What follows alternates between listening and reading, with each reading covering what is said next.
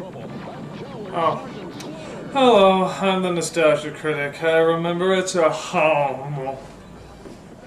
Well, ever since last week, and the comments made by the director of My Pet Monster, I've been doing a little thinking. Asking myself some questions. Like, what the fuck am I doing with my life? Is this really where I want to be? This pathetic loser? So I do what I always do when I get really depressed.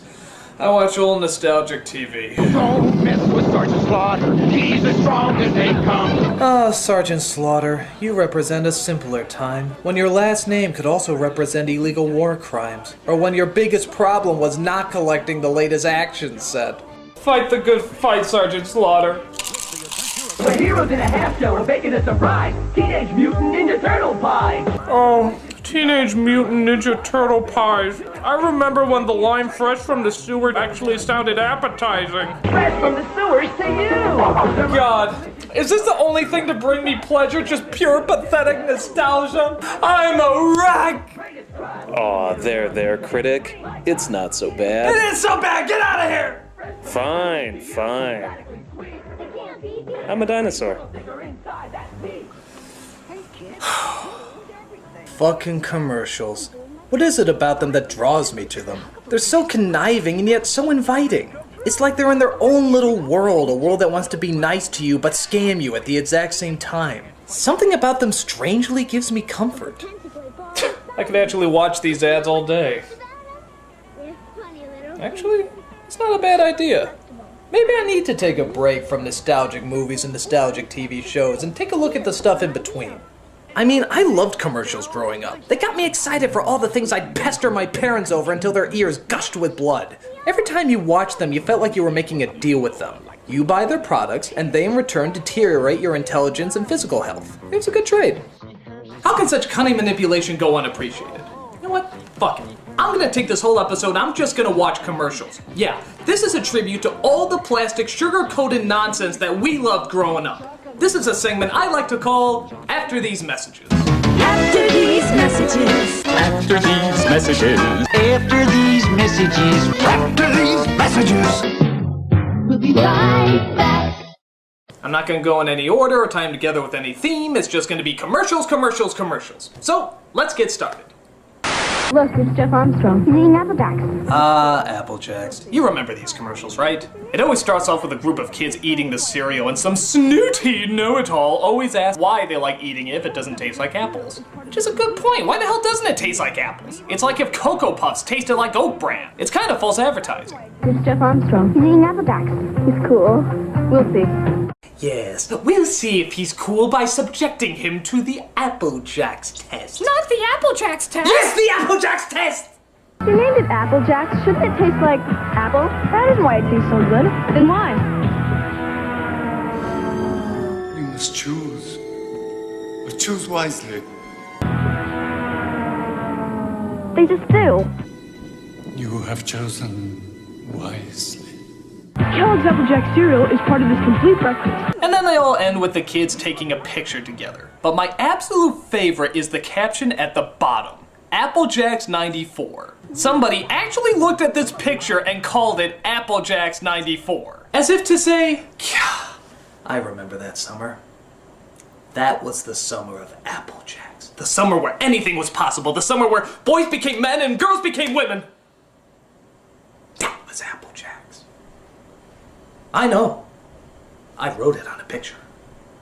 Do you think the kids from It did that? Like when they all took that picture together, they simply labeled it the summer of Apple Jacks 54? You know, instead of the summer of, oh my god, a killer clown, a fucking killer clown, don't ever forget the killer clown, a killer clown. It could happen. Kellogg's Apple Jack cereal is part of this complete breakfast. I don't know what she's feeding him. Read what we like. Pop your basketball, How about Popples? That was a clever idea. It was a series of sports balls that could be turned into cuddly creatures. I've got a popple. Pop your basketball, Who got the ball? Who got the ball? I've got a popple. This raises a few questions, though. Like, why were they playing with a furry pillow-like ball to begin with? Hey, you got our basketball? Oh wow, that's a hairy fucker. It doesn't bounce in the slightest. This'll do us well. And then, of course, when they go after the ball... I got a bubble! Well, shit, he's got a supernatural creature that hasn't been discovered by science yet, but where's that darn ball? Also, I felt bad playing with these because I always felt like I was giving the Popples a migraine. I mean, you're kicking them around, throwing them, doesn't that hurt? The Popples wouldn't come out like this, they look more like this. But oh well, you can't fault it on still being a clever product. They're new from Mattel! Okay, I don't know what the fuck this kid is on, but I want some. All kinds of cream inside. He likes Skiggles' funny faces. There's fudge and vanilla cream in each one. My God, people stoned out of their minds don't laugh this hard. New Giggles cookie. 2 kinds of cream in each funny face. Are you gonna eat that? Turn the gas off! Turn the gas off!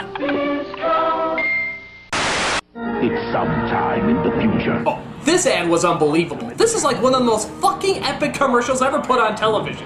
The ultimate challenge. Crossfire. Look at it. It's set in this apocalyptic future where the fate of the world rests in the hands of 2 kids who sit at a table and throw marbles at even bigger marbles.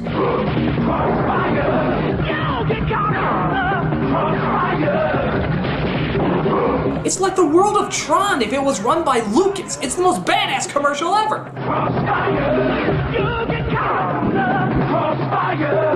Go, Billy! The fate of Armageddon lies in your hands!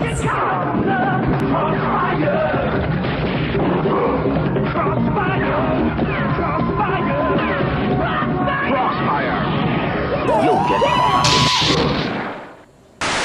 Santa has a very special Christmas message he wants everyone to hear. I don't think they do these anymore, but a long, long time ago, they used to have hotlines for everything. Call 1-900-909-4300. $2 first minute, 45 cents each additional. Look at that. Just $2 for the first minute and only 45 cents every additional minute. It's pretty fucking costly for the 1980s. And Santa needs your help to spread the Christmas cheer. Be a Santa's helper. Yeah, I always remember you call him up and some jerk-off would talk as slowly as possible so he could make sure that he eats up your time and your fucking money. What a dick cock.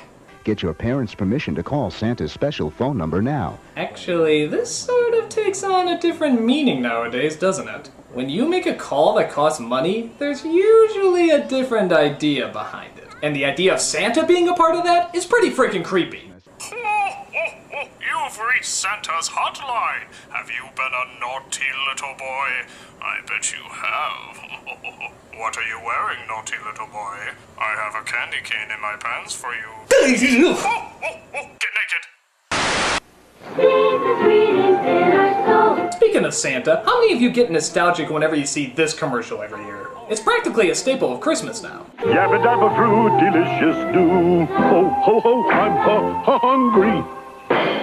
Santa, my pebbles! Your pebbles? 'Tis the season to be sharing, Fred.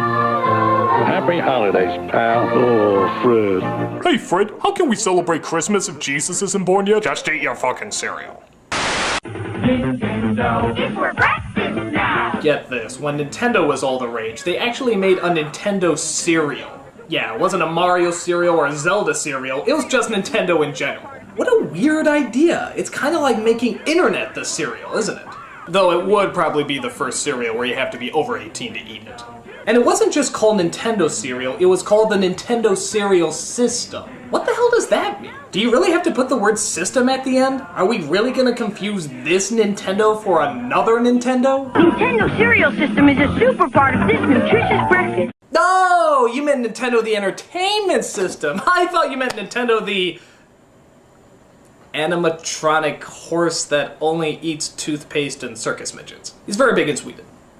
It was kind of cool because it was technically 2 cereals in one. That means there were 2 bags in each box. But I remember it was kind of a pain. Once you open the bag, you can't really close it. So if you open both of them and poured it out, you'll get double the cereal all over the place. Maybe that's why it didn't last so long, because half of it was on the floor instead of the bowl.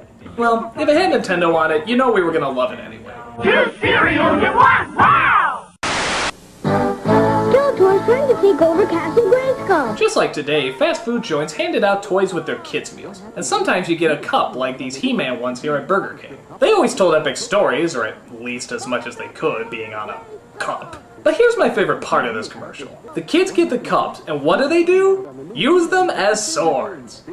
Man, those must be some pretty ghetto kids. I mean, was a stick really too expensive to use as a sword, so you have to use these? Were these your birthday gifts right after they took you to your party at the dollar store? Hardcore, kids. Really hardcore. Aren't you hungry for Burger King now? Come on, guys, there's work to do. Let's move. I don't know what this kid's problem is, but he cracks me up. Listen to him. He's taking fun time just a little too friggin' seriously. Calm down, kid. You're building sandcastles and Lincoln logs. You're not a contracted construction worker. Why are these kids even hanging out with him? All he's doing is yelling at them all day. He's like a junior Sam Kinison. Bang! What? Come on, guys, there's work to do. Let's move. I have to support a wife and kids working with you bozos, so let's get it right! Dig it in, kid. Digger Dan trucks, power mixer, crane, and hard hats, each sold separately. Batteries not included. New from Revell. What is it? It's the Insecticon. Hell yeah, Transformers. These were the coolest toys out there. Even if they did take an hour to figure out how the fuck they worked. They were still awesome, and we loved every minute of them. The coolest one of these commercials was the Insecticons, the robots that looked like insects. Why? Because goddammit, I like to think Tom Hanks influenced something in the movie big. Yeah, we heard his idea and we thought it was awesome. And it kicked ass to suddenly see these things around. Something that used to be in every Transformer commercial was an awesome but kind of creepy moment when the kids would say the robots in disguise line. Jesus! I mean, it's cool, but it's also pretty freaky. It's like the kid got possessed by the devil or something. Your mother sucks cocks in hell. Each sold separately from Hasbro. 1, 2, 3, 4. 1, 2, 3, 4. 1, 2, 3, 4. Yeah, can't go wrong with this game. And the song, it turns out, was pretty catchy too. If you haven't played this game, then you have no childhood. This game was entertaining then, and it's still entertaining now. If you're waiting for the dentist and they have in the little toy basket. But it still counts! 1, 2, 3, 4. Kind of a lame joke they would do is that they would find as many puns they could do with the word for. For real, for everyone, for laughs, Fortissimo. for winning, forget it, forgive me. Yeah, those were good, but let's see how far we can really push it. For real, for everyone, for laughs, Oh, score. 4 candles. forever. What else can you say but solid game with a solid ad? Connect 4 from Milton Bradley. Chia. Behold, the most boring thing in the entire friggin' world! I was fascinated by kids who had Chia Pet. You know how they say something is so boring that they'd rather watch grass grow? Well, now they made a toy out of it. They made a toy out of watching grass grow. That's how bored apparently we got. And just look at this incredible selection they have. Chia teddy bears, puppies, kittens, rams, bulls. There's even a chia tree. Tree? They actually put a tree in there? It's already a fucking tree. It does nothing except grow. That's all a tree does. Chia. Chia Pet, the pottery that grows. If you liked it, good for you, but don't be surprised if you have a sudden fascination with chia paint drying. And for the love of God, don't invite your friends over to watch it. You will be pitied. Chia. Bullshit. This is the Micro Machine Man presenting... Oh, this guy is awesome. He started off as the FedEx Man and moved on to a toy called Micro Machines, which sadly I don't think exist anymore. Cruiser, mini micro machine vehicles, planes, and boats to the police station, the marina, the mini motorcycle repair shop, the gas station, the construction office, work, the real working drawbridge, highway, passenger ramp, and garage doors. This guy is an advertiser's dream come true. He gets out all the information you need in seconds. Literally seconds. The dramatically detailed, terrifically trimmed replica of the real thing that holds 25 micro machines with fabulous, fantastic features, 2 totally terrific elevators, real working hoist, runway, and 2 cargo arms. Every time he came on TV, you felt like you were doing ecstasy. Everything just seemed so fast, and everything else moved in slow-mo after he was done. And these playsets fit together to form a perfectly precise micro machine world. Billy, it's mother. Come to dinner. The Micro Machine Man here, aircraft carrier there. You can't have that, but you can have this. Thank God this guy doesn't do audiobooks. To be or not to be, that is the question. Whether 'tis nobler in the mind to suffer the slings and arrows of outrageous fortune, or to take arms against a sea of troubles and by opposing in them, to die, to sleep, no more, and by a sleep to say we end the heartache and the thousand natural shock. That flesh is hair too, 'tis a consummation. Devoutly to be wished, to die, to sleep, perchance to dream. Aye, there's the rub. For in that sleep of death, what dreams may come when we. The toys were awesome, and this guy was awesome. Let's hope they both make a comeback sometime soon. Remember, if it doesn't say Micro Machines, it's not the real thing. Speaking of awesome, why the hell is there no more Ecto Cooler in the world? This was like the coolest drink ever. And by God, it was the only good thing that Snot Bubble Slimer ever produced. I see Ecto Cooler. Slimer's new fruit drink. Though speaking of which, what are we supposed to assume that stuff is? I mean, did the best thing to come out of Slimer literally come out of Slimer? Oh my God, we could be drinking Slimer Splooge! He already sort of looks like a giant sperm. It's like the sperm of sperm, or a... Ugh, I don't want to think about it! Ah, screw it. Whatever it was incredible. And it lasted a real long time, but at some point they discontinued it. And by God, were we pissed off. I keep hearing they're gonna make a new Ghostbusters movie sometime soon, and I'm telling you right now, if they do not do a crossover with Ghostbusters 3 and bring Ecto Cooler back, somebody really will be a fucking ghost. Ecto Cooler. You've been warned. Wow. Here's Wet Banana. You can dash and splash on Wet Banana like Billy. Yes, be like Billy and take a ride on the Wet Banana. You can dip and slip like Ricky. Yes, dipping and sliding is a very good thing to do with your Wet Banana. Slippery wet fun for the whole gang. A very special kind of gang, but yes, slippery wet fun is guaranteed. Could that be Mom on Wet Banana? It is! Mom! Get off my Wet Banana! What would Dad say? Regular Wet Banana 25 feet long, and the new Wet Banana Super Slide 30 feet long. My, that's a fucking big banana. Each sold separately. From Cokie. Caution, may hurt some women. Down at Fraggle Rock. Down at Fraggle Rock.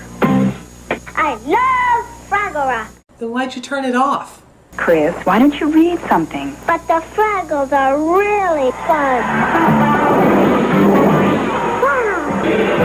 Ah yes, the TV that actually encourages you to read. That's something you don't see very often. I'm so confident you won't stop watching me that I'm just giving you books! Ha ha ha ha ha ha! You can't read your addiction of me. I won't die until the internet's invented. I got 10 more years, suckers! Ha ha ha ha ha ha ha! Magic Potty Baby. Oh God, not one of these. Quit while you're ahead, commercial. You might be able to sell it if you stop now. Help you with your training pants, you make me so proud. Your potty. Oh, nasty! I mean, go! It's fun to help Magic Potty Baby learn to use her potty. No, it's not. It's fucking gross. God, and they say boys can be disgusting. Ooh. Magic Potty Baby, I'm so glad. Don't kiss it. You don't know where it's been. Potty Baby and her magic potty. No water, no mess. Just pray that thing doesn't have to go number 2. Hello, I'm the Nostalgia Critic. I remember it so you don't have to. Well, I got my recliner, I got my I Donut Donuts t-shirt on. That can only mean one thing. More commercials! Yeah, I guess it is a weird idea to review commercials, but like I said before, they live in their own little world, and they're so much fun to watch and laugh at. The 80s and 90s gave our childhood some really silly products and even sillier ways of advertising them to us. And guess what? We're gonna look at them again today. So, welcome to part 2 of a look back at nostalgic commercials and a segment I like to call We'll Be Right Back. After these messages. After these messages. After these messages. After these messages. We'll be right back. Where is the cool card? Oh, figures that we start on a girl's commercial. Fucking girly ass, they just keep us from our lust of plastic weapons! You put it together. Dolls and fashion sold separately. Yes, you can do everything with it. Drive through glitter, pick up dangerous hitchhikers, pose it against that curious, gigantic city backdrop that you have for some reason. It's a girl's dream come true. Actually, the funny thing I realize about this is that if that car was a little smaller, it'd be a boy's toy. Now, how weird is that? You think we'd be all about things being bigger and stronger, but no, we like them teeny tiny. Have you ever noticed that? Girls got the huge convertibles, we got micro machines. Girls get the giant detailed dolls, we get the little G.I. Joe action figures. I mean, at what point did we look at TV and say, ha! Fuck that giant pussy convertible! This is a man's car! You put it together. Dolls and fashion sold separately. We're into Barbie. Wow. What was up with that girl's reaction? It's like she forgot she was supposed to be impressed with the product. Barbie. Wow. She just sounds so entranced too, doesn't she? It's like off-screen the product suddenly turned to an incredible superhero or something. Dolls and fashion sold separately. I'm Batman. Wow. What else can you say, bud? Barbie. We're into Barbie. Wow. Wow. I am He-Man. Call She-Ra and me at 1-900. Oh, great, another 900 number. Again, as if these didn't already have a sexual slant by today's standards, you honestly have to put He-Man in your ads now? Now you're just turning the sexual undertones into sexual overtones. Fabulous stories about what I may or may not be wearing will be revealed to you when you hold aloft your mighty phone and say, I got parents' permission. I have We'll also tell you how to get an action figure or this colorful poster. Part of your $2.35 2-minute call will go to local science museums. Yes, part of your money will go to the science museums. We haven't figured out yet how to make change for a penny, but we'll figure out some percentage. I have the power! It's not easy when you're new in town. Loser. He's new, so we hate him. Except when you have something that makes huge bubbles. Amazing bubbles. Holy shit, that kid has bubbles! Bubble thing makes people curious. I was so wrong to judge you, Billy. I was so wrong. How can anything make bubbles as big, as giant, as monstrous as Bubble Thing makes them? Hey, Joey! I just got a Nintendo Entertainment System. You want to play? Fuck that shit, man! This kid has bubbles! Nobody seems to be able to resist the kind of bubbles Bubble Thing makes. It's like my cruel, abusive family doesn't exist anymore. Thank you, Billy. You changed my life forever! Fucking bubbles. And what do they call this incredible invention that brings people together? Bubble Thing. Wow, was the marketing guy away from work that day? That's like the most unimaginative name I've ever heard for a product. It's like calling Transformers changey things, or G.I. Joe's Army and stuff, or Hot Wheels. Way to make us remember the product, guys. Bubble Thing makes colossal bubbles and it's new from Whammo. Fucking bubbles! Hey, what you gonna do today, Marty? I'm gonna call 976. Oh, Jesus, how many of these call numbers were there? This one doesn't even look like it's trying. They're gonna tell me a great story every day. I'm gonna ask my parents if it's okay if I call 976-7777. No, me first. Me first. How much you want to bet this was just a local pedophile who got on public access and wanted to hear children's voices? In fact, who do you think is on the other end anyway? That's a nice muscly throwing arm you got there. You know, if you get sweaty and want to take your shirt off, that'd be just fine. Oh, you are sick, man. You are sick! Don't you mouth off to me or I'm gonna slap you right in your penis. $2 per call plus possible toll. Ask your parents' permission before calling. Sega challenges you with Afterburner. Oh, hell yeah. Afterburner was awesome. Accessories sold separately. Get ready. Afterburner gives you the real dogfight excitement of the arcade version. You know, the only weird thing about this commercial is the fantasies this kid has. I mean, they're a little confused, aren't they? Wow! I'm playing a video game that makes me think I'm in a cockpit. Playing a video game! Yeah! Like barrel rolls, nosedives, supersonic speed, and radar lock-on. Yeah, now if only you can convince Hulk Hogan that it doesn't have fucking aliens in it. Give it up, Fraggles. Give it up. It's Afterburner! Let's take it home. Afterburner, only on the Sega system. Sega, the challenge will always be there. But the system will not. Hey girls, looking for something more needlessly complicated than jump rope? Yes. Are you that little bitch that always needs to show off to make yourself feel loved? The kind whose mother will threaten the coach's family if you don't get a perfect score? This unnecessary addition to overachieving physical perfection is for you! Yeah! Now, to be fair, maybe I'm being too harsh. I mean, physical fitness is important as long as you're not just doing it to show off. Dipstick, when you just want to show off. Scum!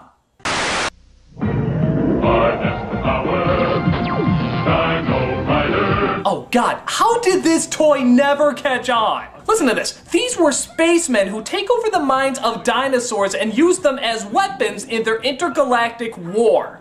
How fucking... That's the coolest idea ever! They're firing on me!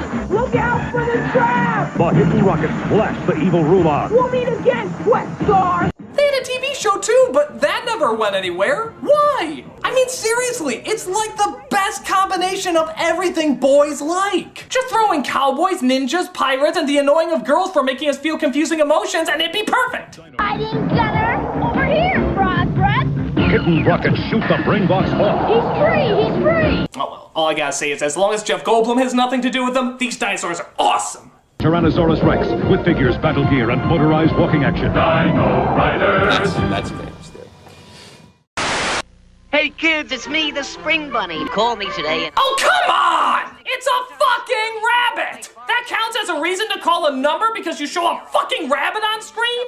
There's a new story every day, so call today. I mean, how lazy can these get? Hello, kids. I'm a table.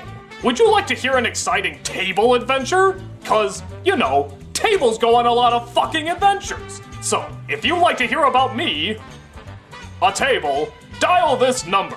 Table away! We can't wait to share our warm weather fun and discoveries with you. Remember, get your parents' permission before you dial. Preferably while they're asleep. Hey Fred, it's the same old shtick again. Rockstone! Barney! Uh-oh. Okay, I'm sorry, I gotta address something with these commercials. Here you got Barney, who's going to these extreme lengths to get Fred cereal. Why doesn't he just go to the fucking store? I mean, my God. It's incredible the lengths he'll go to. I mean, his face is on the fucking box! You'd think he'd be able to get a few free ones every once in a while. Barney! And for that matter, why does Fred keep feeding into his habit? Why doesn't he just crack and tell him what he really needs to do? Barney!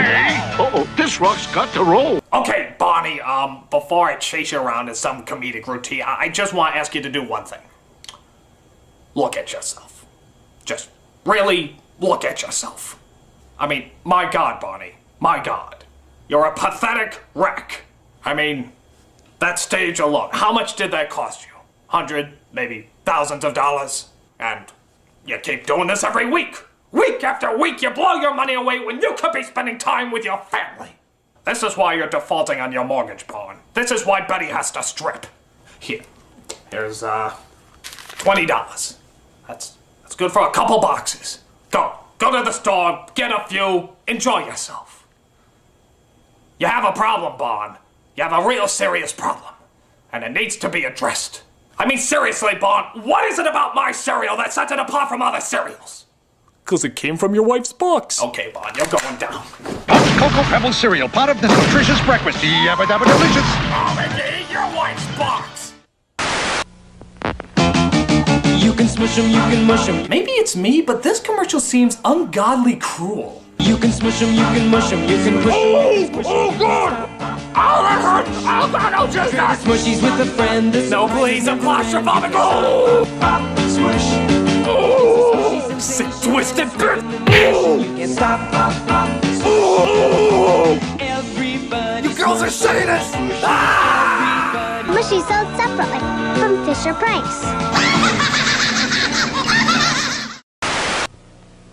Mr. Turtle. Here's a classic. It has a great setup and a great punchline. It's a wonderful commercial. Ask Mr. Owl. Mr. Owl, how many licks does it take to get to the Tootsie Roll center of a Tootsie Pop? Let's find out. 1, 2, 3. But you see, I don't think that's the real question here. I think the the real question is, why the hell is this boy naked? Nobody addresses this? Even the turtle when he first comes out is like... What the fuck? Put on some clothes, boy. I can see your junk. Mr. Owl, how many licks does it take to get to... The other scene I like is when the owl opens his eyes. I don't know, am I the only one that finds that a little creepy? Mr. Owl. Let's find out. Well, it's still a classic commercial. I always look forward to watching it whenever it's on. How many licks does it take to get to the Tootsie Roll center of a Tootsie Pop? The world may never know. It's a signal, it's a sign you got. Oh yeah, this is part of those McDonald's commercials that try to advertise to the teen demographic. I guess they were trying to make this a household symbol.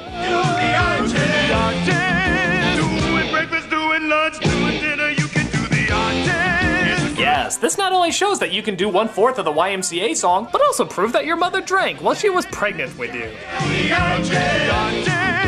Seriously, how the hell would you react if someone just came up to you and did this? Hey, Critic, spit it out there! What is it?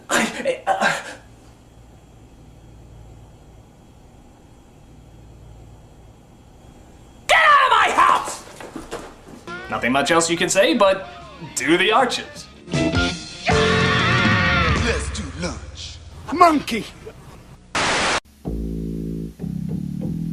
Down with Zelda from the very start. Really? We're giving Zelda, a mythical story about a faraway land, a rap song? Been through with an overhead view, cause a man's gotta do what a man's gotta do.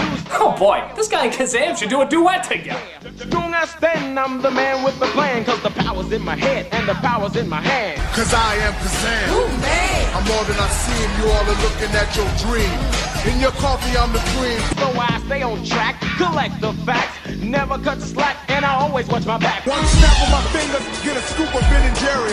Living so rich, better watch my arterials. Down with Zelda. Let's green egg and ham it. It's not even the worst, it's just the idea of giving a fantasy game a rap seems really silly to me.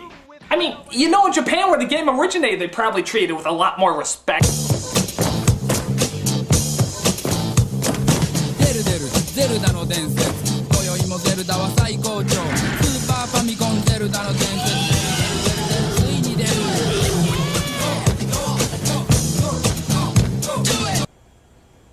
Well, excuse me, princess. It's the Great Escape game. Okay, yeah, you know how they always say that TV and movies are rotting your brain, there's just too much violence? Why don't you go play a board game or something? Yeah, alright, take a look at this board game. Make 'em, take 'em to the factory.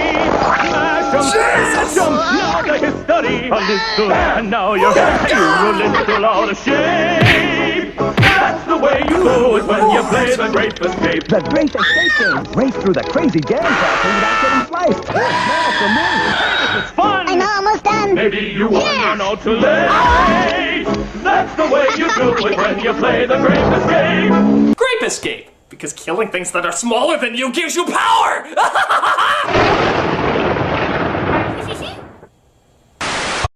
Is it me? Is it you? Who knows? It's you.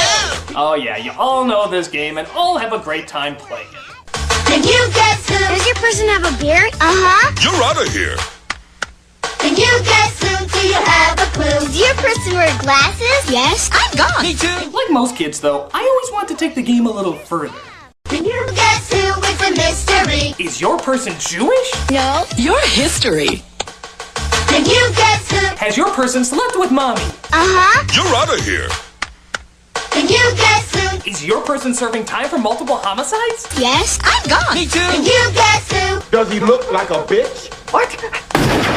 Does he look like a bitch? No!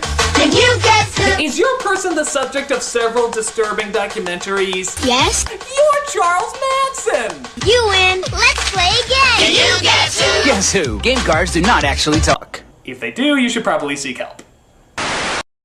Now at Burger King, you can collect Save the Animal cards. Really? You went from He-Man cups that you're supposed to sword fight with to environmentally aware trading cards? There's 17 cards in 4 albums, one with every kid's meal. And this is why you'll never be as popular as Happy Meals. You can save them in albums. Or trade them with friends. Actual odds of getting raped by a gorilla in a Burger King now only 1 in 5. You'll get right away at Burger King now. Where are the corn pops? Sorry.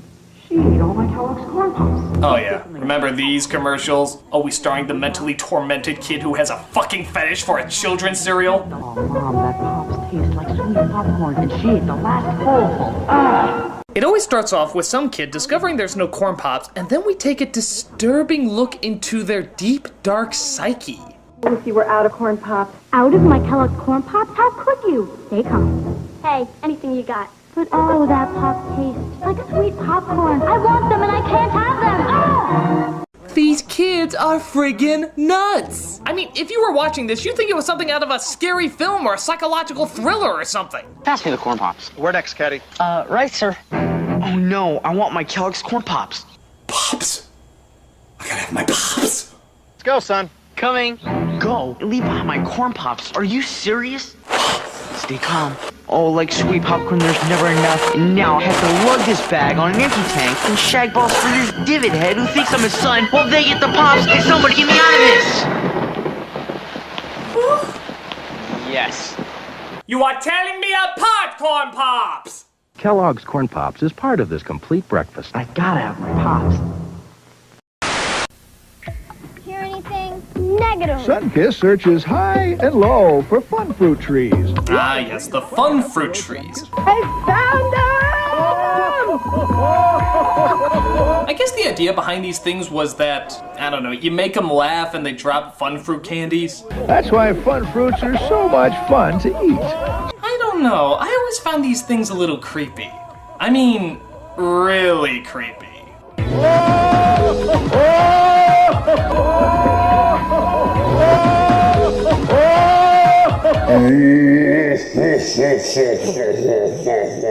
You are tearing me apart, fun fruit trees! They just seem unnatural. Every time they appear, I keep thinking they're gonna do something out of an Evil Dead movie.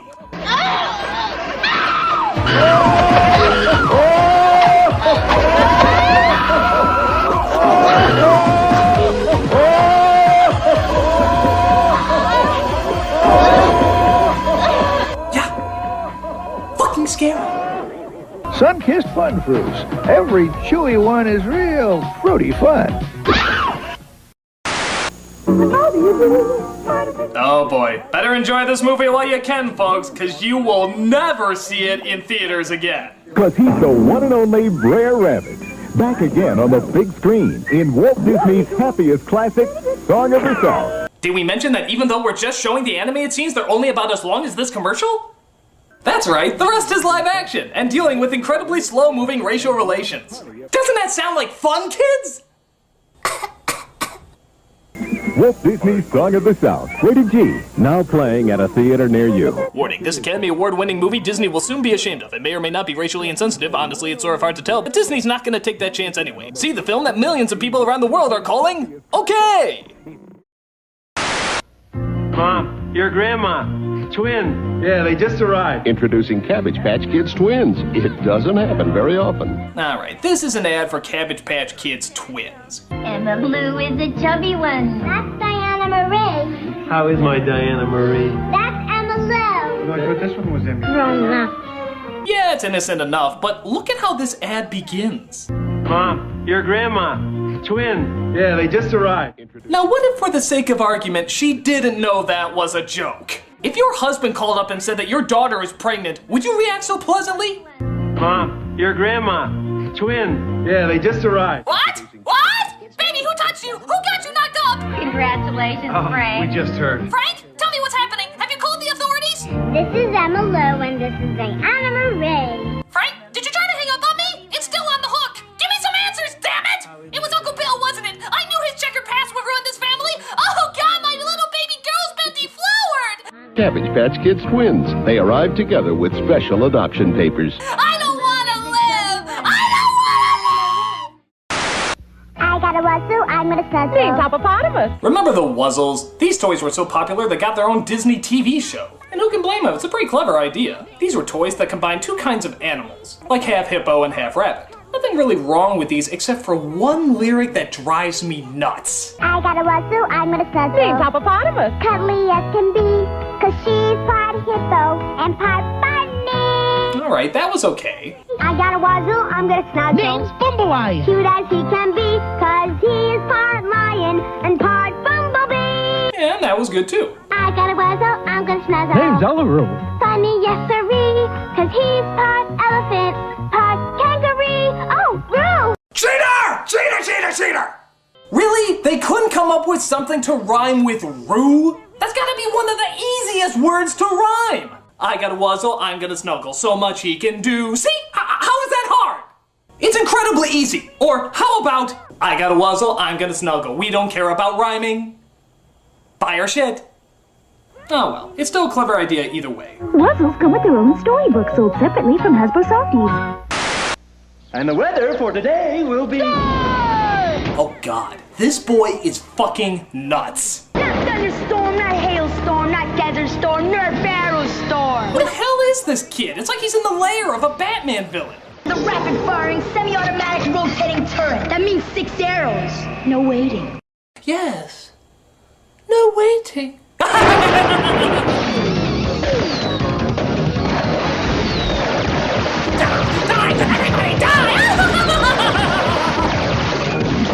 Now that's what I call service. Nerf will leave none alive. Hey, if you don't have the Nerf barrel storm, you're just a target. Jesus Christ, kid! I thought this was just a game! Don't you get it? It's Nerf or nothing. And by nothing we mean death! It's Nerf or nothing. Aliens! Alright, aliens, now we're talking. It's the alien flying queen and her gruesome gorillas. Send in the ultimate space marine, ATAX. Wait. The ultimate space marine is named ATAX? It sounds like discount tampons you get at the dollar store. ATAX, disguised in his big bad bug suit. He sneaks in. Oh really? An alien disguise suit. Why didn't they think of that before? Alright, Marines, here's the plan. We are going to dress up in alien costumes, get a bunch of garbage bags and the world's biggest dildos, and we are gonna sneak into the alien's nest. They don't have any eyes, so they'll never be able to spot us. Any questions? Yes, Hudson. How do I get out of this chicken shit outfit? Shut up! Send in Hicks and the heavily armored evac fighter. Send in the Marines. Blast them. Yeah. And bottle them. Yes, and bottling. Yes, of course. Alien costumes and bottling. This is the future of our military, folks. If this is how it's gonna look, I think Hudson said it best. Game over, man. It's game over. Bye-bye bug. Each sold separately. Aliens. You've got your sunrise. You caught a prize. You're making your Johnson. What? You caught a prize. You're making your Johnson. What? Party nights, summer whites. You, your friends, and your Johnson. Johnson? Saturday nights, distant lights. You, your girl, and your Johnson. Whoa, hey, keep it clean! It's disturbing commercials. Get any creepier than that? Rooster tails, water trails. You, your kids, and your Johnson. I'm gonna slap you right in your penis. Shut up! You and your Johnson, a way of life for over 50 years. And then your wife found out what you were doing with your Johnson and, well, let's just say you and your Johnson won't be hanging out with any kids anymore. Commercials like this do make you wonder, though. Are they aware what's going on? I don't know. I almost think they planned this so that people will talk about their product more. Like, they meant for it to have a double meaning. But I don't know, maybe I'm sounding like a conspiracy nut. I mean, can you think of any other commercial that can be taken the wrong way so easily? Just wait till you see what I've got. It's the Wonder Boner.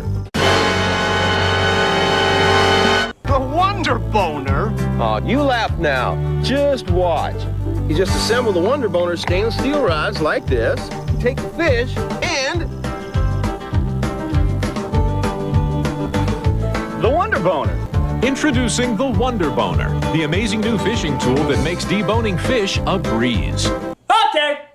You have to know what you're talking about. Nobody's that naive!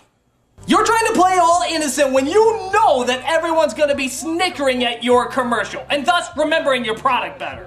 I mean, I might believe that it wasn't intentional if they don't drop any more innuendos. The Wonder Boner.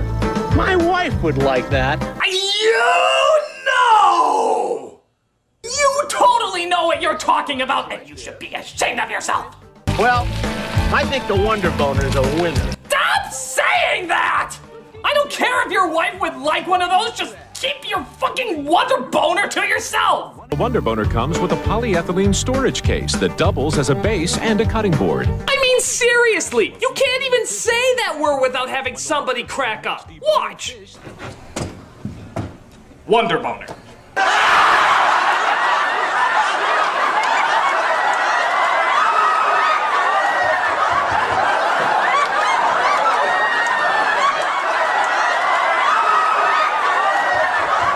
You see?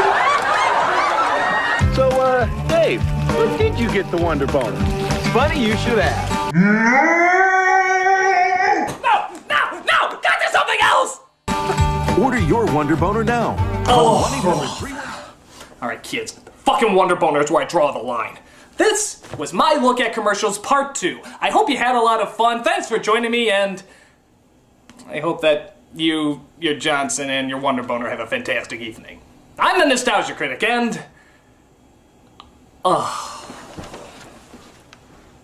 Wonder Boner? Really? Hey kids, you want to waste some time? You must if you're watching one of my videos. It's time to review some commercials! Now McDonald's latest Halloween fashion. Yes, the commercials of the 80s and 90s are back, here to give us that joyfully awkward world of colorfully selling out. Oh, what joy these bring. Even the worst ones can manage to summon a smile to a nostalgic mind. I love them, I love them, I love them. And we're gonna look at them again today. So, seeing how one special was called We'll Be Right Back and another one was called After These Messages, this one I'm gonna entitle... Explanation point. After these messages. After these messages. After these messages. After these messages. We'll be right back. It's here. The E.T. board game. God, at last. Now you can pretend to help E.T. go home. You're safe, E.T. And sometimes you can fly. Wow. Really? We're including flying in a board game now? You know, moving from square to square doesn't technically count as flying. Move 2 spaces. Woo! I'm flying! Oh my god, I'm flying! E.T. phone home. Sometimes you can fly. Wow, indeed, easily impressed little boy. Danger! Sometimes you can hide. To the spaceship. The one that helps E.T. the most wins. And the loser has to play the video game. Even though I see no reason to make a board game on E.T., this commercial does manage to capture the magic and drawn-out boredom of the original. E.T. board game from Parker Brothers. Also sold separately, the E.T. card game. Oh yeah, I love to see E.T. in a card game. No, he didn't. Some assembly required. What's happening in the Cabbage Patch? Oh great, more from the world's ugliest pincushions. I see she's having breakfast. Yup, she's very hungry. Uh-oh, she's crying real tears. Oh no shit, you're squeezing her hand, you sadist! Mommy will kiss her, tears. Wow. Whoa, okay, I guess her shockwave kiss solved everything. Sonic boom! Wow, you made her stop crying. I'm for Mommy. I guess I never got that about girls' toys. Why would you want a baby to cry all the time? I mean, laughing or giggling, okay, that I understand, but crying? That's a royal pain. This is just what I've wanted to do ever since I was a little girl. And I guess, as is the way of things, you give birth and raise a little girl so you can immediately prepare her from childhood to start doing the same thing. Hey, if I raised a kid who didn't blink and looked like a deflated potato, I don't think I'd win Parent of the Year. Each purchase separately, batteries not included. Morning is your time. I love this commercial because you literally have no idea what it's advertising until they just say it. That spark of light. In everything you do. All you know is that whatever it is, it gives you a great lust for life. In everything you do. Grape nuts. Oh, grape nuts, of course! Because when I think of appreciating all the miracles that life has to offer, I think of a cereal that tastes like cardboard and feels like shitting needles. Post Grape Nut cereal. You know when you've got it good. Yes, clearly this is a woman who has it good. She's on vacation in a log cabin all by herself, no friends, no family, sipping the last drop of the most boring cereal the world has ever created. Clearly this is the closest thing to nuts that she's ever gonna get to touch. Yes, you know when you've got it good. What are you doing, Inspector 12? Comparing our new Hanes waistband with Fruit of the Loom, trainee. Because this is who you trust with your underwear, right guys? A bunch of aging old lesbians who like to snap your band like it's a prostitute's bra strap. Now pull Fruit of the Loom's band. It's weaker. Of course. Seriously, I'm all for women in the work world, but there isn't one guy in there. It feels a little odd. Here, pull it. Men know our Comfort Weave waistband fits better. For one thing, it's stronger. Wow, is it? I mean, how would you like it if nothing but men were looking at women's underwear all day? Hey, Tom, get over here and feel this bra. What? You gotta What? feel this bra. Come on, feel this bra, man. Right. Feel really nice. Yeah, isn't that nice? Isn't that nice? Oh, That's a yeah. pretty good yeah. bra. It's a good bra. Yeah, I like this bra. Really nice bra. Soft and svelte. Very nice. Very soft. Very pink. Very pink, yeah. Like flowers. Yeah, pretty flower. Like a petunia. You know, I think petunia. I'd say it's more like a buttercup. No, more like a D cup, yeah. Man, I could touch this thing for hours. Hours. Plenty hours. Lots of hours. Hours. Well, I guess if the Hanes fits, wear it.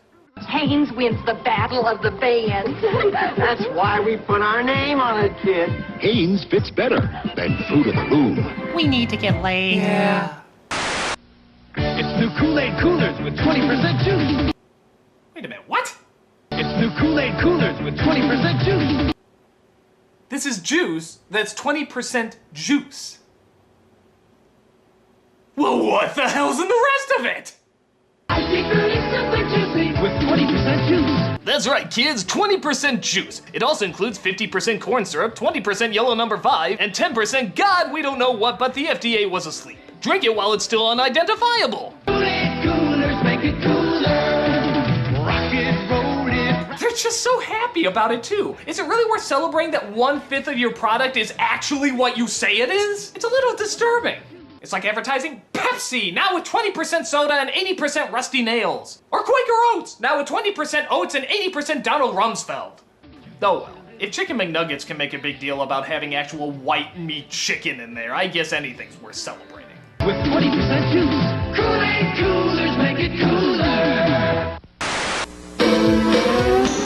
I know a boy, his name is Zach. Ah yes, Zach, our favorite Lego maniac. Zach, the Lego maniac. Zach, he's a Lego maniac. Jack, he's a Lego maniac. Or was it Jack? Zach, he's a Lego maniac. Wait a minute, is it Jack or Zach? Here it's spelled Zach, but in this commercial you definitely hear a J. His name is Jack, he's new in town, and lunchtime is when he gets down. Zach. In fact, is that even the same kid? My God, it's like they just produced these children in the same factory that made child singers. He sent his cosmic fleet to Mars. He's out there cruising with the stars. His mind is lost in outer space. A Legoland basket case. So obviously there was a ton of commercials based on this legendary Lego maniac, but it does make me wonder what this iconic toy god among children went on to do. I mean, where do you think he is right now? His grandma's house is where he stays. It's been 10 years since he's been laid. At 35, his world's a wreck, collecting unemployment checks. He's still obsessed with Lego C. It gets much talk in therapy. He checks his list off every day of bullies he will blow away. Zach, he's a psychomaniac. Zach, he's...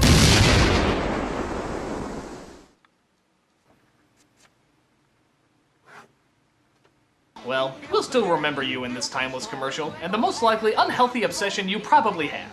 Zach, he's a Lego maniac. Zach, Legoland, King's Castle, Airport, Cosmic Fleet Voyager, sold separately from Lego Systems. Has anybody noticed that the Ghostbuster toys were some of the most creative toys ever made? I mean, look at these. These were friggin' awesome. See anything weird? It's Tombstone Tackle. A friendly garbage man. P.U. is terror trash. And as you'd imagine, they were advertised well too. But I have to admit, there's one part that just rubs me the wrong way. Get 'em, boys. Ghosts! Funny guy, watch him scream. Am I the only one disturbed that that's possible anal rape? I mean, it's not like we didn't see the ghosts in the movies do something like this, so I find it very unnerving. Funny guy, watch him scream. Hey, my body would do that too if Boo Berry was doing me from all sides. And now, because I don't know any better, the top 10 out-of-context Ghostbuster lines that go with this commercial. Well, there's something you don't see every day. I have seen shit that'll turn you white. You're not sleeping with her, are you, Ray? You're scaring the strays. He slimed me. I think they're more interested in my epididymis. We get this guy laid, we won't have any trouble. Why am I drippings with goo? You don't want us exposing ourselves. And the #1 best out-of-context Ghostbuster line to be associated with this commercial is... That's a big Twinkie. Play me off, Paul!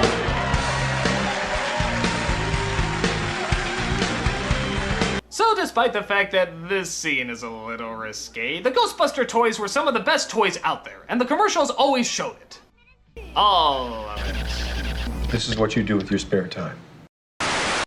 Light bright, turn on the magic of colored light. Yep, I think every kid at some point had a light bright. I don't know what it is. Maybe it's the jingle, maybe it's just a cool idea, but everybody remembers this toy. Make a sign to say goodnight. And of course, every single kid in the entire world did the exact same thing. You made dirty pictures with it. Don't act like you didn't do this. Every little kid did. Boobies, penises, and anything else we thought was naughty made it onto the light bright screen. It was like the kids' version of Craigslist. Nothing but perversion as far as the eye could see. Light bright, turn on the magic of shining light. My personal favorite is when they used it to spell out words, but it was always nice stuff like happy birthday or here's Susie. Couldn't they use it for more inventive scenarios? Light bright, make a face to glow at night. Even if we didn't always use it correctly, Light Bright was, and always will be, a pretty cool toy. And this is a pretty cool commercial to go along with it. Turn on the magic of shining light. Light Bright from Milton Bradley. Paradise with my super golden crisp cereal. Hey, it's the continuing adventures of Sugar Bear. Kids nowadays may not know this, but cereal commercials back then were actually sort of like, well, cereals. They were soap operas with cliffhangers and lingering storylines. Half of the commercials always ended in to be continued. And it was sugar-coated awesomeness! But by far, one of the weakest ones has to be with Sugar Bear. Just take a look. Now we're turning the tables on you. Toss that sweet wheat On the double. cause you got triple trouble. Will Sugar Bear lose his super golden crisp? Well, gee, what the fuck do you think's gonna happen? Golly, could it be like every other commercial where he just eats the goddamn cereal and saves the day? Is that even a possibility? You can solve the mystery with action-packed Sugar Bear flip books. Look at that, they just showed you what happened. They don't give a shit, they know that we know, so might as well just come out and display it. I mean, is it even worth going through the flip book to see what happens? I mean, we all know what the outcome's gonna be. Go to the last page, we all know what it's gonna... Jesus. I don't care. I still love Sugar Bear, and I look forward to him kicking some more ass with his laid-back attitude. But Jesus. Pop-Tarts commercials were always the staple of the 80s and 90s, with its retro fashion and retro music. And of course, that confusing as hell tagline.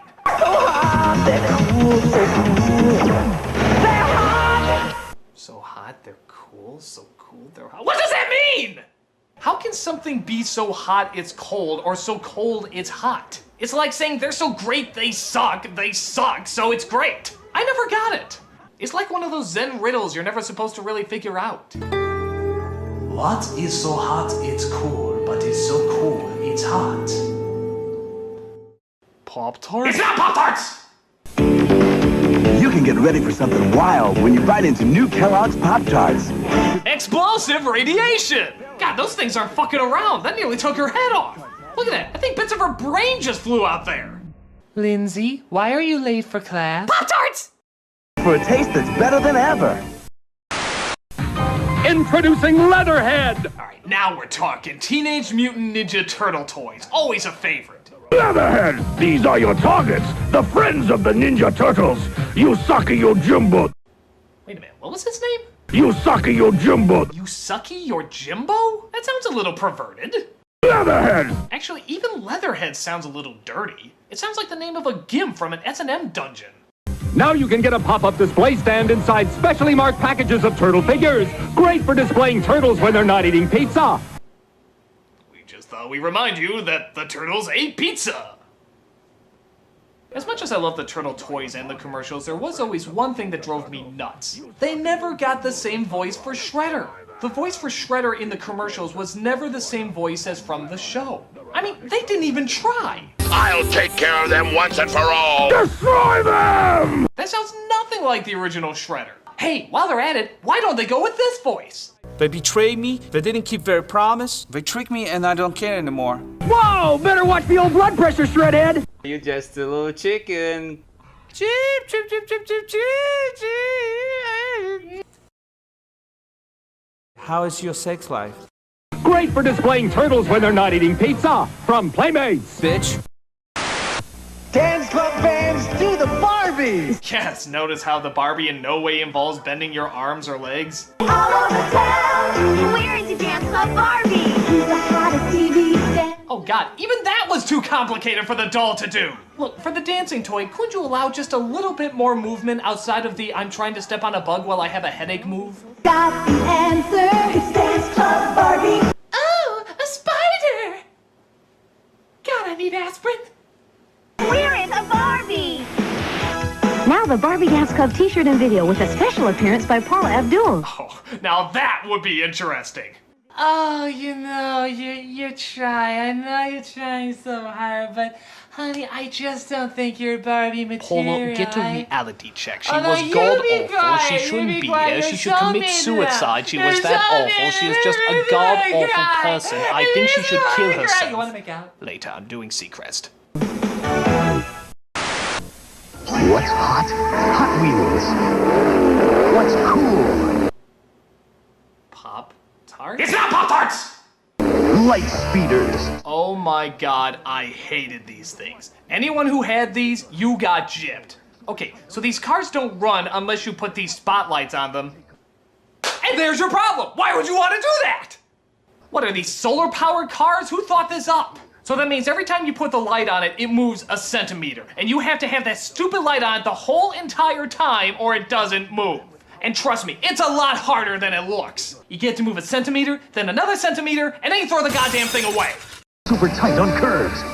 Oh, and you got those bridges where it always got stuck. Guess why? Because the fucking light wouldn't shine through. So you always had to push it with your fucking toe or something. God, I hated this toy. Take off with the speed of light. Bullshit. The future is here. Bullshit. Now, Bullshit. light speed. Bullshit! So hot. So cool. Now you're ripping off Pop-Tarts! Who does that? Batteries not included. Not for use with some cars. You put it together. New from Mattel. Bullshit! Right, Transformers! Now the greats are back as classic pretenders. Wait, what? Wait, they're people now? What? Now they're robots? They're dinosaurs too? What? Hey, what? Now they're cars? What? Wait, how is this classic? I don't remember this. Wait, why are they people? I don't get that. Who are they? Well, that cleared everything up. Buy that. Show and tell time. Another teddy bear? My teddy's name is Teddy Ruxpin. Hi, my name is Teddy Ruxpin. The devil! Can you and I be friends? I haven't forgotten you, critic.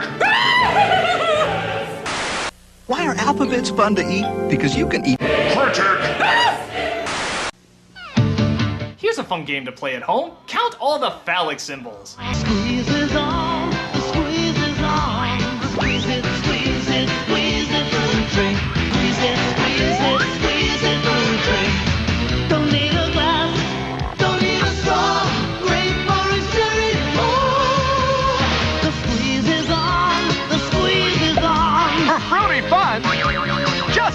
Squeeze it. No comment. Squeeze it. I'm a skateboarder. New Pretender Transformers are here. Oh, these things again. Okay, let's see if they explain it any better. Of Pretender Transformers. And look, there are evil Decepticon Pretenders too. Pretender Transformers. Nope.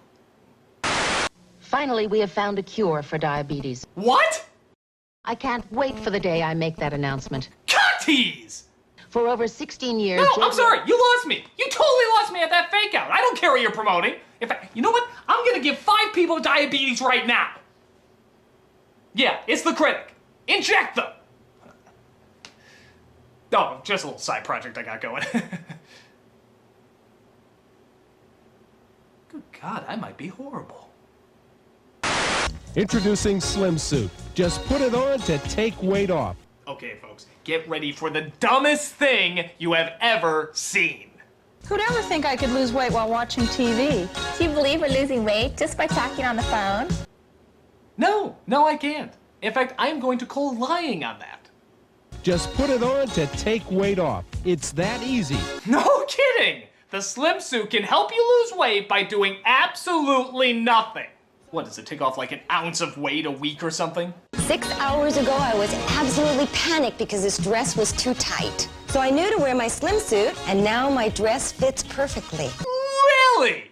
6 hours of wearing the Slim Suit can make you go down an entire dress size. That's incredible. I bet all you other idiots out there were trying to exercise or eat right. Loser, though. And with amazing Slim Suit, one size fits all. Yeah, especially for people trying to lose weight like this guy. Most. One size will fit most. Yes, everyone can look great in Slim Suit. Okay, now that's definitely a lie.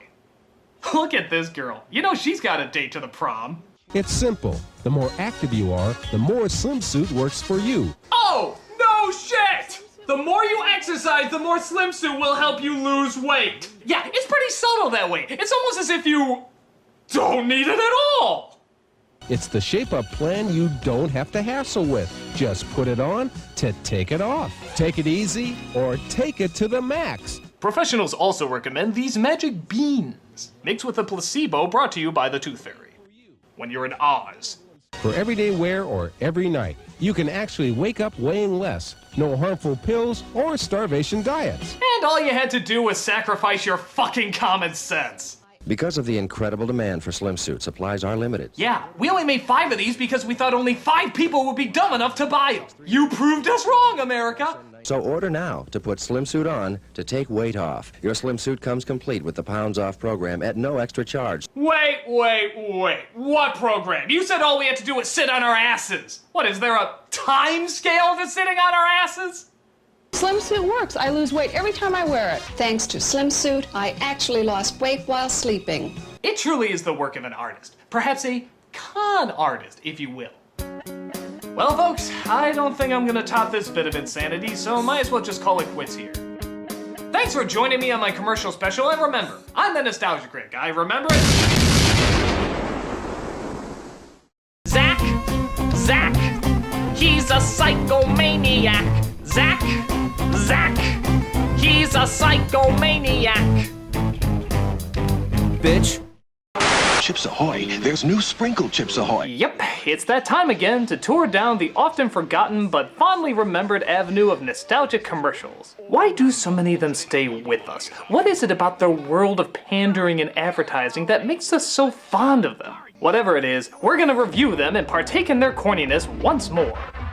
So, seeing how the first one I called We'll Be Right Back, and the second one After These Messages, and the third one Explanation Point, this one I'm gonna call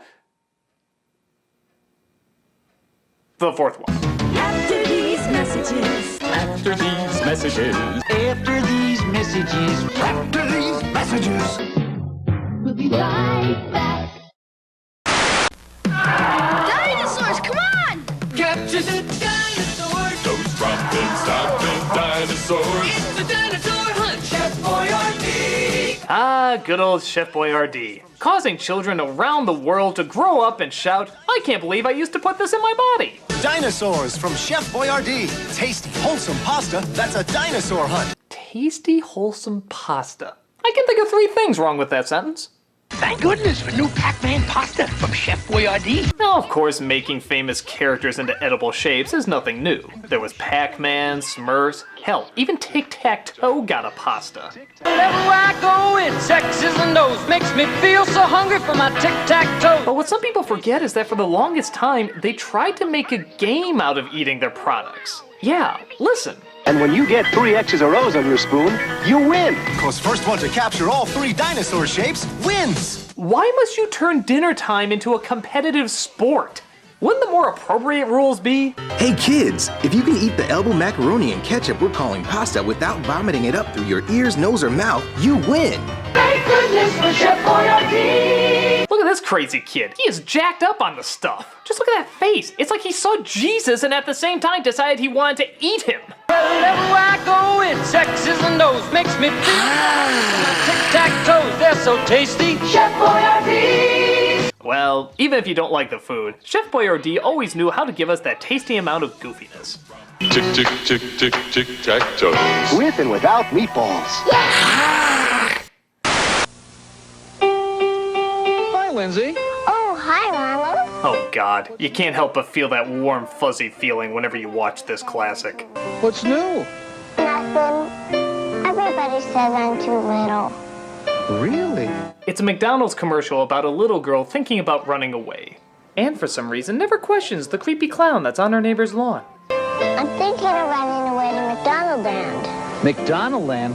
That's where I'm from. I hear it's a dictatorship where people disappear. Well, Lindsay, maybe there's some undesirables there holding back genetic progress. Yeah, I hear it's really nice. I hear where you're from is really nice, too. It's okay. Because you've got that basketball hoop over your garage. And your back porch has that great wind chime.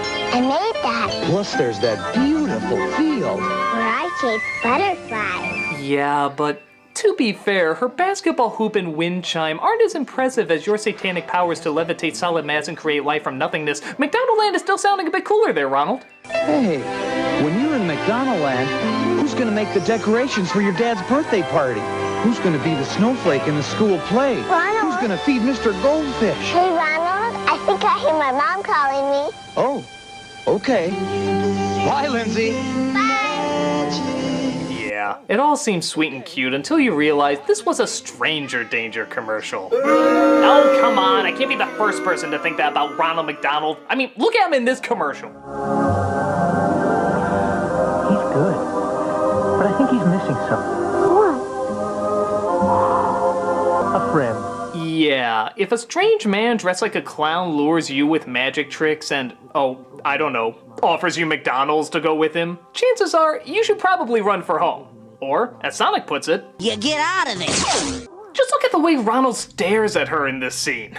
But I think he's missing something. A friend. If someone went up to your kid and smiled like this, I'd pull her the fuck away from him. Oh well, as much as I make fun of them, I still love both these commercials around Christmas time.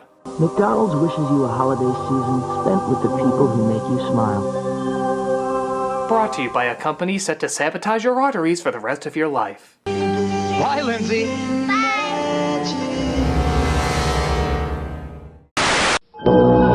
So you think celebrity endorsements are bad now? Take a look at what they did to the Cape Crusader when Batman Returns came out. News alert. Someone is stealing Gotham City's power supply. That's right. Is he gonna stop rioters or capturing the culprit responsible for this crime? Fuck no, he's gonna get him some Diet Coke. When you want a Diet Coke, you want a Diet Coke. Diet Coke, Diet Coke, Diet Coke. I need my Diet Coke. After all, there's just one. I need my fucking Diet Coke! Goddamn traffic, get out of the way! I need my fat-free alternative to high fructose deliciousness.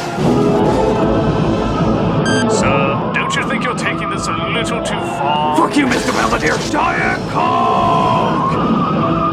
After all, there's just one. But we discover it was Catwoman who was the culprit all along. Boy, slow week for her, isn't it? I mean, was this really her grand plan? Shut down the city so she could tease Batman's bizarre low-calorie soda fetish? No offense, Selena, but you could do better. Diet Coke. Just for the taste. No, that's the last reason anybody drinks it. The first reason is, well, now honestly, because Batman drinks it. He loves it so much, he would literally let the city die just to get the last one. That's probably the best endorsement you could give a product. So I guess it works. Diet Coke. Just for the taste. Diet Coke! I don't want to grow up. I'm a Toys R Us kid. Another classic collection of commercials we can't forget, along with that wonderful jingle that we can't forget. I don't want to grow up. I'm a Toys R Us kid. They got the best for so much less. You really flip your lid. They're charming commercials and all, but is it me, or does this sound like the national anthem for adults who never really did grow up? You know, those man children and women children who never want to do anything with their lives except play with their toys. I'm telling you, it's all because of this jingle. Don't believe me? The sequel commercial that came out years later proves it. I don't want to grow up. I'm a Toys R Us kid. They got a million toys. Look at that! They're in the exact same location! I don't want to grow up. I'm a Toys R Us kid.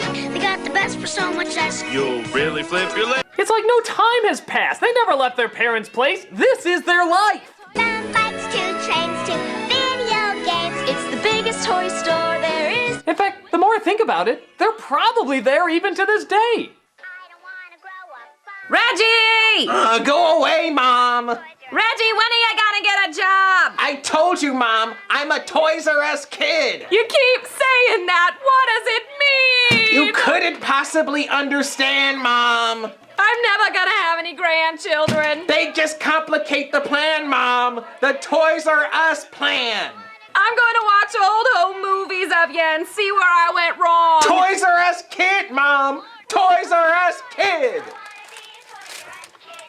The only other problem I ever had with these commercials is that half the toys were never at Toys R Us. You ever notice that? I don't know if it was a copyright thing or what, but half of these products they were advertising were never at the store.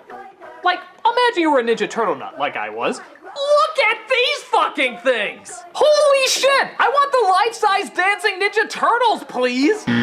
What? Don't have it? Well, okay, I'll take that gigantic teddy bear that he's bouncing around on. What? Well, how about that game where you bomb the battleship? Fuck you! Look through the store! There has to be a game where you can bomb a battleship! God, this place is an insult to Joffrey the giraffe! It's not real? I don't want to grow up! Critic! When are you gonna get a job? Shut up, Mom! More gays, more toys. Oh boy, I want to be a Toys R Us kid. Fucking liars! Chocolatey cereal with chocolatey marshmallow bats. Believe it or not, there was actually a period of time when Count Chocula was a live-action character. And would you like to see what he looks like? If you crave chocolate too, chocolate can satisfy the chocolate monster in you. What the hell is that? It's like a silly putty combo of the Nesquik Rabbit and Fat Weird Al Yankovic. And okay, that chin seriously needs to be censored. I swear, I'm looking at Forrest Whitaker's testicles right now, and that should not be under the mouth of any cereal mascot. Something happens to Mickey at daylight. Chocolate. The chocolate monster in him comes out for a bite. I don't even know what the commercial's about. It's a monster that wakes up, but when he's fed Count Chocula, he turns back into a kid. Who cares? You can't take your eyes off that image of Robin Williams' face coming out of a Muppet's butt. If you crave chocolate... Yeah! Turn it away! Turn it away! Burn it with acid! Satisfies a chocolate monster in no time flat. The monstrously good part of a complete breakfast. Count Chocula can satisfy the chocolate monster in you. You stay the fuck away from my chocolate monster. You know, you're doing a great job. Oh yeah. I don't know how many people remember this one, but for a while, everybody was quoting it. It starts off with a woman working at her job when her boss obviously starts hitting on her. But you're not using all your assets. With a body like that, you can go places. Sexual harassment makes you feel like less of a person. Ask for the Stop Sexual Harassment booklet at your public library. Be a little more sexy. Hey, we're talking about your job here. No, we're talking about sexual harassment here, and I don't have to take it. Boom! my early 90s perm just schooled your ass! I don't know what it is. There's just something about how direct she is and how almost robotic she says it. No, we're talking about sexual harassment here. And I don't have to take it. The funny thing is, sometimes I wonder if this would still work if the roles were reversed. Like, if it was the woman hitting on the man. My guess in all honesty would be no. For one, kind of obviously this happens more to women than it does to men, but two, men just aren't smart enough to recognize when they're being hit on. We're kind of dumb that way. If a woman is not interested, that's the one we go for. But if a woman is interested, we're blindly naive to it for some reason. If a female boss is hitting on a male worker, he's not gonna catch on to it anytime soon. Dorothy has escaped the castle! Spread out! Find her! Find her! Except for you. You come here. Yes, my lady. It's been a long day, hasn't it, OEO henchman number 5? Yes, my lady. And you'd do anything for me, wouldn't you? Yes, my lady. Unless someone half your age were to kill you, in which case I would swear an allegiance to her blindly. Okay. What do you say I ride your broomstick for a while? What do you mean? Fill my pointy hat. Don't follow. Pop my ruby slipper. Totally lost. Jesus, do I have to spell it out for you? I want to have sex with you. Oh, still don't get it. I don't have any other words to say. Not one part of that sentence could be interpreted any other way. Oh, I think I see what you're saying. Good. You want me and henchwoman number 12 to hook up? Well, don't worry, my lady. I'm still working on it. Hello, henchwoman number 12. Still not into you, creep. She's so into me. Ah, forget it. You're fired. I'm gonna go hit on a flying monkey. I need a better union. Enjoyably awkward and quotable as hell, we're just talking about a damn funny commercial here. No, we're talking about sexual harassment here. And I don't have to take it. Sexual harassment violates you, and it violates the law. Hey, Kicks! Remember Kicks? The only cereal commercial that pretty much listed every single reason why not to buy it? There's no candy stuff. No sugar sprinkles. No preservatives. No colors. It doesn't have any candy or chocolate in it. Honestly, it's just rabbit droppings that they painted yellow, but the box is pretty. Actually, they went so far out of their way to prove how little is in it that there's actually a commercial that says there's no flavor in it. Listen. No colors. No flavors. Yeah, that might be taken the wrong way, guys, especially when you're advertising how phenomenally boring your product is. Those are the ones with the little candies, right? The funny thing is that Kix is the only cereal that tastes different literally with every single bite you take. It's like it gets worse and worse with every single nip. I'm not even joking. You could do a diagram on the natural progression of what every bite does to your taste buds.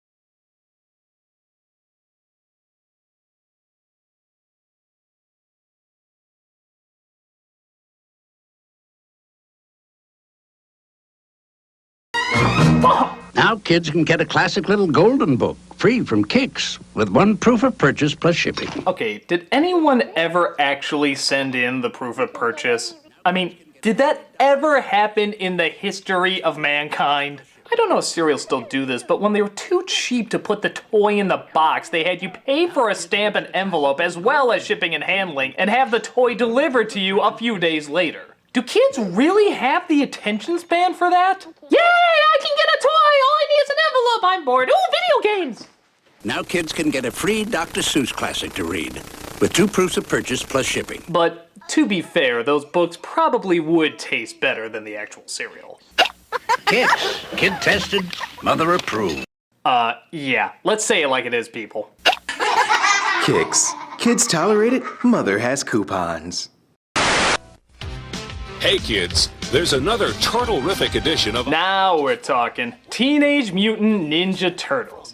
This is just a straightforward ad promoting the first VHS that ever came out of the series.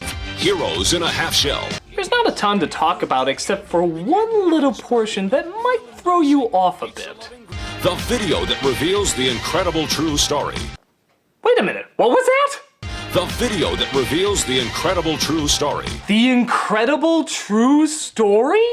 I'm not a scientist or anything, but I'm just gonna take a wild guess that the insane adventures of 4 anthropomorphic life forms living in the sewer, skateboarding, eating pizza, and fighting the ninja army led by Uncle Phil probably takes place in the world of fiction.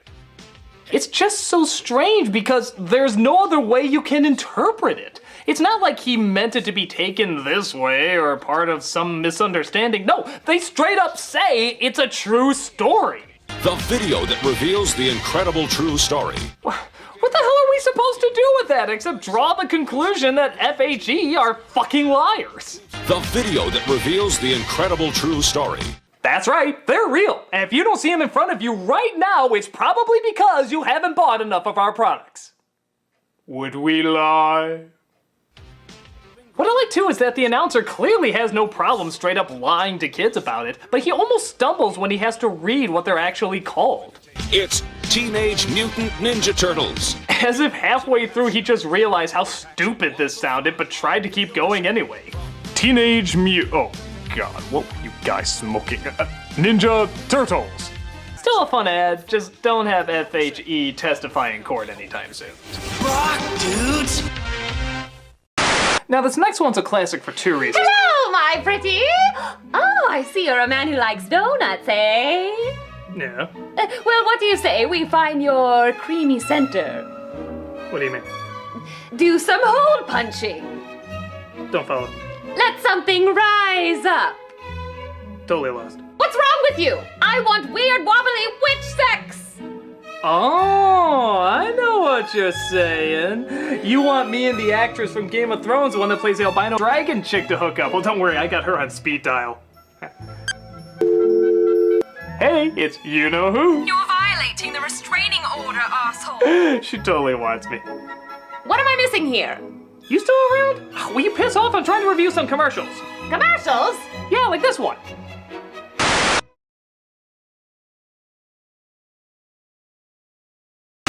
And this is what happens when a man and a woman love each other very, very much. They look at porno sites together? You're fired! I don't even know you! Take care of me, twin. Speaking of where babies come from, we got possibly one of the most brutally honest baby doll commercials ever. They're called the Take Care of Me Twins. Even that title sounds a little angry, doesn't it? Like a bitter nickname or something. Oh, am I needed by the Take Care of Me Twins?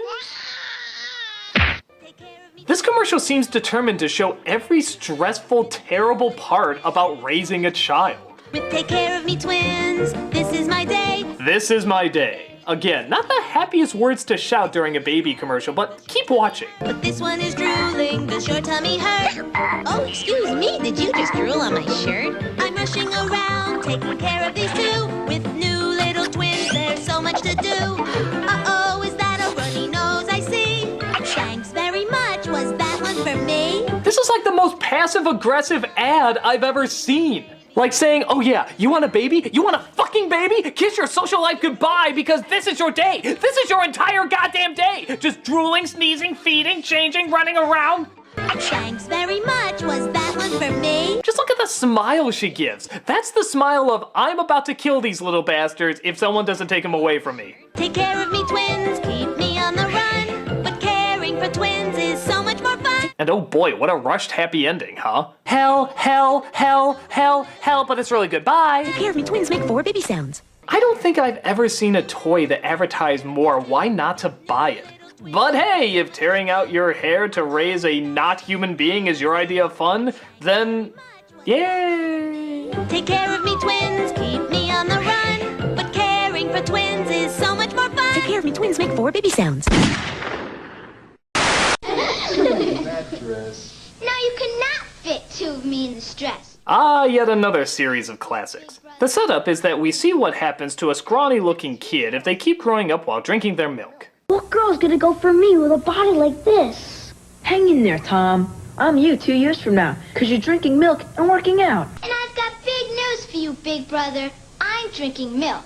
And in the next few years, it's going to give me a lot of what I need for strong bones, beautiful skin, and a healthy body. Looking closer at these, have you ever realized how phenomenally shallow they are? I mean, all of them are totally based on looks alone. In fact, one of them even flat out says it. But I'll bet you're hoping for a hunk. And when all my work is done, will you love me just for my body? I can live with that. Milk. It does a body good. Milk. Because personality should come. Never. As long as they show looks are everything, I guess milk is the ultimate ace in the hole. My body. The only difference between me and the guys is this dress. Hey, you can see we turned out just fine. Who's that?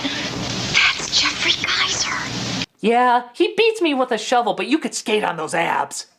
If you're still the same little creep in a big body. I won't even acknowledge you, my brother. The truth is, if we really could go into the future based on what these selfish little douchebags are like, they probably wouldn't like what they see. You may think I'm a shrimp now, big brother, but I'm drinking milk. Which means I'll grow long hair, beautiful skin, and become totally self-absorbed, meaning I won't need to think for myself. And instead marry a wealthy millionaire who only wants me for my body. And then I'll feel this emptiness inside that only the miracle of cocaine can cure. But that's not enough, so then I'll turn to heroin for an even greater high. And then I won't know what's real anymore, and I'll wonder where my life went wrong.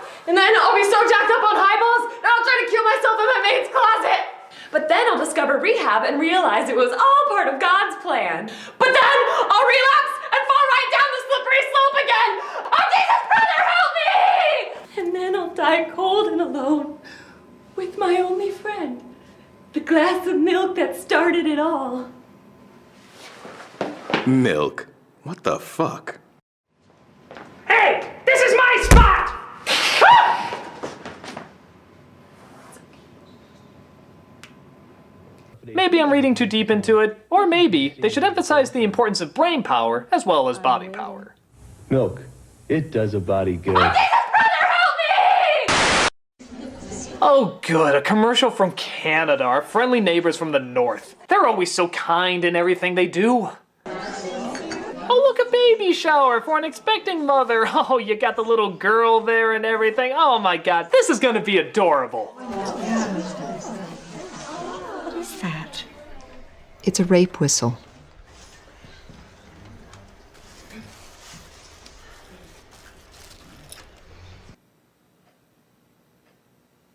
What the fuck, Canada?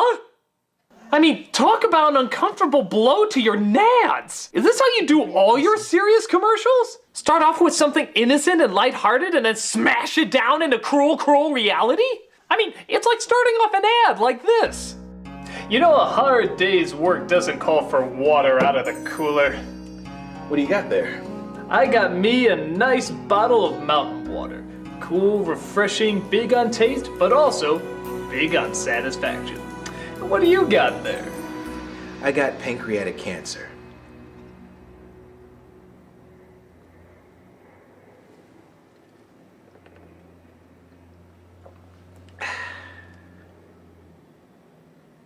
Sheesh, I mean, this can't be good for tourism. Who the hell would want to go to Canada after learning that statistic? Do they have that on the entry sign to the place? Welcome to Canada, 1 in 2 girls will be physically or sexually abused? That's pretty awkward.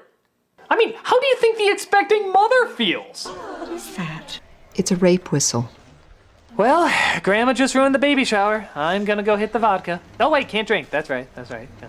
Again, great timing, Grandma. I know you mean well, guys, but Jesus! It's a rape whistle.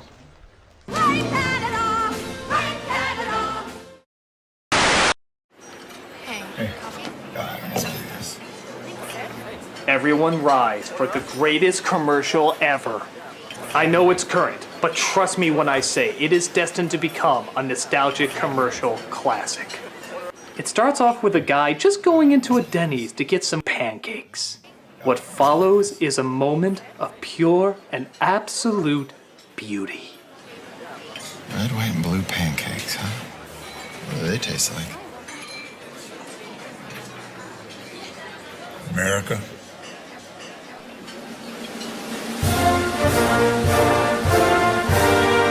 Yes. Yes, they do, nodding strange old man. Denny's red, white, and blue pancakes taste like America. My God. Everything this country stands for. All the bloodshed, all the cries of freedom, all the wars, all the battles, all the patriotic treasures of the world. All found here in this humble, brilliant piece of brilliantness. You know, some people say they see America in the Lincoln Memorial. Fuck them! Some say they see it in the Constitution of the United States. Fuck them too! Some say they see it in our Purple Mountain's majesty, in the glimmering eye of the honest worker, or in our stars when they see that our flag is still there. Fucking pussy pansies! It's in the red, white, and blue pancakes from Denny's! I mean, just look at this man when he walks in. He is lost and unsure of himself. He is afraid to venture where he has never ventured before. Red, white, and blue pancakes, huh? What do they taste like? These pancakes! These simple red, white, and blue pancakes! Where will they lead him? What will this mean for his future? But then, you can see the old man thinking long and hard about it. Do I tell him? Do I let him in on the secret of this nation's greatest landmark? Yes, he is ready. America. America. And you can see on that young man's face that he has found salvation. Sold? He once was lost, but now has found Denny's red, white, and blue pancakes. Tell me, O kind, wise sir, what other words of wisdom you have to say about this great nation of ours. America. Yes, good. But what specifically about America makes it so special? America. Well, yes, that goes without saying, but could you possibly go into more detail? America. How many fingers am I holding up? America. What color is my hat? America. You can't say anything else, can you? America. And this young man and I have clearly been reading too deeply into your uncontrollable mental illness. America. Well, I still stand by this as the greatest commercial of all time. Why? America. Oh, fucking America. And who can top that? America. America. Okay, shut up! Well, thanks for watching my commercial special, everybody. I hope you enjoyed it, and... Hey, whatever did happen to that horny, wicked witch?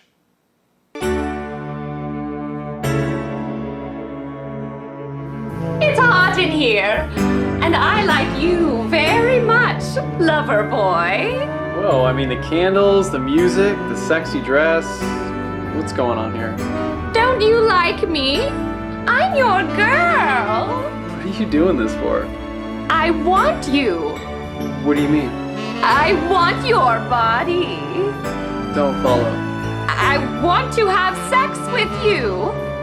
Totally lost. Listen here, you bizarre man who has a picture of a spoon on his wall for some reason. I want your balls! Oh, now I get it.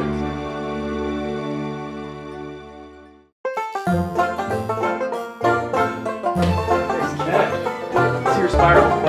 Not bad. Where's my drop spiral?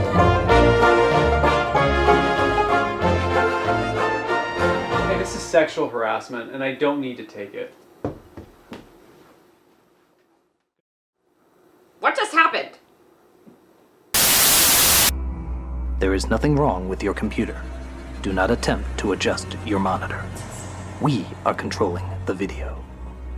If we wish to annoy you, we'll add obnoxious pop-up ads. If we wish to infuriate you, we will load the video even slower so that all you can see is the annoying circle.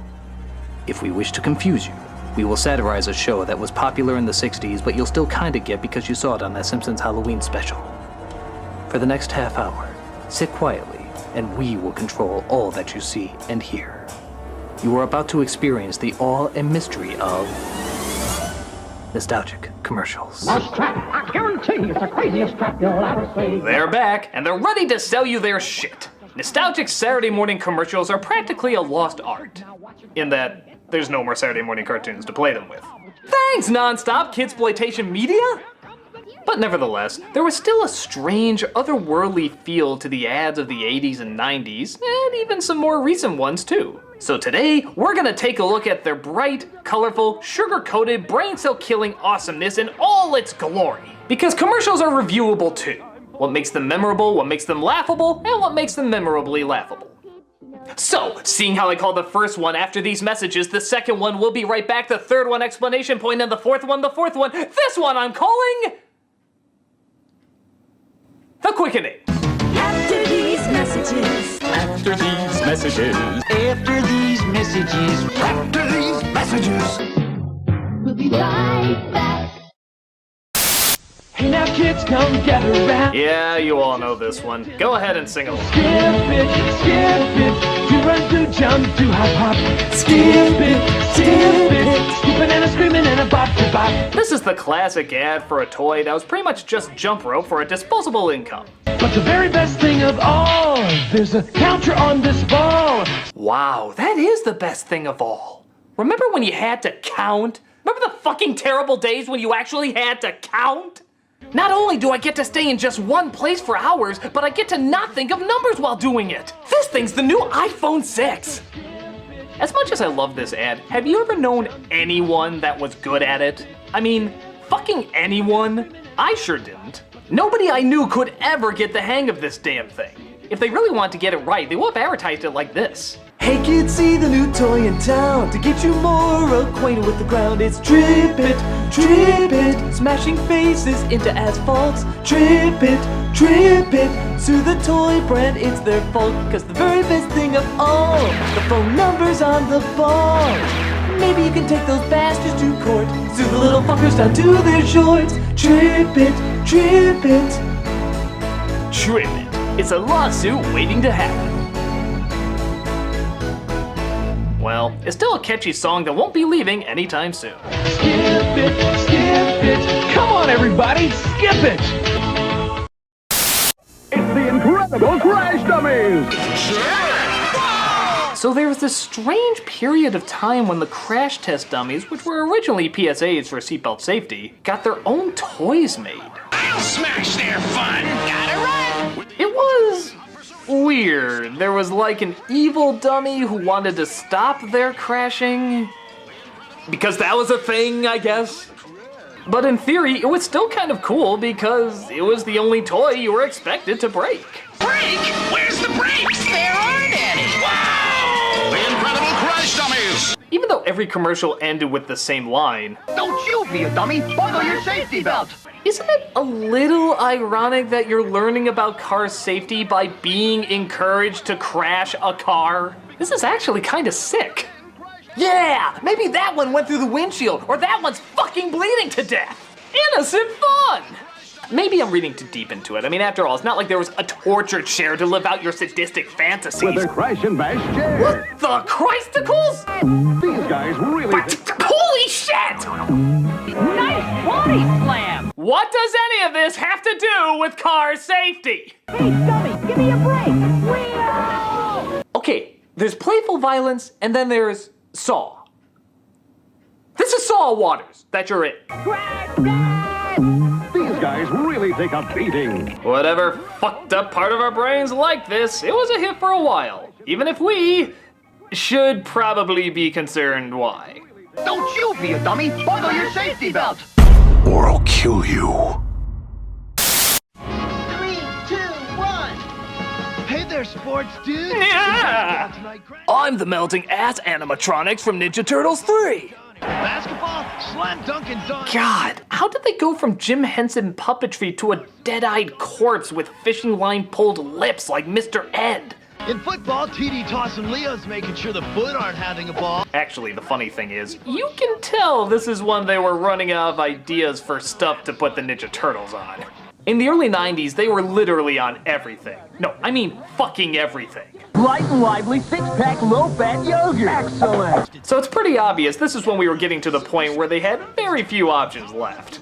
Friends, are you in the market for a new car? Mike's Cowabunga Surf Buggy! Welcome back to the International Turtle Game. There I was, on safari in deepest Africa. Yeehaw, dudes! I just love the Old West. It's kind of like saying, remember when Batman took up baseball? Or Wonder Woman took up bowling? Okay, those were actually real things, but it still feels wrong. It's Crazy Clown and Mike. Chief Leo, leader of the Turtle Tribe, Bandito busted Mike. It's Raph the Magnificent. Hey, the rabbit pops up. But wait, there's more. There's Ninja Turtles accounting. Ninja Turtle toll booth operator. And last but not least, pregnant Ninja Turtles. Like Prager's Bunga. Things weren't going too well, okay? We swear, it's all part of the original source material. Practically nothing has changed. It's not just an attempt to have you buy it as a gift or something. Audacious birthday turtles, just what I've always wanted. Teenage Mutant Ninja Turtles. Teenage Mutant Ninja Turtles. Enjoy our fumes. All yours for no money down, no installments, you just pay for it. Teenage Mutant Ninja Turtles. We're out of ideas. Oh my god, this may be the greatest bumper for anything ever. Okay, so you're about to watch something on HBO. What do you usually see before it starts? Fucking riveting. You wanna see what they had back in the 80s? What whimsical whimsy of wonderment is this?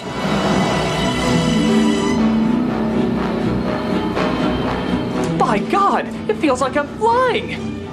Over a model of Micro Machines, but still flying!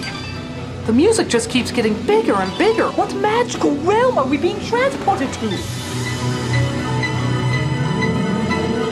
Yes! Yes! HBO, of course! Nowhere else will you find ingenious entertainment mixed in with pointless boob shots. Oh, wait a minute. Could there be something even more magical in VO?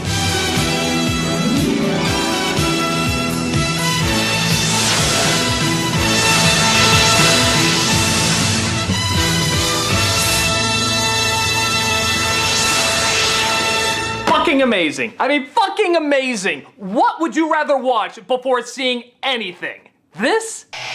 We're incredible, I guess. Or flying like fucking Peter Pan through a Godzilla model of wonder. HBO, you gotta bring this back. I don't care if you have to throw in Tyrion Lannister or something, just for God's sakes, bring this back. Even if the movie you're showing is goddamn Jack and Jill, it'll be a little bit better with that intro.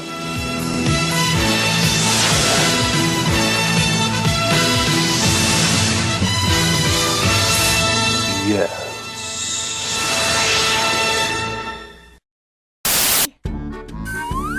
Diaper surprise! Huh? La la loopsy diaper surprise. Feed your babies water. Press her tummy, now look inside. Diaper surprise! I don't think that's how that works. Look, a magic charm! Was this like the missing line that Rocky's coach used to say? You're gonna drink water and crap me yummy wummy delicious charm bracelet! La la loopsy diaper surprise. Stars and hearts and flowers. Look inside. Which charm did you get? Diaper surprise! Ew. Charming! Listen, girls in wigs, I just think you're kind of giving kids the wrong idea. I mean, what if a parent is like, uh-oh, somebody needs their diaper changed. No, let me! I've been waiting for this for so long! Kill me? La la loopsy diaper. No, just no. Press her tummy, now look inside. Diaper surprise! Just no! I'm Polly Pocket. Want to see what's new? Polly Pocket, wasn't this ingenious? It's a tiny girl who lives in a world that's also a compact. Good Jesus, that's like the ultimate combination of girl toys. It's dolls, doll houses, and makeup all rolled into one. It's the ultimate trifecta. You'll be vomiting pink for a week. Polly Pocket has fuzzy pets, it's true. Nothing really wrong with these now that I'm looking back at them growing up, but being a boy back then, I of course hated watching these commercials. I mean, they're just so girly. What do you even do? You open up this little world, walk through it, and then close it up to carry it around? Bore friggin' ing. Now boys, we of course had a lot better shit, like Mighty Max, Mighty Max. Hell yeah, this was completely different and so much better. You open up this little world, walk through it, and then close it up to carry it around.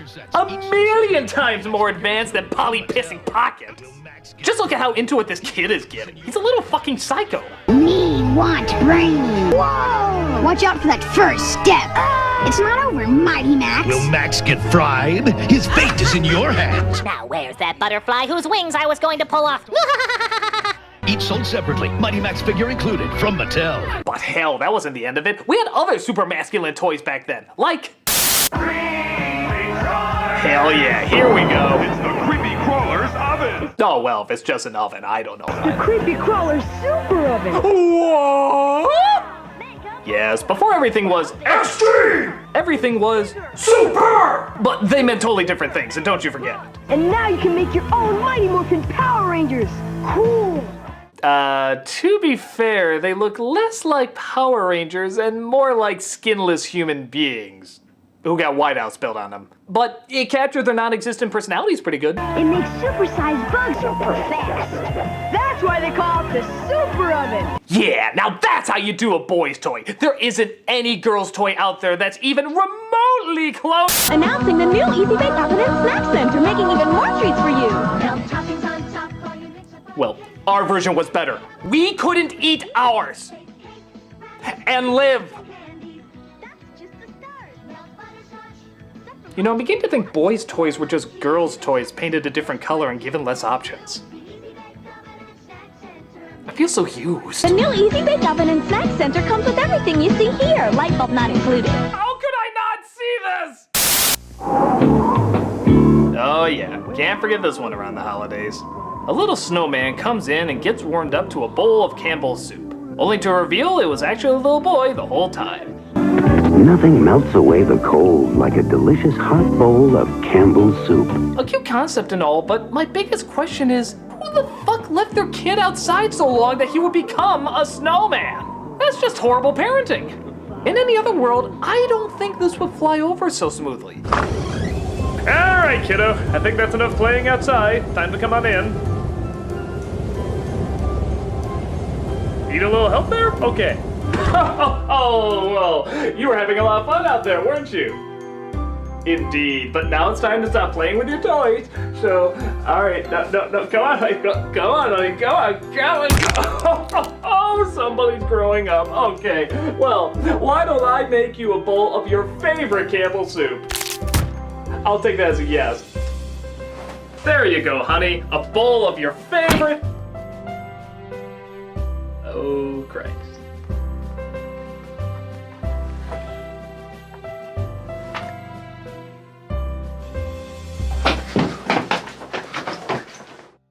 Well, it's still classic in many people's eyes, and I think it's still gonna be for quite a while longer. Just don't try at home. Let it snow, let it snow. Campbell. Those are good and all, but every once in a while you come across a commercial that's so ridiculous and so stupid you swear they're not even trying. Like this one.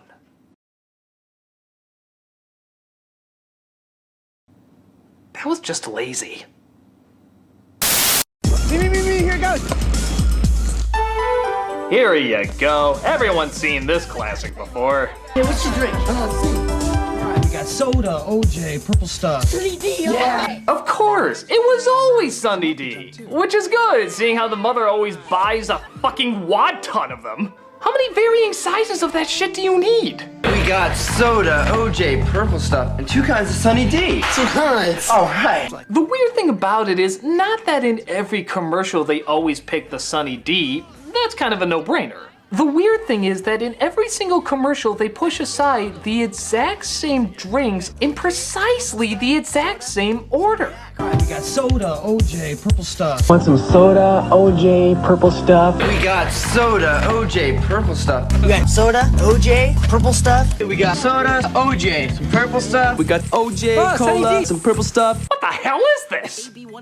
How can so many homes have the exact same thing and so many kids dismiss them in the exact same lineup? Alright, we got soda, OJ, purple stuff. Maybe it's like A code! Like, if we hear it enough times, we'll figure out it was the missing combination to, like, the Stargate or something. Soda, OJ, purple stuff, and the missing piece, the Sunny Delight. Take us to the world where the he-she from the crying game will consume us all. I don't know what religious ritual you started, Sunny D, but you need a little bit more variety. Do none of these families drink milk? Sunny Delight, the good stuff kids go for. I want that purple stuff. For whatever reason, the most intense toy commercials in the late 80s and early 90s were laser tag guns. It's like they're in their own little epic sci-fi movie. Like this one, for example, called Laser Tag Rocky. You're late, rookie. Come on, man, let's go. We're late for our team, the Owen Wilson Whiners. Look at this. The toy hasn't even been advertised yet. Already, I'm hyped as hell.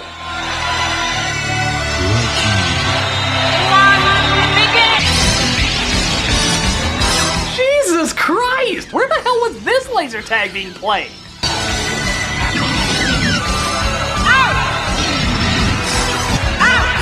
That's right, once White Grace Jones has called it, there's no going back.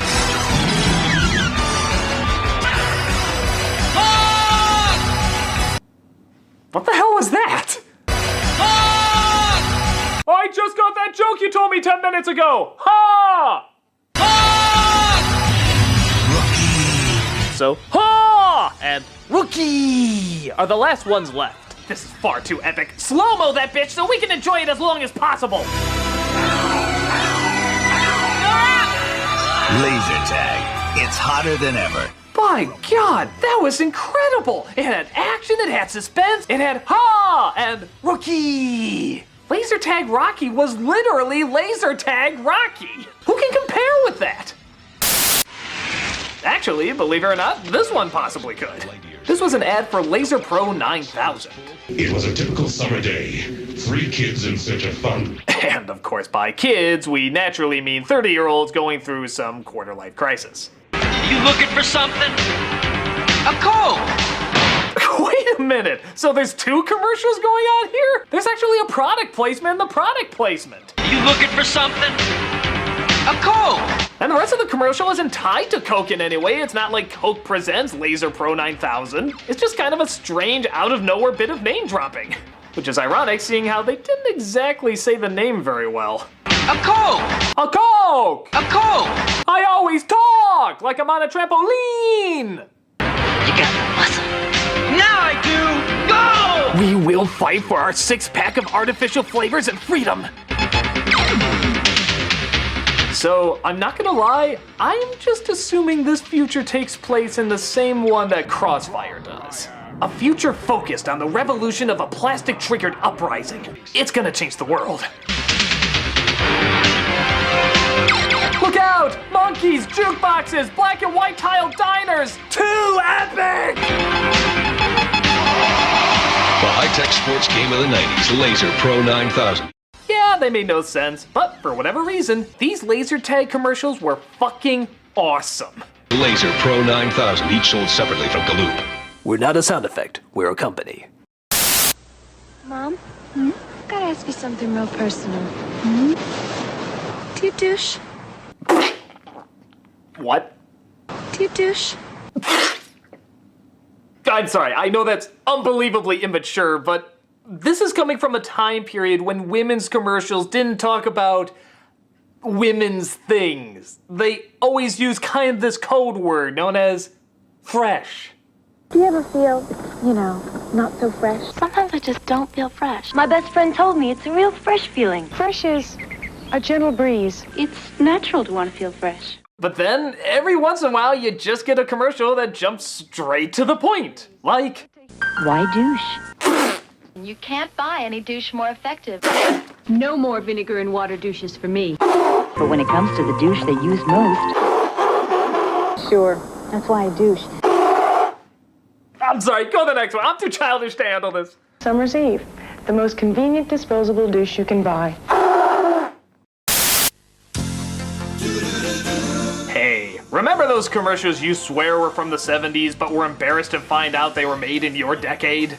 Mentos was a candy that seemed to solve every stupid problem with an even stupider answer. But because the jackass had Mentos in his hand, that apparently made everything okay. Nothing gets to you, staying fresh, staying cool, with Mentos fresh and full of life. I suppose it works, seeing how everyone remembers these ads, but I just never got how Mentos was the world peace of any situation. Fresh goes better, Mentos fresh is. Fresh goes better with Mentos fresh and full of life. Mentos. Mentos? Fuck me, everything's great! Why is this the answer to all of life's problems?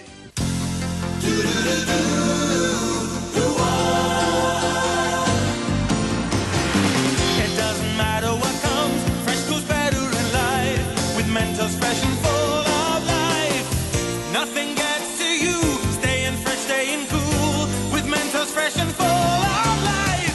Fresh goes better, Mentos fresh is. Fresh goes better with Mentos fresh and full of life. Mentos, the fresh maker. What does it matter? You'll still be humming it, and that's what counts. But getting away scot-free with small crimes doesn't hurt either. Fresh goes better with Mentos fresh and full of life. Mentos, disrupt the system. Hey, Nintendo! The greatest family-friendly system ever. God, I remember when they used to make it look like they could make your house soar. Or it could blast you out of your seat. Or it could open up a world of imagination you never thought possible. God, I adored those whimsical commercials. So, go ahead, show us what's in store for this one. We are Nintendo Ultimate TV Game System. Who are you? We challenge all players. You don't look friendly. You cannot beat us. Aim your zapper gun. You cannot beat us. Duck Dog, why are you so scary now? Even with your robot partner, you cannot beat us. Score 1 million. You cannot beat us. Can I play some Mario? Discover new worlds. You cannot beat us. Are you stealing my soul while I watch you? You cannot beat us. You cannot beat us. You cannot beat us. We are Nintendo. We challenge all players. You cannot beat us.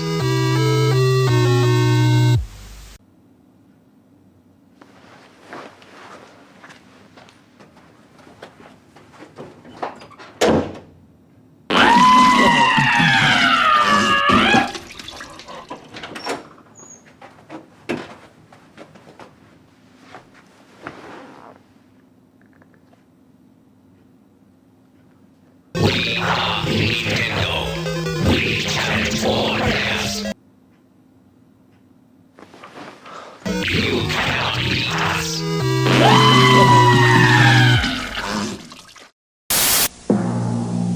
Good lord, we were really on this dictatorship dystopia kick for a while, weren't we? What's this one selling?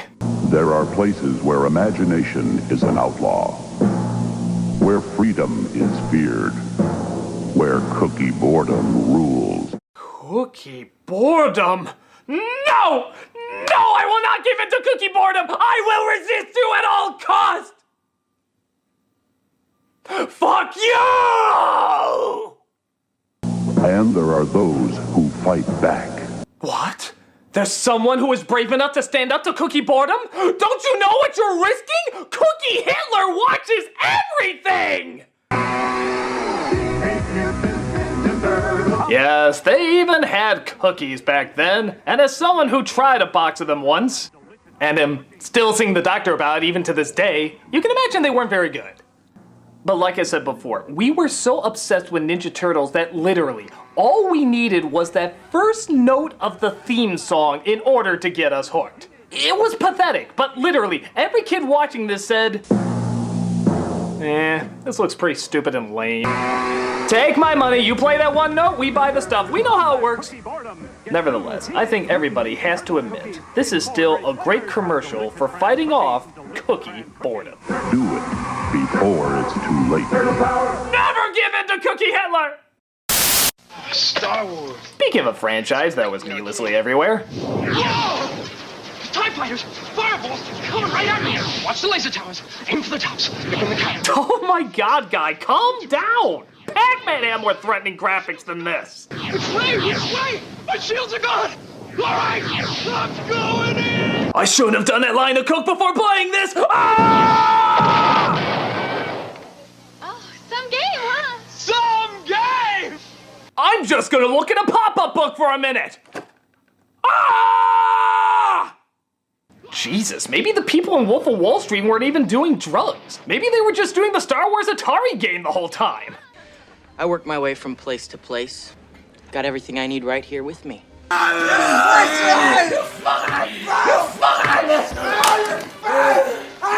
Star Wars, it's that good? Oh, some game, huh? Some game! More big adventures of Honeycomb Kid. Ah, Honeycomb. The only successful serial that clearly had no idea how to market itself. Program year 3000. Right. Planet Xenon. Check. We're gonna go search for an identity! I'm thinking Indiana Jones, Star Wars, Battletoads, and I guess a little Star Wars again. The other guy really seemed to like it. Be cool, kids. Remember what I taught you. Open your mouth. Close your eyes. Whoa, wait a minute! Kids commercial, guys, kids commercial! Open your mouth. Close your eyes. And let Pedophilia Jones do the rest of the work. Can't beat the big taste of honeycomb cereal. Well, it does wash out the big taste of something else. Big adventure in every bite. Especially when the lights are off. And it's probably best if you don't bite. A message from Concerned Children's Advertisers. Oh, thank God, another Canadian commercial. They'll calm us down from all this open your mouth and close your eyes controversy. Why do you think your mommy or daddy are always telling you, don't put that in your mouth? God damn it, Canada. Don't you put it in your mouth. Don't you put it in your mouth. Don't you stuff it in your face. Don't stuff it in your face. Though it might look good to eat. Though it might look good to eat. And it might look good to taste. And it might look good to taste. You could get sick. Ick. Real quick. Ick. Really? You were looking for a word to rhyme with sick and that's the best one you could come up with in this scenario? Don't you put it in your mouth. Till you ask some... God, do they have to look so possessed while singing it too? It just doesn't add to the overall feel of the experience. If you don't know just what it is, don't put it in your mouth. Yeah. Just play it, y'all know it's coming. It's a rape whistle. Canada! Canada. I make fun of you with this because you have nothing else to make fun of. Don't put it in your mouth. Yeah. Always ask someone you love before you put anything in your mouth. Except if that something in your mouth is the person that you love. Thank you for watching my commercial special. Tune in next time where I hope to lose even more of you. I'm the Nostalgia Critic, and remember... Don't you put it in your mouth. Don't you put it in your mouth. Don't you stuff it in your face. Don't stuff it in your face. Sometimes I just don't feel fresh. Hello, I'm the Nostalgia Critic, you know the rest. If you're like me, you're excited that we get to review commercials again. The Keebler House. Oh, the nostalgia. Oh, the memories. Oh, the mass marketing manipulation. You can't wait for them? Neither can I. Seeing how we called the other episodes after these messages, we'll be right back. Explanation point, the fourth one, and the quickening. This one I'm entitling... Let's just get to it. Commercials! After these messages. After these messages. After these messages. After these messages. We'll be right back.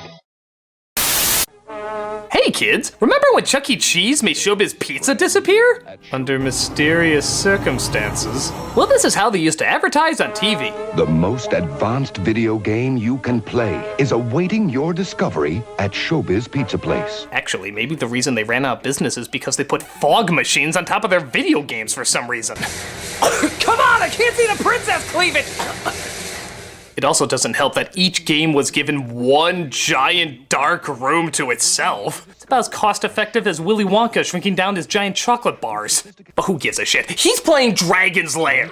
The most gorgeous robbery of your money ever. We lost so many quarters to this thing because we had to keep reminding ourselves we weren't watching a movie. Oh, I hope Dirk's reunited with his Russian mouse family. I mean, damn it, I'm playing a game! Why didn't this ever become a movie? Wouldn't that have made sense? Wouldn't you want it explained where that flashing yellow light came from? Or the dragon's ability to learn bubble trapping technology? Or how The dragon keeps it around his neck. Daphne made your testicles drop so fast? Why didn't they ever make this a movie? With Don Bluth and his people. What is it, flashing yellow light? Are you trying to tell me something?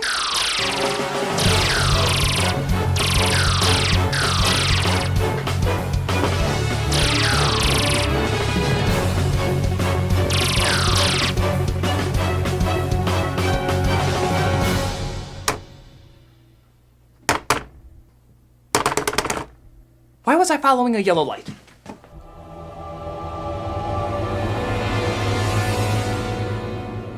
A simple commercial, but simply 80s. What's not to like about it? Brand new at Showbiz Pizza Place.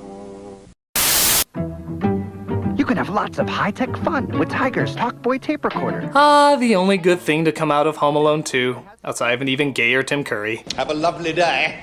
The whole movie practically served as an advertisement for this thing. Hey, stop drooling on me.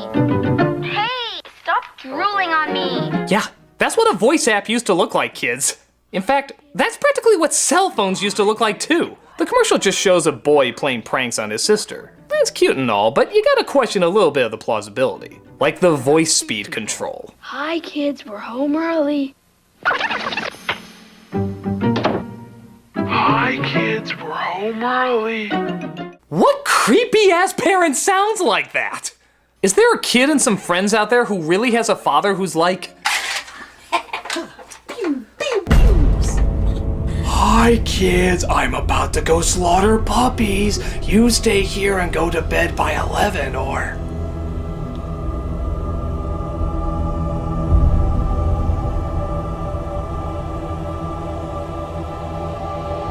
I'll eat your heart.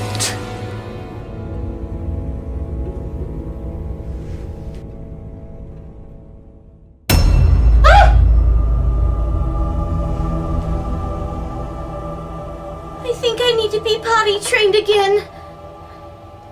Dated technology today, but kinda cool back then, with a funny, if not disturbing ad to go along with it. Tiger's Talkboy tape recorder comes with audio cassette. As recommended by Peter McAllister.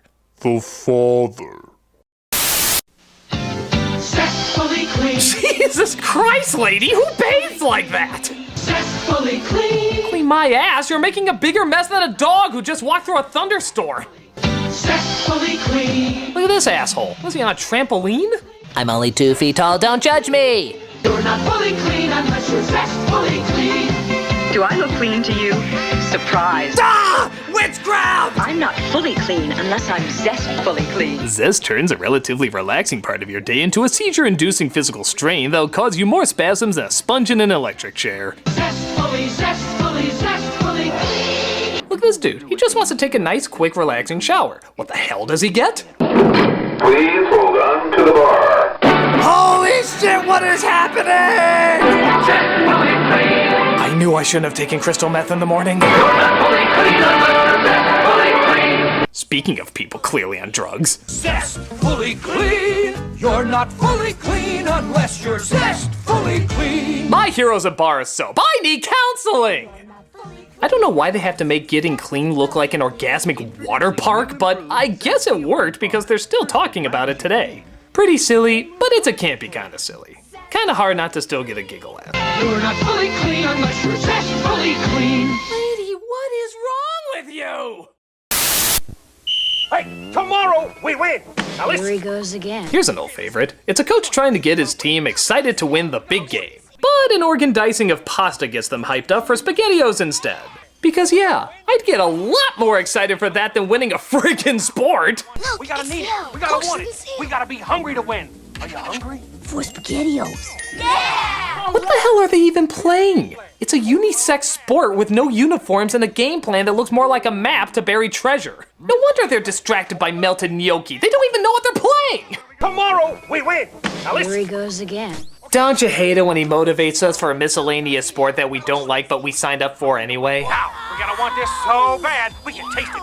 Can you taste it? Yeah. What are we gonna do? Eat SpaghettiOs! Huh? Yeah, you got it right, kids. Sports are dumb. SpaghettiOs are awesome. It's just like that controversial Super Bowl last year. Attention, everyone. Attention. The game has been canceled because both teams want to eat SpaghettiOs.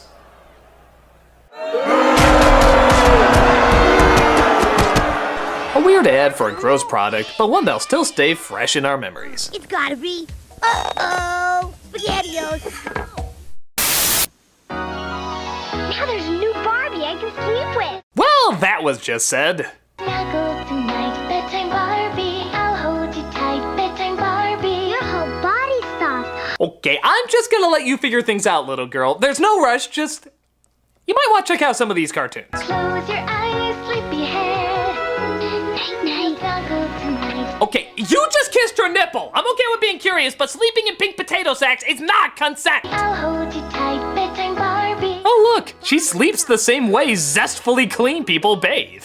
Though I guess you'd want to move around too if you slept in a nightgown that even the Duggars would call too conservative. Let's get ready for bed. I'll hold you tight, bedtime Barbie. Bedtime Barbie doll has a soft body. Okay, I don't want to enforce any gender stereotypes or anything like that, but what if this was a boys commercial? Like, the exact same lines and everything, just you switched out the genders to male.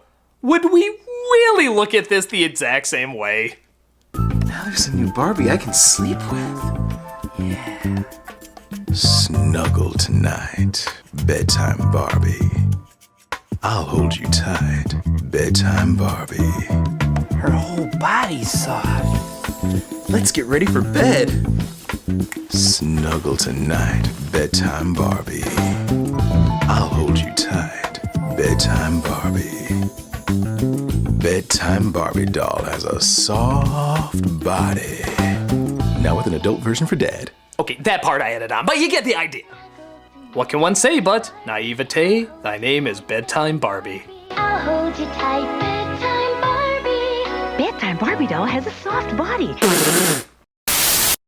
Want to come to my place and learn our new song? Oh, of course. McDonald's is one of the kings of children's marketing, using the only clown who's a surprisingly slower killer than Pennywise. It's all about hot food, cool food, happy food, fun food, big folks. Small folks, purple and striped folks. These ads always had brilliant slogans and catchphrases that would change up every year or two. But sometimes they were said so fast that you'd swear they sound a little bit like something else. Like, listen to this and tell me if one of these words sounds just the tiniest bit like something else. You know the one. McDonald's, for food, folks, and fun. What? We're on our way to McDonald's, for food, folks, and fun. Did they just add orgies to the dollar menu? It's food, folks, and fun. Is the secret sauce lubricant now? For food, folks, and Stop saying that! we're looking for food, folks, and fun. I'm very uncomfortable right now. You were that clown in Eyes Wide Shut, weren't you? For food, folks, and fun. Is nobody hearing this? We're looking for food, folks, and fun. Don't touch those kids! This might be how they did McDonald's at Caligula's home, but not on Saturday mornings. We're on our way to McDonald's, for food, folks, and fun. This is way too unsettling. I gotta find something more pure and innocent. Hi, I'm Jared the Subway Guy. Not that. Cosby here. Not that. Pudding Pops. Candy. Ah, here we go. Weight. I'm losing weight deliciously with the aid of AIDS. AIDS helps put me in control. AIDS may taste like a candy, but AIDS contains one of the most effective appetite suppressants you can buy. AIDS helped me lose the weight and has nothing in it that could make me nervous. I think a lot of people would disagree with you on that. Question: why take diet pills when you can enjoy AIDS? I can safely say there are some reasons. AIDS helps you curb your appetite. You eat less because you want less, so you lose weight naturally. Among a few other side effects. AIDS helps you stay the way you want to be. Why not try AIDS? Okay, dude, this came out in the mid-'80s. Were none of you reading a paper? So why don't you let AIDS help you lose weight? Let the AIDS plan teach you how to take off weight and help keep it off. Try peanut butter AIDS. Peanut butter AIDS. Excuse me, your ignorance has caused me to retreat into the uncomfortable corner.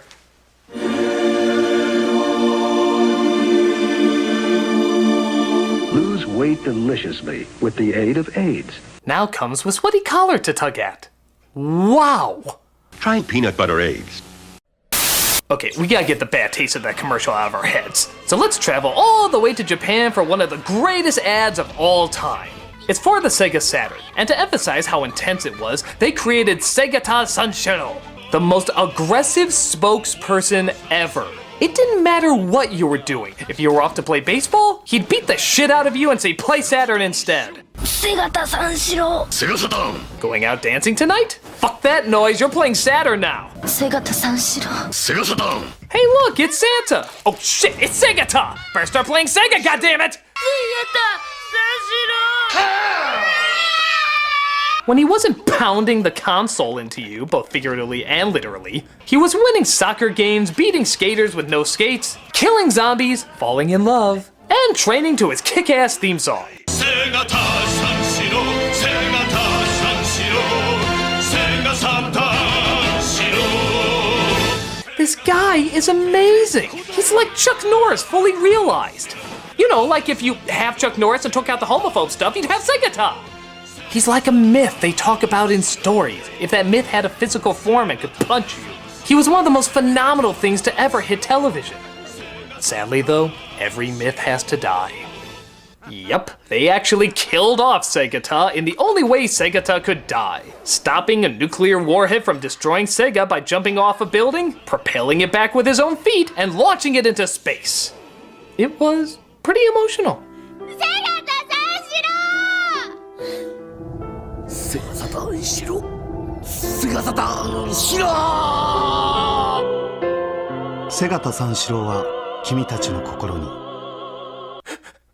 We will never forget you, Segata. We'll ironically forget the Sega Saturn is not around anymore, but you will always live on! He's one of the most awesome series of commercials ever, and I proudly support a beating of me if it means seeing more of his incredibleness.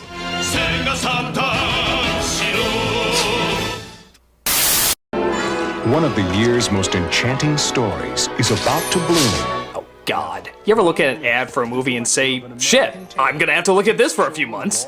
Now, Don Bluth, the director of An American Tail. The director who gave us some of the greatest animated movies of all time says, you know what, maybe Barney was onto something. A troll in Central Park. Now, you too can enjoy the wonder and enchantment of a friendship that grows and blossoms. God, I'm just waiting for Dirk the Daring to slice his head off, or the T-Rex from Land Before Time to devour him, or the owl from Secret of Nim to peck his little face out. Don Bluth up this Don Bluth film! And I know what you're thinking. Aren't I being a little too hard on an animation legend? Well, if he has a problem with it, he can tell me himself.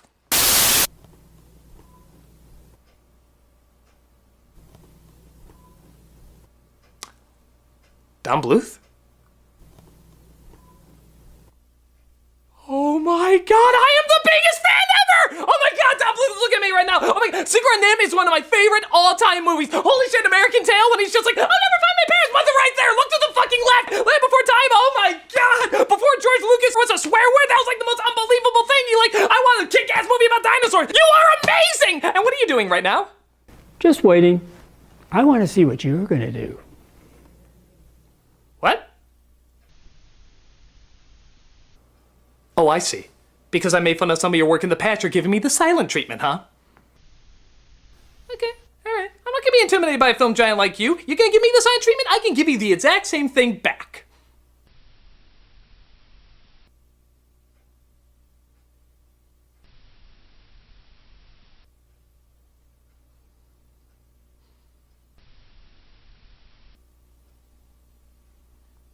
Knock, knock. Oh, come on, it's the law. You have to say who's there. Knock, knock, who's there? You go who? You go bye-bye!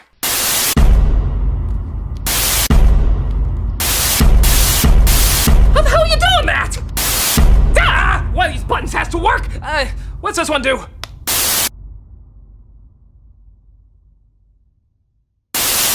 Ah! Suck my cockadoodle, you weirdo! Now you can get the power with your own Power Rangers glove. Hey, it's the most tediously advertised hand garments until Frozen. With built-in karate chop sound effects. Now you can be tough by looking like a mix between a NASCAR driver and Dexter's mom.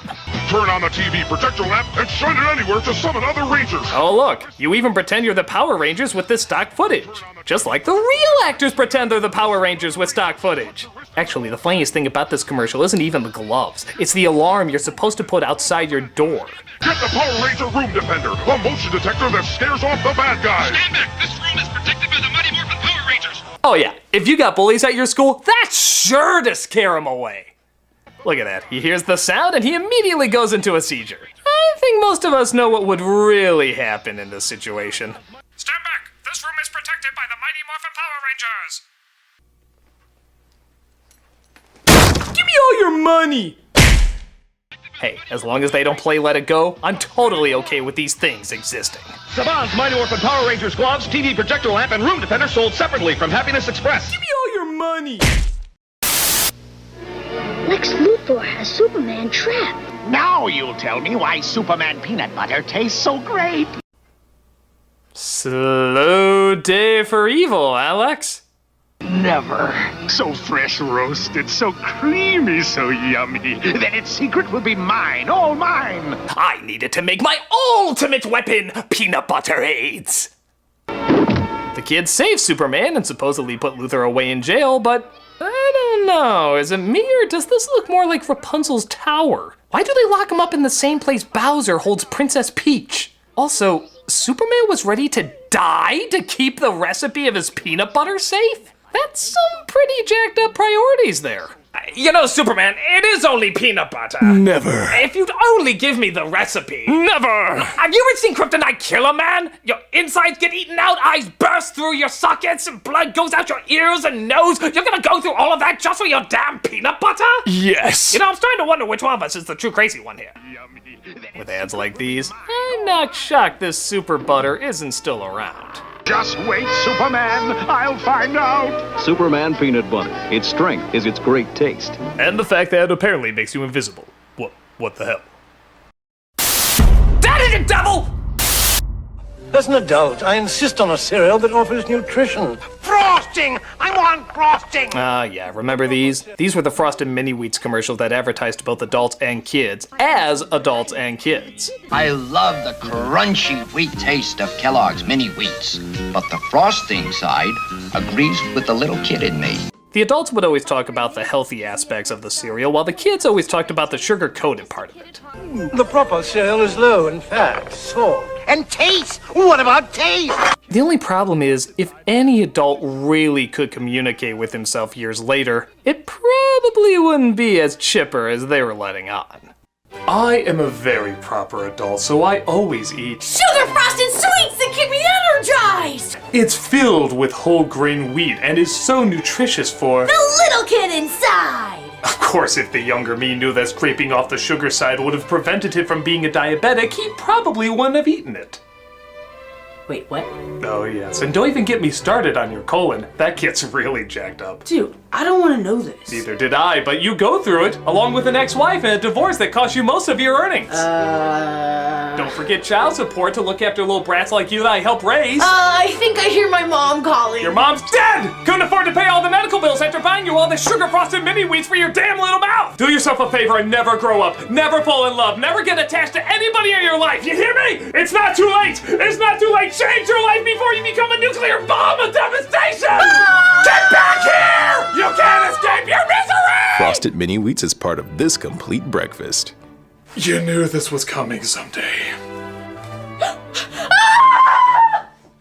Still a cute idea, even if reality can get the best of it. I know it goes on my tray. The sweet stuff. Hey, little buddy, want a ride?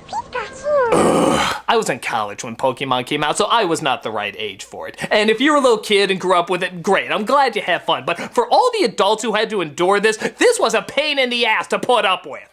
It was everywhere. It was like every boy band except the obnoxious music was replaced with Pika Pika Pika. We didn't know what it was about and we didn't care. We just knew it was annoying. So friggin' annoying.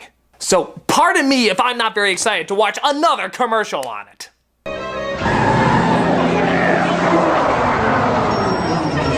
I'll be right back. Wait, what's he doing?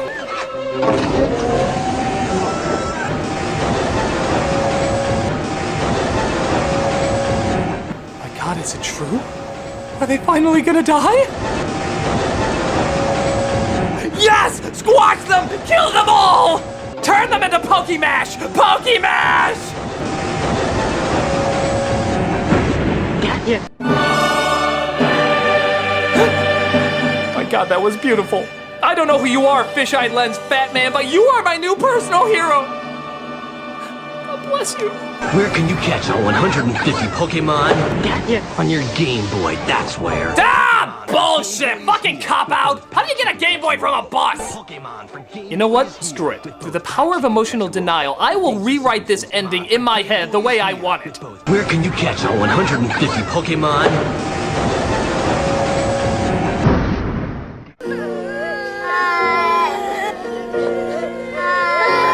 Oh, happy thoughts. A nice dark idea, even if it does need to go too happy near the end. Pika, die! You're looking at the next breakthrough for the Super Nintendo Entertainment System. Ah, yes, the Super Scope. The Rob the Robot of the Super Nintendo. Okay, so you're a Nintendo kid, and you have a ton of fun blasting things with your blaster. What do you want that's even more advanced than that? Well, gee, how about a shotgun, or a machine gun, or a bazooka?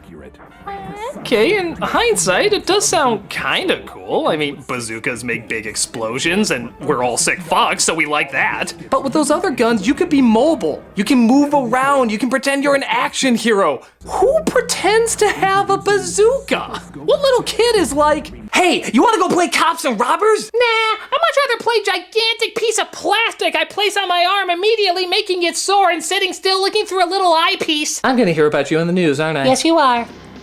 It was so boring even to look at that they had to line up a bunch of them in a row, tricking you into thinking it was more cool than it really was. Yeah, you know the one thing they're not doing? Firing them at the friggin' screen, because it's goddamn boring. Oh, wait, we'll do it once. There we go. Now back to all the exciting things you will never do with it.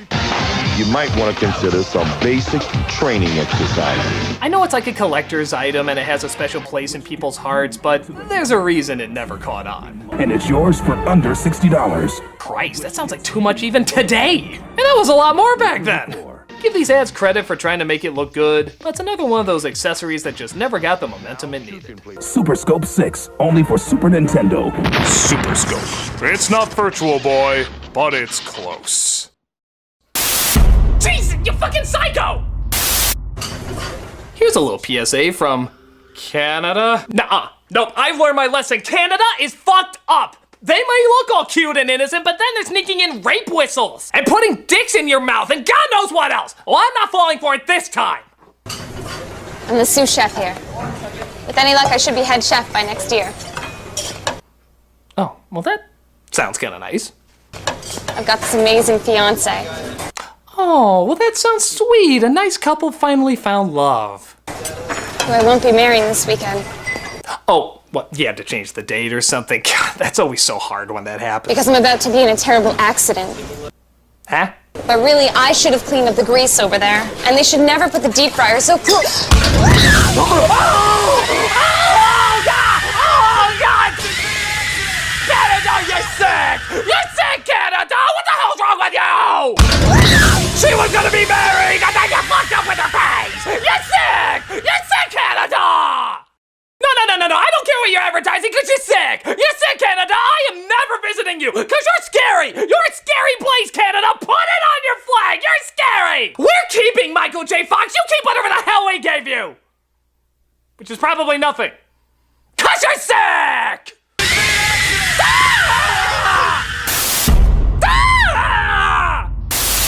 If I have to fold one more box, I'm gonna snap. Did you say snap? Oh, yeah! Oh, if you're too young to remember this, then you need an education. The idea of having a wrestler advertise beef jerky sounds as standard as anything. But when that wrestler is Randy Savage and he's given one hell of an extreme campaign, it turned out to be one of the coolest ads ever. Yeah, let's face it, when a room starts shaking and shit starts blowing up, this is the person you want to see causing it. Romeo, Romeo, wherefore art thou, Romeo? Art thou bored? Step into a Slim Jim. There has never been a more pleasing image to come out of a puff of smoke. He's like the Kool-Aid Man if he slipped you ecstasy. You just never wanted this guy to leave. Higher education got you down? Well, step into it. Step into a Slim Jim. Look at this. It's a room full of lamps. I'm getting hard just thinking of Randy Savage busting in here. Wanna light up your life? Yeah! Step into a Slim Jim.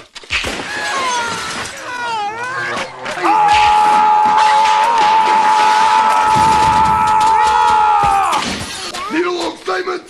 Step into a Slim Jim. Oh my God, is there a way to mate with Slim Jims? Don't answer that, internet. Tear to the spice! That's Mr. Savage. How about the funky chicken? Is that a waltz? Oh, yeah!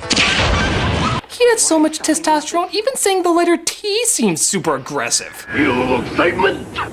These are some of the coolest ads ever, and so much of it came from the Macho Man himself. If you haven't come across any of these yet, then definitely go check them out. Gotta have beef, gotta have spice. Need a little excitement? Step into a Slim Jim. Oh, yeah! I'm calling Telephone Tammy. Hello. I've been waiting for your call. No! I have so much to tell you, Tammy. Let's share secrets. Hey girls, ever want to talk on the phone with a toddler? Of course you haven't, because that'd be goddamn insane. But this exists for some reason. Wait till you see my new hat. I just love to go shopping. I do too. Fucking weird, right? What are the chances of finding another girl who likes shopping? We're like soulmates, 2-year-old who seems uncomfortably well-spoken. That's great. Can I talk to Tammy? Do you like pizza? She said so much. Does she? Because it sounds like mostly useless shit to me. It's like they're trying to combine traditional girl stuff to a point where it makes no sense. Like, hey, you like horses and dresses? Here's a dress made out of horses. You like babies and cooking? Here's how to cook babies. You like dancing and tea parties? Read Pride and Prejudice. It's an engaging read of challenging social class. Why did these things come together? I don't know. It doesn't seem to still be around, so I guess it didn't work. Some combinations are clever. This one is just odd. I love you. Batteries not included. Call me soon, okay? Okay, I'm done! I'm sorry about all the things I've said about you! Just for God's sake, stop giving me that death glare! I'll do anything you want! Anything at all! Just for God's sake, stop looking at me with those horrible Don Bluethy eyes! What do you want from me? Well, you could promote Dragon's Lair by supporting our crowdfunding campaign. You mean you are making a Dragon's Lair movie? Yeah. Actually, we ironically have never done a commercial in a commercial special before. But wait, so you're telling me that if you get this funded, we would have gotten Don Bluth, the Don Bluth, one of the animation gods, to return to animation? But if you're gonna do it, you have to do it the right way. Right way? What's the right way? The most advanced video game you can play is awaiting your discovery.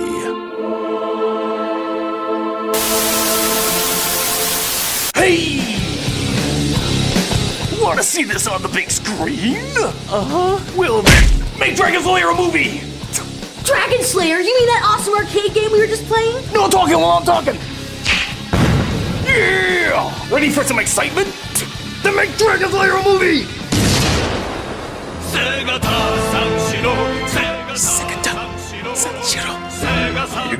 Dragon's Lair,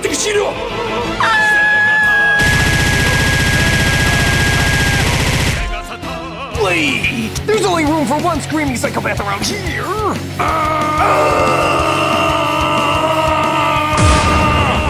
Ooh, we just blew up Africa, Suko! But make Dragon's Lair a movie, or Don Bluth will give you the death stare!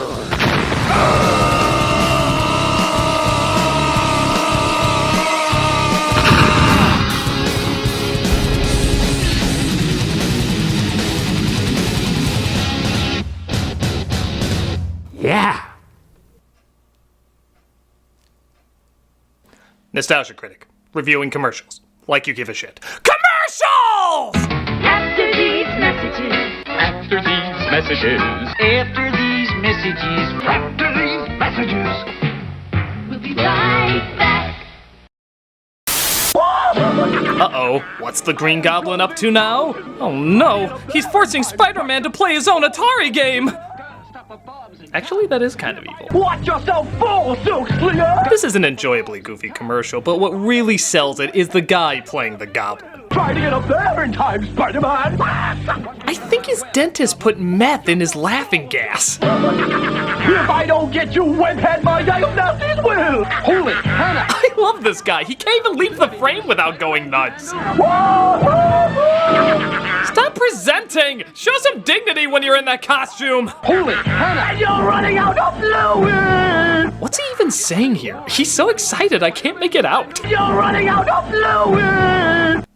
What? You're running out of fluid! Okay, I've watched this over 100 times. I've studied it. I've analyzed every possibility. I still don't know what the hell he's saying. You're running out of fluid! Here are my closest guesses. You're running out of fluid! You're running out of fluid! You're running out of fluid! You're running out of fluid! We laugh at this, but honestly, it's not too far off from what some of the movies have. If Goblin and Spider-Man can relax on a roof in those ridiculous outfits, playing an Atari game isn't too far off. I could crush you like a bug right now, but let's play video games instead. Seriously, you told her you hunch? Yeah, I thought it was a good pickup line for some reason. Oh, it's gotta be less awkward than how I cut a Thanksgiving turkey or crawl on the floor to a chair with a Spencer's mask on it. Yeah, let's hope nothing as ridiculous is in our near future. Outside of a song and dance number, how could it? Can I say, but web-slinging fun never looked so pixelated. Is this more action than even Spider-Man can handle? Spider-Man, a video game from Parker Brothers, the ones to beat. Here comes Federal Express. Whoa, stand back. The world's most exciting toys are here. Ready on the ground. This is the Federal Express Air Cargo playset. Yeah, I remember how jealous I was of the kids that had Federal Express playsets. Here I was watching the side of my painted house dry. I had no idea there's something even more boring. The door is opened, and a real conveyor system inside the plane moves the containers into the cargo bay. Hey, slow down. There's only so much excitement we can take. Now Federal Express takes off again with cargo for Phoenix. I have enough intensity with my pet rock, thank you very much. They're put in containers, loaded on trailers, and taken to the plane. Wow. Did that really deserve a wow? I could barely muster an eh.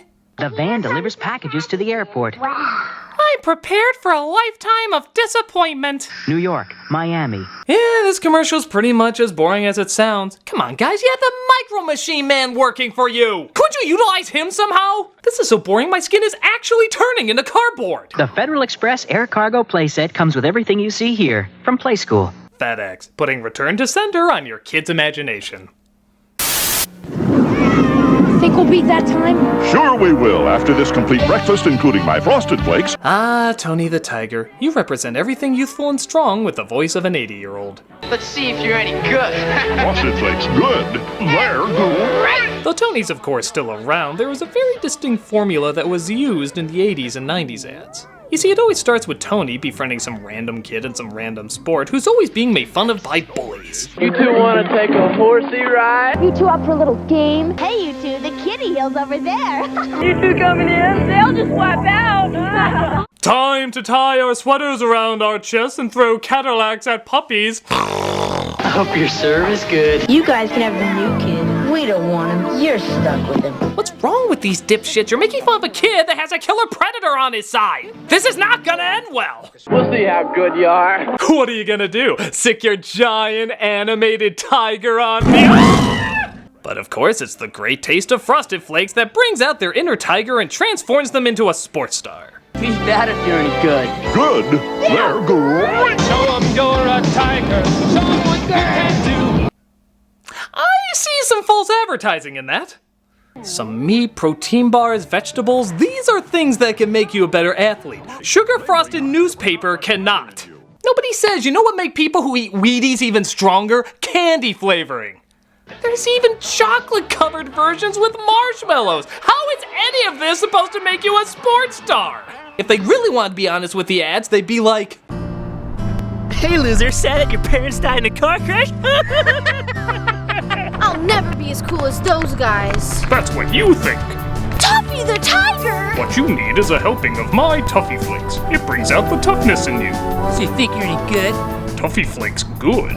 They're granulated sugar! Wait, what? Oh yeah, there's no wheat in this. We just scrape off the top of sugar cubes and dye them brown. That sounds incredibly unhealthy. Go get him, Tiger! Show 'em that you're a toughie. Show 'em what you can do. I'm sluggish and slow. You just need more Toffee Flakes. Keep them guessing, Tiger. You make some weird gurring sounds because you know what's cool.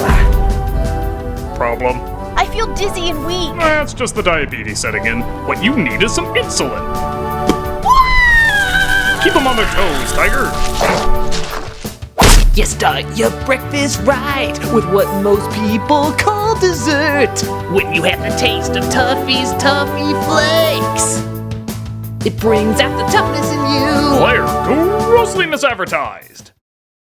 Well, it's still fun, and Tony's such a great mascot. It's hard not to get sucked into all this sports-tastic propaganda. Brings out the tiger in you. And you. Whoa, what are all these kids gathered around for? It's Johnny.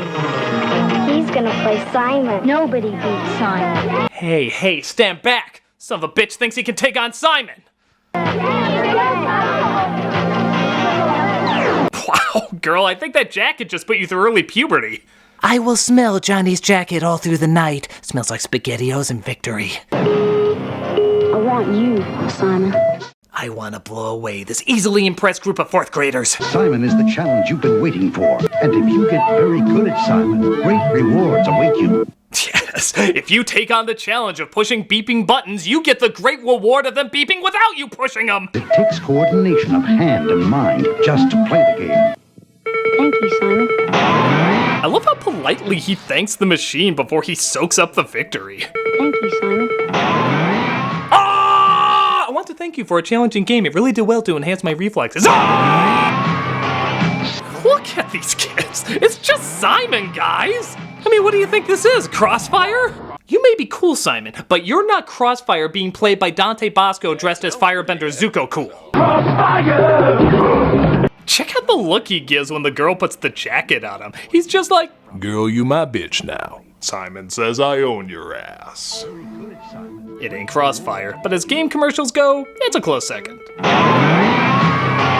Simon is waiting for you from Milton Bradley. You my bitch now. 1 kid's meal. Please? Right away. So we all know McDonald's has Ronald McDonald, but for a while, Burger King had the Burger King Kids Club. It lasted for a good chunk of time until they realized the 90s wanted to die, and this was the last remaining thread of it. I mean, look at them. They're drenched in the 90s. It even has all the 90s token characters. The token geeky kid, the token Hispanic kid, the token black kid, the token wheelchair kid, and ooh, 2 token girls? The 90s aren't ready! Truth be told, it was kinda neat to have such a wide variety, but they never really had any characteristics like the McDonald's commercials. Ronald was confidently goofy, Grimace was a doofus, Hamburglar was a troublemaker. What are these kids' story?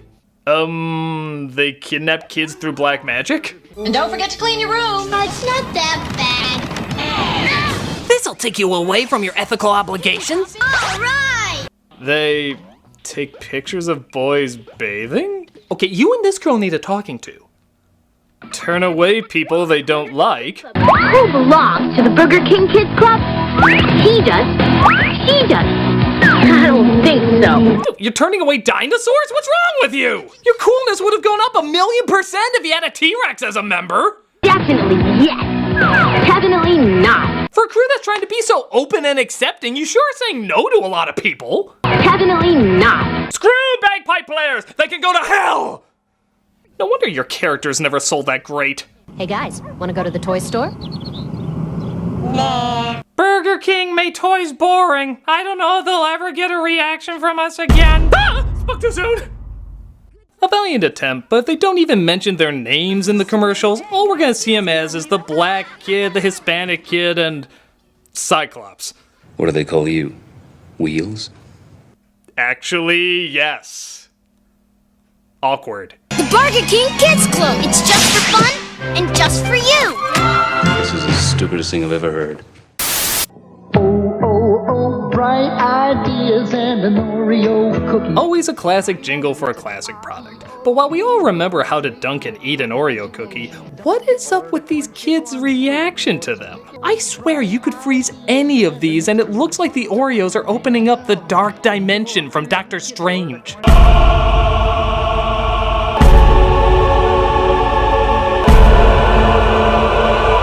Look, they even transformed this kid into a young Bill Cosby, which is probably going to be very bad in the future. You got the wiggles and the jiggles all over the place. That takes on a whole new meaning. Don't look directly into this boy's eyes. It'll send you directly to hell.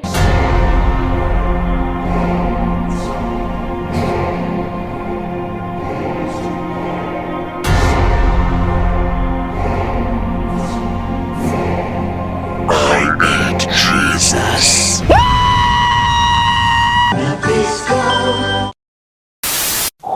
They said it wasn't humanly possible. Well, here it is, folks. The first ever Game Boy commercial. And I'm not gonna lie, they may have overhyped it. Now you can have all the power and excitement of Nintendo right in the palm of your hand. Really? All the power and excitement of Nintendo, huh? Is that why in this 30-second commercial there is only 1 second of gameplay in it? I'm not even kidding. This is the only clip of game footage they show. But look! Giant robots on Doctor Who sets like it! And even that's a little awkward. I'm sorry, but seeing a giant machine come out and hold a calculator like a texting Gort doesn't look especially intimidating. The loser has to watch the Keanu Reeves version. And its games are interchangeable. Plus, Game Boy comes with the outrageous new game, Tetris. Outrageous Tetris, huh? There's many words to describe Tetris, but outrageous isn't usually one of them. So outrageous that only 1 second of it can be shown. To show the rest of it would blow your mind too much. Okay, if you want to do an ad truthfully, you do it like this. Now you can have all the power and excitement of Nintendo right in the palm of your hands. And by all, we mean literally one color, roughly 4 bits, and a variety of maybe 5 sound effects. Really crappy robots from the 60s love it.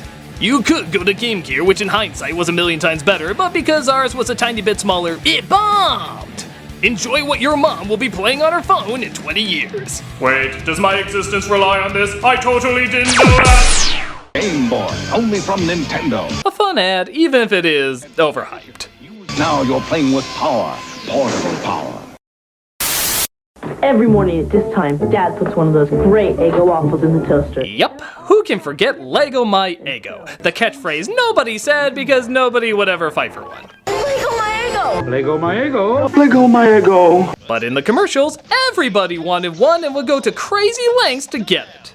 Even though there were clearly many left behind, I feel like these are some extreme lengths to go to get one of them. What, they come in, like packages of 8, 12? You can... Come on, guys.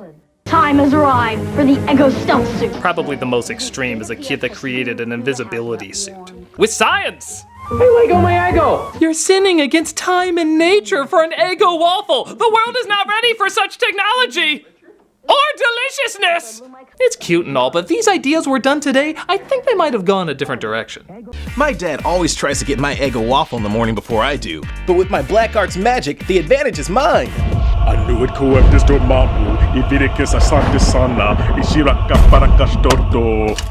And that's how it's done.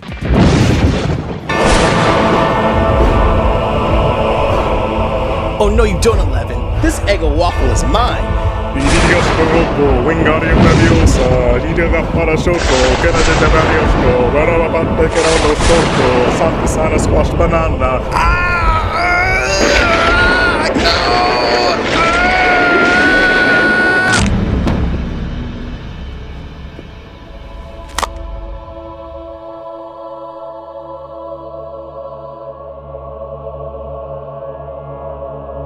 Eggo waffles is part of a complete breakfast. Lego My Eggo. I'll shut up.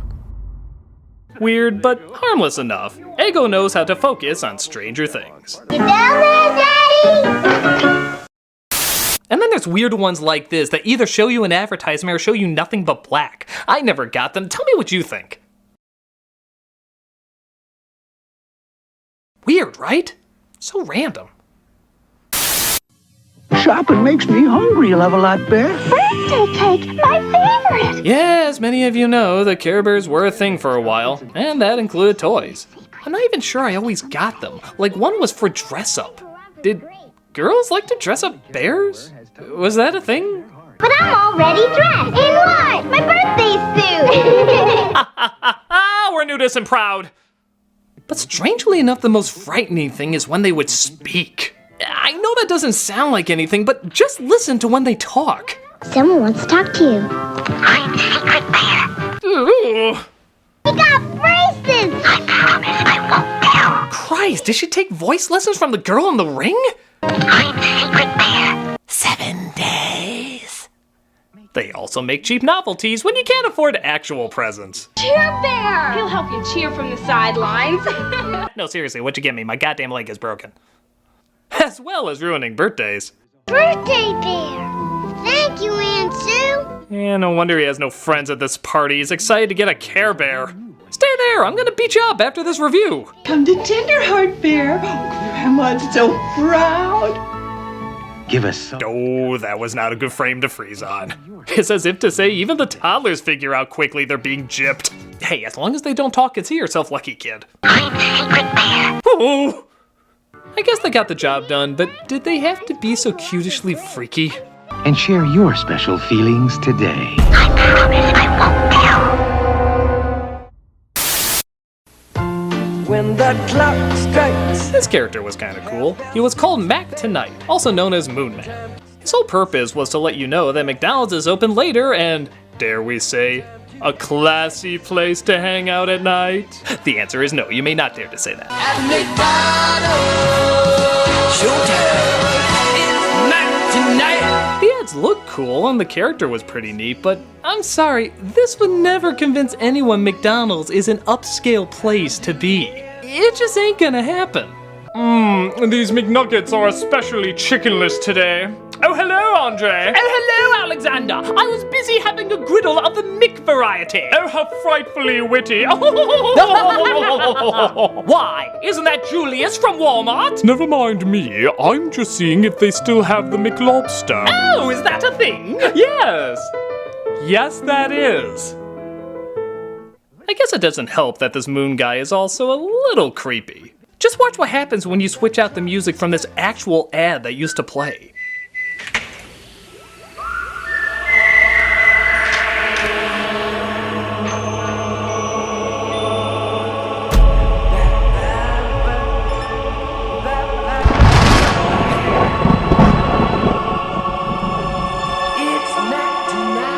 I will stab your heart with my chin. Only I and Bruce Campbell can do that. Still a cool character, even if he is a bit nightmare-inducing. It's Mac Tonight. Come on, make it Mac Tonight. Meet the absolutely remarkable My Interactive Pooh. Where's Eeyore? Here? Hooray, you found He's an Eeyore. extraordinary new Pooh. Why are we talking about extraordinary new Pooh? Are we having lunch with Grandpa again? Pooh interacts with your child and computer for hours. That sounds very unsanitary. Download and take Pooh's fun anywhere. Take Pooh fun anywhere. I'd imagine you get arrested for something like that. Hello, Jenna. Who knows my name? Okay, I'm way too childish to talk about a children's commercial, but let's just say this isn't my #1 commercial, but it's definitely my #2. The incredible new My Interactive Pooh. Okay. Wow, this goes back. A PSA from when the Adam West Batman show was still on. Let's see what 60s Batman had to throw at us. Quick, Batgirl, untie us before it's too late. It's already too late. I've worked for you a long time and I'm paid less than Robin. What? Holy discontent! Same job, same employer means equal pay for men and women. No time for jokes, Batgirl. It's no joke. It's the federal equal pay law. Holy act of Congress! Can we talk about this later? Will Batgirl save the dynamic duo? Will she get equal pay? Contact the Wage and Hour Division, Department of Labor. Okay? Where do I start with this? First of all, Adam West is really phoning it in, isn't he? His life is on the line, yet it sounds like he's teaching a geometry class. Quick, Batgirl, untie us before it's too late. And please tell me the property for X. Second, Batman's kind of an asshole. Equal pay for men and women. No time for jokes, Batgirl. Wow, what a douche. I mean, come on, your vagina alone docks you like 20%. Even Robin's like, come on, you crazy dame. We gave you the vote, what else do you want? Third, superheroes get paid? When did this start? Are superheroes getting regular wages? Do they have a union? Plus, I don't know what the paychecks are, but the idea of anyone getting paid less than Robin is friggin' hilarious. Fourth, she's just gonna let Batman die? Kids at home must be pissing themselves. She's about to kill their favorite hero and a young boy. Batgirl's gonna become everyone's most hated character since The Killing Joke. Fifth, even with the threat of killing Batman, women still aren't given equal pay. This was made back in the 60s, and it's still unequal. We'd rather see one of our favorite superheroes die than give a few more bucks to these weird titted creatures. Dude, if that's not gonna do anything, I don't know what will. 6? While it is well-intentioned, is this really the best time for Batgirl to bring this up? Couldn't they, like, sit down and discuss a back and forth or a protest or, I don't know, call your congressman like you just said? I mean, how awkward must things be between Batman and Batgirl after this situation? Batman, defuse the bomb! You know, this reminds me of the time when I was in a similar situation. Yes, I remember. Yeah, and you were gonna let me explode if you didn't get equal pay. I know what you're talking about. You know, world hunger is still a big issue. Batman, not now! No, I'm serious. I'm actually thinking maybe we should put your life on the line until we get world hunger solved. You know, you stay there and blow up. I'm gonna go get my PowerPoint presentation.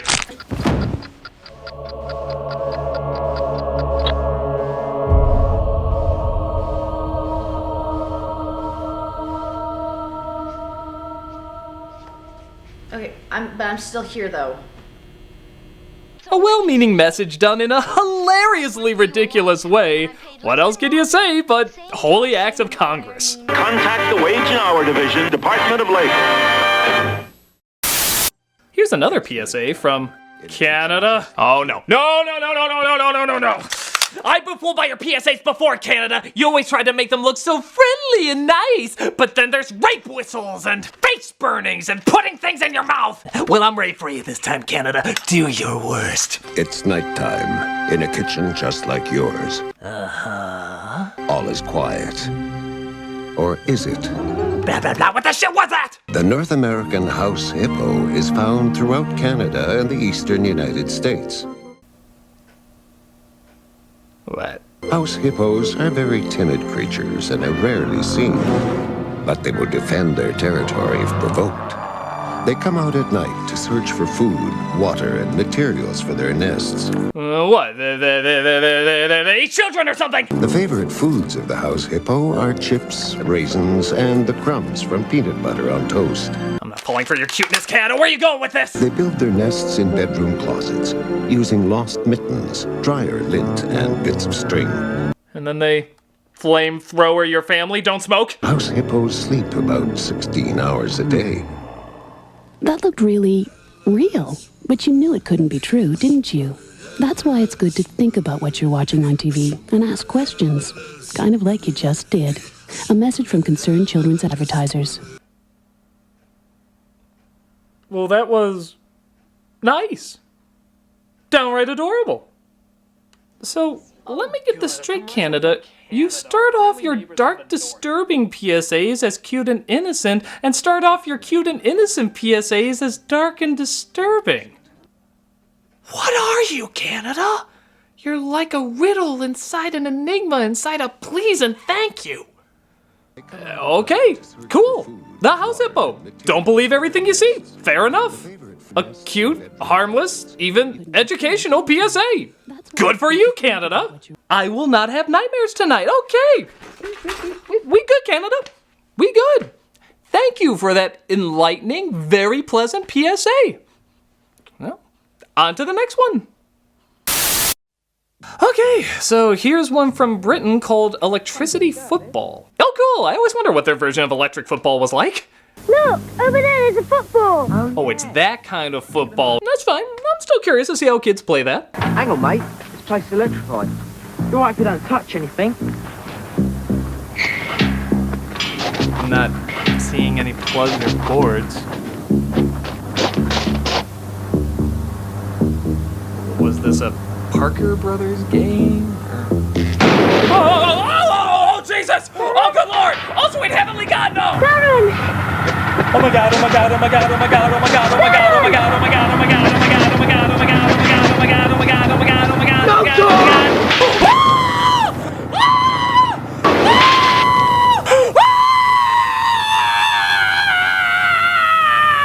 Stay safe. Stay out. Don't take a chance with electricity.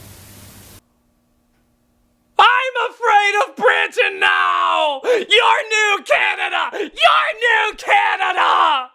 Stay out. Oh, trust me, I will! You electrocute kids like bug zappers! You're sick! You're sick, Britain! You can keep your Terry Gilliam because you're sick! You're sick! Ah! Oh, finally, a Starburst commercial. Okay, something a little less freaky. You tried these new berries and cream Starburst? Pardon me. What kind of Starburst did you just say? Berries. Berries? Berries and what else? And cream. Oh! Oh! Okay, commercial, I'll bite. Where are you going with this? Berries and cream, berries and cream. I'm a little lad who loves berries and cream. Berries and cream, berries and cream. I'm a little lad who loves berries and cream. Give up. Just give up. Give up on everything. What are we doing? Is this really what we're paying people to give us now? We're denying good writers such wonderful paychecks so that piece of shit writers can give us this? This was a gift that only the rare, exceptional talent could give us? And we said yes. Let's make this a hit. Let's reward the asshole who came up with this on his lunch break, stoned off his ass when he went in to pitch this commercial. And they said, Larry, you're stoned off your ass. And Larry said, yes, I am. And they said, well, 11 million people are stoned off their asses too, because 11 million people watched it on YouTube. And not only that, they shared it and came back for more. They said, I'm not talented enough to come up with something so ingenious. And you got more. There are remixes of this commercial. There's other variations of this commercial from different angles. Completely different, mind you. Look, there's a version where he says this. Are those new berries and cream Starburst? That completely changes the dynamic of everything it was trying to accomplish. Is this what it takes now? Is this what if I wanted to sell this black couch, would I be like, black couch, I pooped a black couch, and that would sell like a bajillion black couch? Would black couches stocks just go through the roof if I played that ad? I say no to you, berries and cream. I say no. I've taken a lot of stupidity over the years, but this lunacy madness take I will not. This commercial is awful. It's just stupid and awful. I'm sick of insanity being rewarded. I'm sick of laziness being counted as clever. I want something to make sense. There's good reason for my glistening skin, and how my pores are so clean and clear. I eat little baby's ice cream. It keeps me young. It keeps me light on my feet. I spring from activity to activity. When you eat little baby's ice cream, you'll wink and nod with great enthusiasm. Ice cream is a feeling. Okay, yeah. I apologize, that version of me has expired. He simply had nothing more to give. He tried very, very hard to look inside himself to find something, anything, that he could offer. But in the end, you just took too much from him, world. You just took too much from him. He will be missed. A moment of silence, if you will. Me, on the other hand. What the hell?! This is the freakiest thing I have ever seen! This is for something called Little Baby's Ice Cream? It would scare the piss out of any little babies watching it! It's so terrifying, I'm not even convinced it's made for little babies. I think it's made out of little babies. Don't believe me? Watch it again and just take out the ice cream part. Tell me if it makes a little too much sense. I eat little babies. It keeps me young. It keeps me light on my feet. When you eat little babies, you'll wink and nod. This is a special time. Little babies is a feeling. Little babies ice cream is people! Well, if there's anything I've learned from this commercial special, it's that fear sells everything.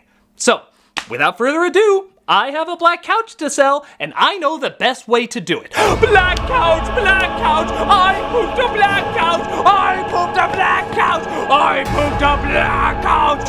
Creepy moon people with pointy heads and chins that'll kill you in your sleep by the couch. Oreo kids that eat your souls with black couches, black couches, black couches. I'm the Nostalgia Critic, and pleasant dreams.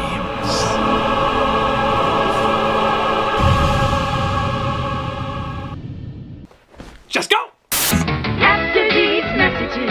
After these messages. After these messages. After these messages. We'll be right back. Yeah, this one launches the nostalgic feels. It's the first commercial for Super Smash Bros. On Nintendo 64. Now it's a commonplace idea to see your favorite lovable characters beat the shit out of each other, but back then, seeing these cuddly cute balls skip was pretty shocking when it was followed by this. Good lord! Suddenly it's Joaquin Phoenix from Gladiator looking over an enchanted bloodbath. Something's gone wrong in the happy-go-lucky world of Nintendo. What I like is before you realize it's all going this direction, it just looks like Mario snapped at Yoshi. What the hell did he do? Did he have a flashback to when he was a baby and Yoshi failed to protect him?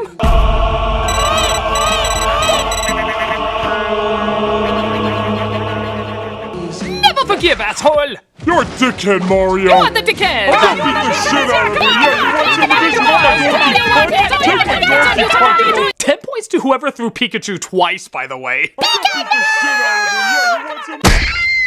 Why were they even skipping if they were just gonna fight? Is it like a Clockwork Orange where Mario knew he was gonna jack them up?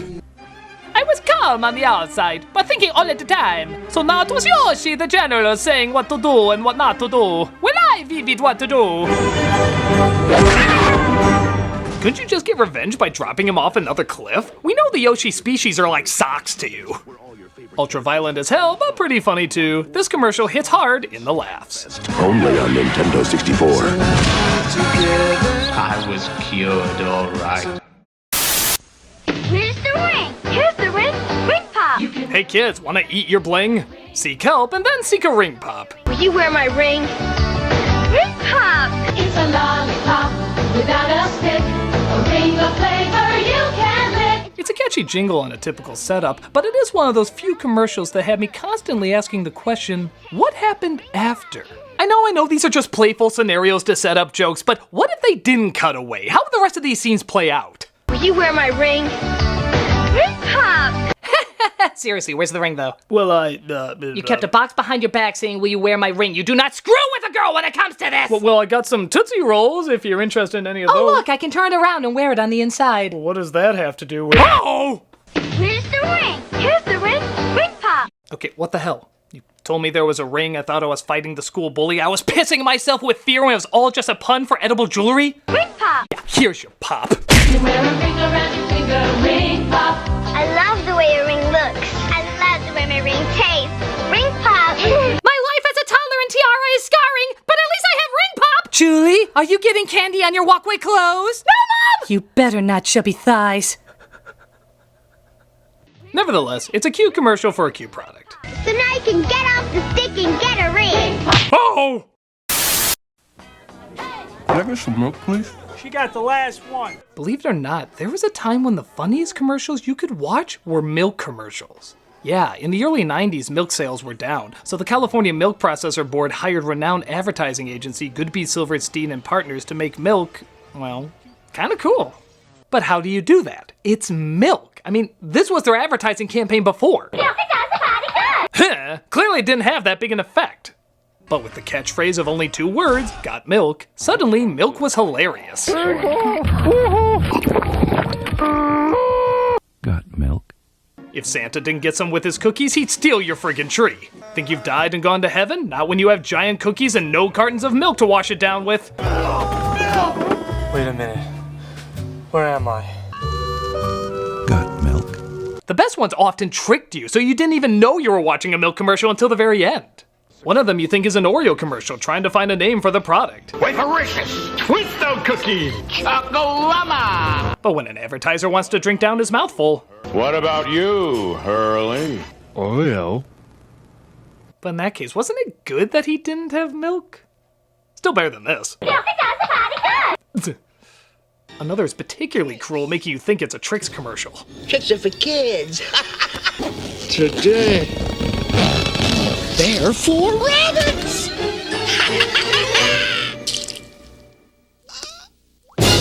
Oh, that hurts so good. Next time, try a better costume than Kenny from Half-Baked. These ads were so popular, they were even being mentioned by... Got milk? CG Vagingirginas. But by far the best is the one that started it all. An obsessed fan of Alexander Hamilton. Still obsessed. Makes a peanut butter sandwich when a radio call-in contest asks for $10,000 who shot it. Who shot Alexander Hamilton in that famous duel? All right, let's go to the phones and see who's out there. Hello, for $10,000. Who shot... Excuse me?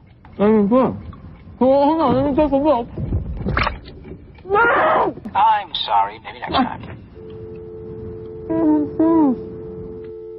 Got milk?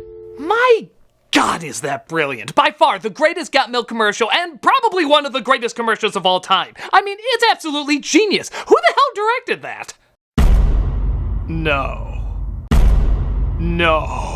That's right, Critic. You're Bay. Sweet heavenly Christ, you directed this masterpiece? Oh, sure, but I don't really see it as a masterpiece. How can't you? It's one of the most famous commercials of all time. Yeah, but that was the old Bay, the one that still put out quality and new things. Today's Bay would just do the usual shit. In fact, in honor of its 24th anniversary... Very random number. I've reshot the commercial to reflect my current style. You didn't. I did. You broke what wasn't broken. I prefer blew up, but both work. Take a look.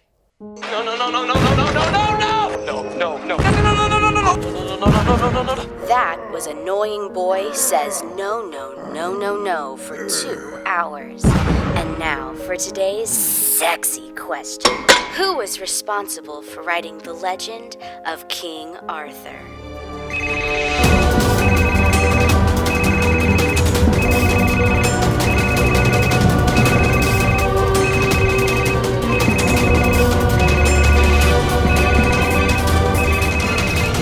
I know the answer. It was Transformers covering up a drunk Merlin. Oh, that's so correct. You win. Me. Now I'll shower in milk against a blazing sunset in slow-mo. Got milk? No, but you will. Give me a sec. I'm gonna drink a Bud Light. Bud Light is awesome. So? Not only did that make no sense, but you let a product placement get in the way of another product placement! Oh, you're too kind. I'm just gonna pretend in a parallel universe you're listening to me. I've been getting that a lot lately. Well, even though times change, great commercials always last. Got milk? Attention, attention, family thinks high toy prices are joke. Oh no!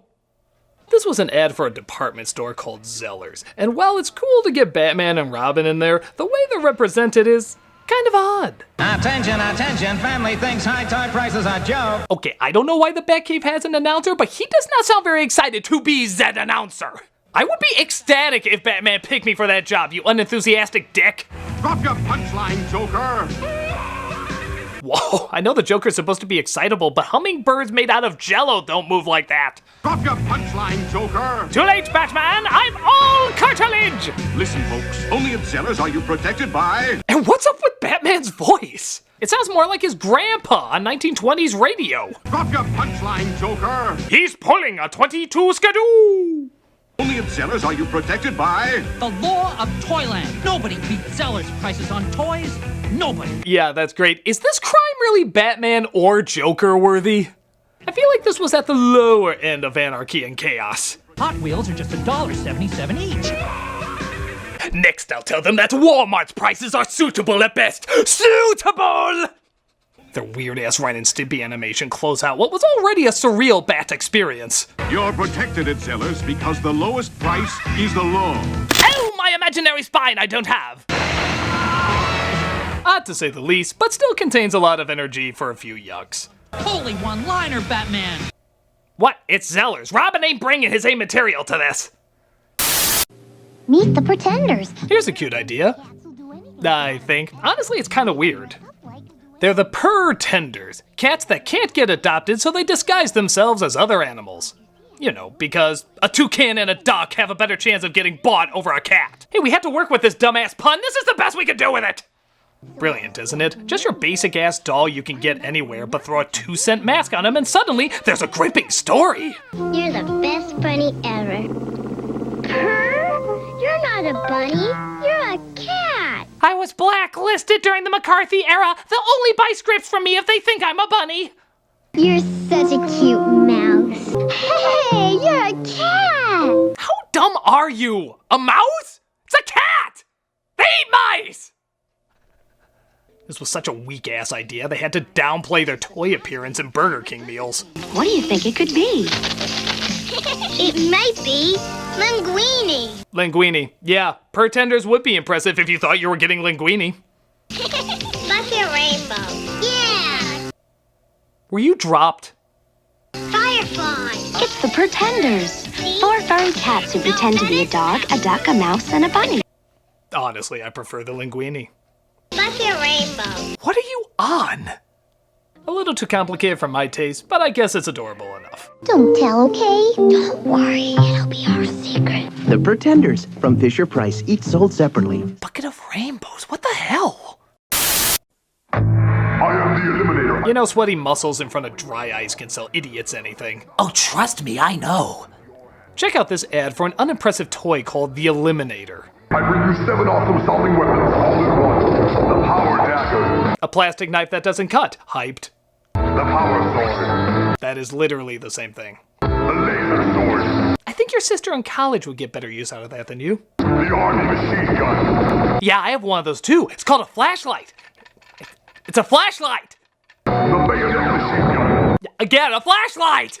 The Cyber Gun. I think I'm putting together who this toy was intended for. Alone they're incredible. Together they're unstoppable. You didn't even name 7. 7 was complimenting yourself. Together they're unstoppable. Alone they're cheap Taiwan plastic.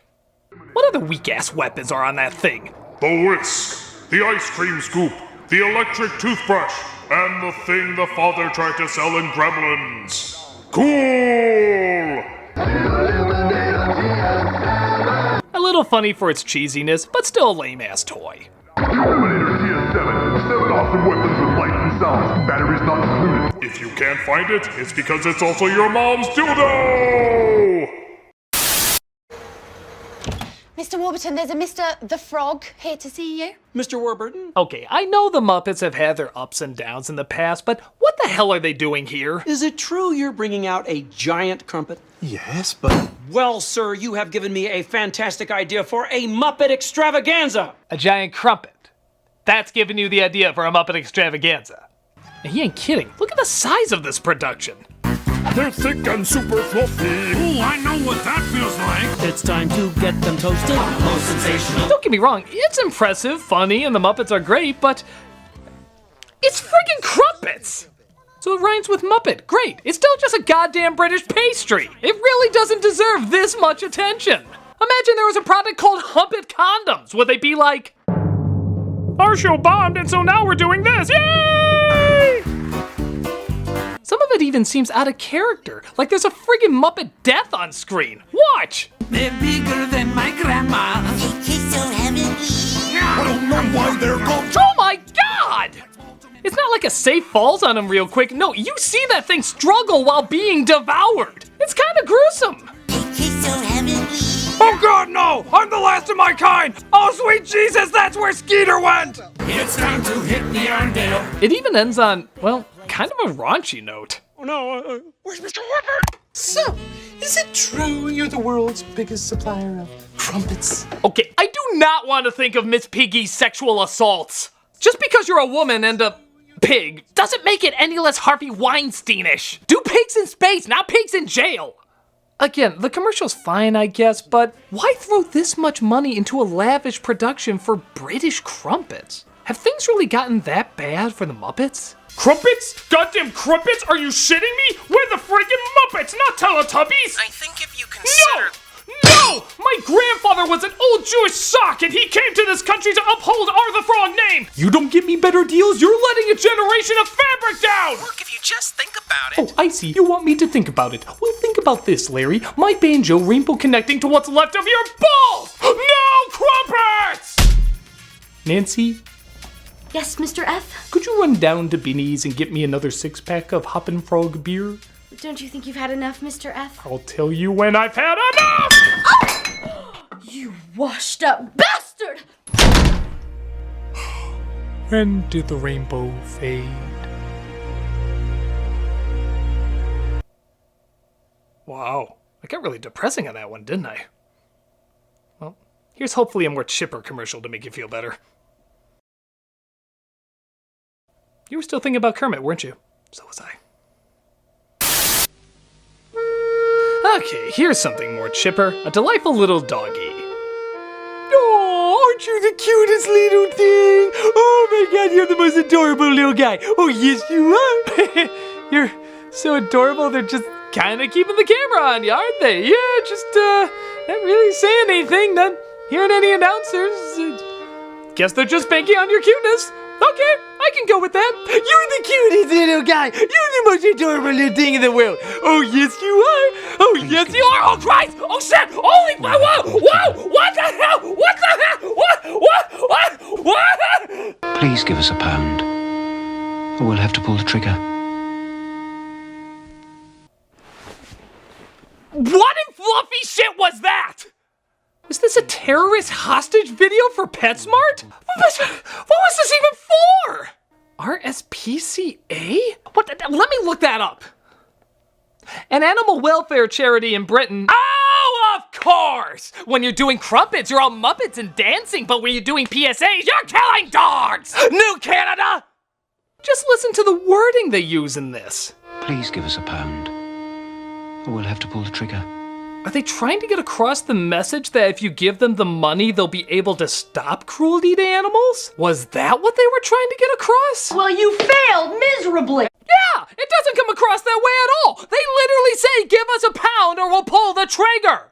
I would think this is a gritty reboot of Cats and Dogs, directed by Christopher Nolan. They don't even say what RSPCA stands for. Well, in my mind, it stands for really shitty puppy crucifying assholes. This got such a negative backlash that they cut down the PSA and had a kid sing how much is that doggy in the window while answering how much a dog really does cost. Yeah, don't forget to include the funeral, you sick shits. In fact, that ironically contradicts the last one they did. Where this one says, don't spend the cash if you can't afford it, the other one says, give us the cash or you'll see Benji's brains! Okay, I'm done with this one. It's horrible, it doesn't get the point across, it's just disturbing. Please show me a different one to watch. Those lonely pound puppies really... Oh, don't show me that! No! Pound puppy, I'm so glad to find you. Put that lonely puppy pound behind you. Okay, come on, maybe I won't think of the PSA. Pound puppies. Pound. Give us a pound and we'll pull the trigger. I'm sorry, you're cute, but I need time. It's the Mickey Mouse talking phone. Ah, the Mickey Mouse phone. I think a lot of kids had this. Mickey, come over for a potty. Kid, you are way too young to be into Mickey Mouse watching you potty. Also, you sound relatively disinterested in it. Mickey, come over for a potty. To be fair, it's better than this obviously confused kid. Hi, wrong number. Who says that to a character phone? That's like playing Mario Brothers and saying, this has nothing to do with plumbing. I can have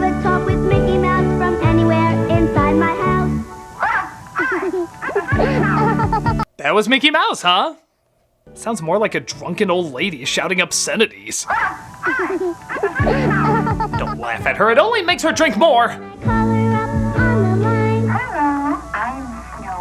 Okay, I sound nothing like Snow White, but I'm a woman. That should fool you at this age. I love you, Snow White. When I tell my favorite friend, Donald Duck's on the other end. That was one of the Martians from Mars Attacks. 3 out of 3 wrong, that's pretty impressive. Let's be honest, this project would be a lot more fun if they brought in even more interesting Disney characters.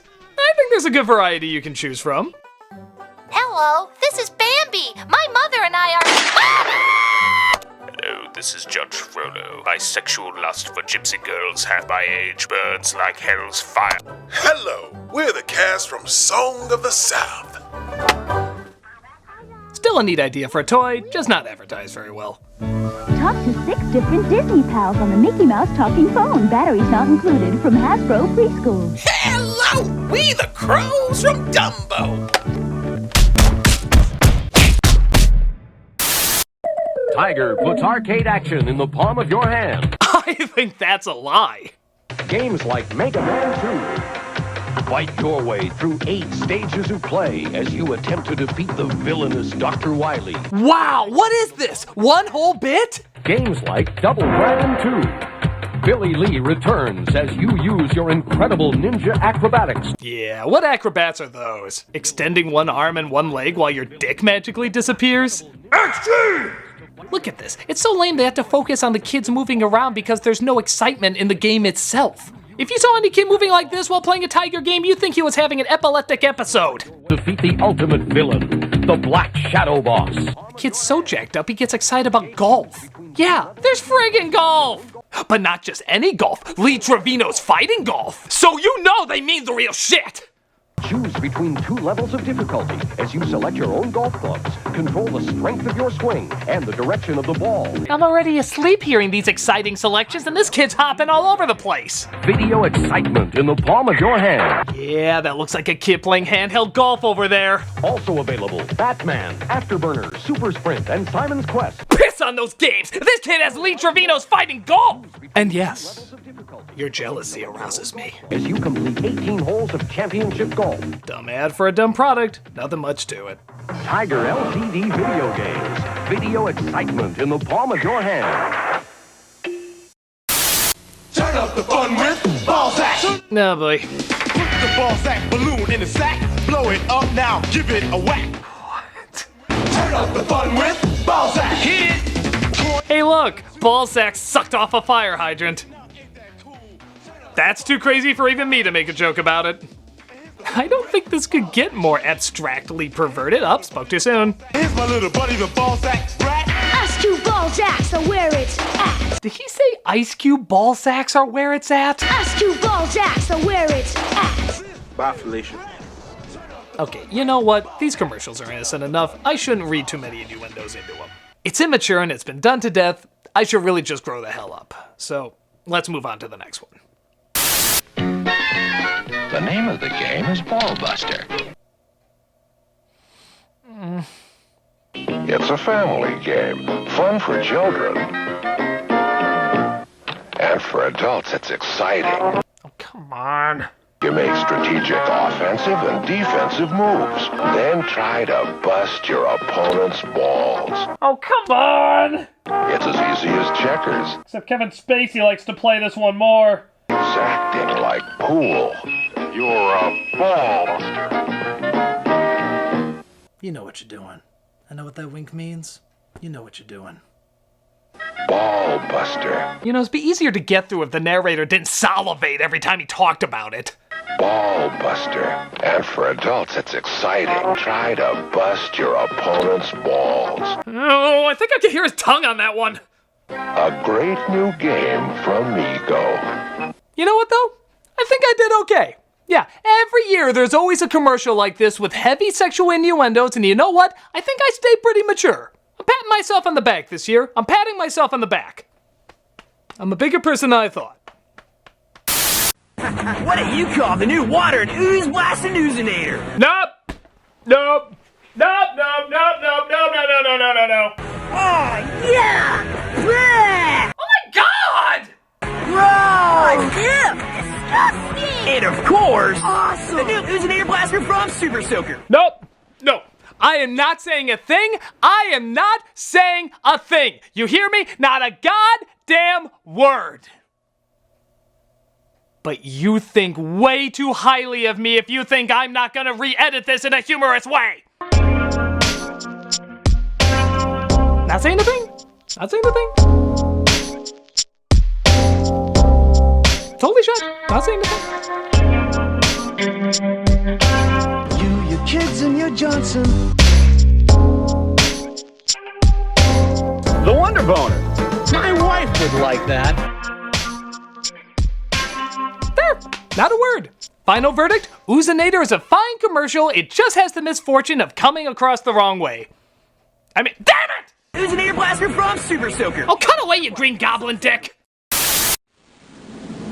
Oh my god, this Atari commercial is amazing. I really mean amazing. It's actually so good, it's hard to believe it's real. Hey!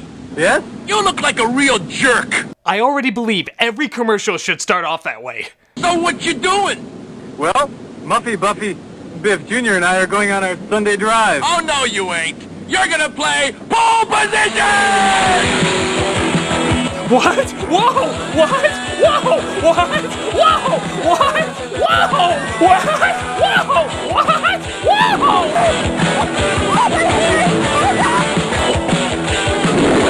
Yes! I will totally buy this game even though I haven't seen any footage of it yet. Yes! What even is it? Pole position? Sure, it's bought.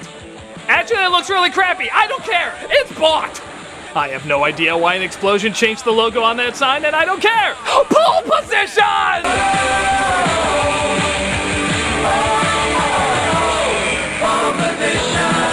I went through pole position. Oh, what a day! What a lovely day! Pole position from Atari. It'll bust your crank and leave skid marks on your soul. Oh my god, that was amazing. That was so amazing. It's like Suburban Commando if it was Suburban Commando. It's just phenomenal. The comedy, the energy, the over-the-top 80s of it all, it's pure perfection. And I think at the heart of it is that guy, that punk-ass narrator. He is just so aggressively random. He calls this dude a jerk and then he rewards him. And he's so hostile to this quiet, non-threatening family. I have no idea what this guy would do in everyday situations. All I can say is, I want to see this guy's style of madness in every commercial. Hey! You look like real jerks! So what you doing? Oh, well, we're going to a family reunion. Shut up! You're fighting dinosaurs now!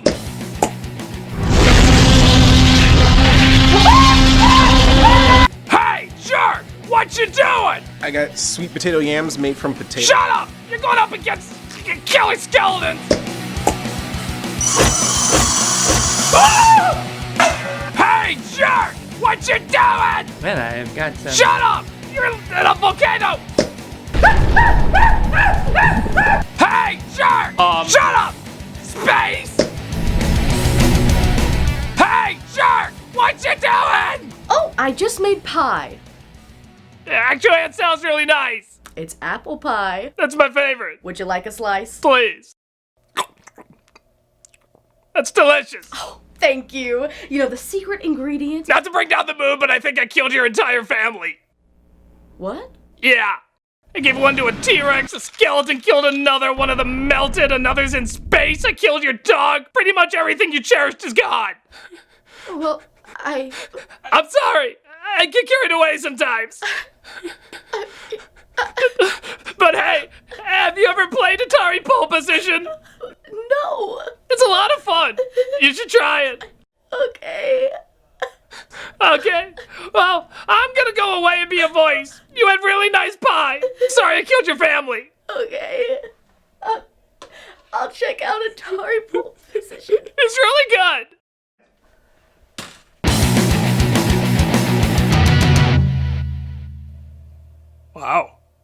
Again, I went really dark on that one. Really dark. I'm the Nostalgia Critic, and I don't know why I look forward to this every year. I think I'm sick. Really sick. Hello, I'm the Nostalgia Critic. I remember it so you don't have to. Well, I'm back in my commercial garb. That must mean we're talking about commercials, but not just any commercials, Christmas commercials! In the Pepsi Nintendo... Oh, you thought mass marketing was insane? Try mass marketing around Christmas time. Many of these commercials are so popular they repeat them every year. How crazy is that? An ad campaign you don't even have to change because people love the nostalgia so much. Well, I love nostalgia too, and that's why we're gonna count down the top 12 best Christmas commercials ever. Why top 12? Well, I'll tell you. In song. The first reason that... Assholes.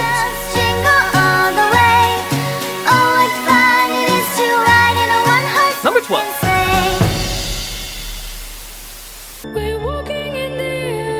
Most of us are familiar with the classic animated short The Snowman. It was surreal, whimsical, and beautifully animated.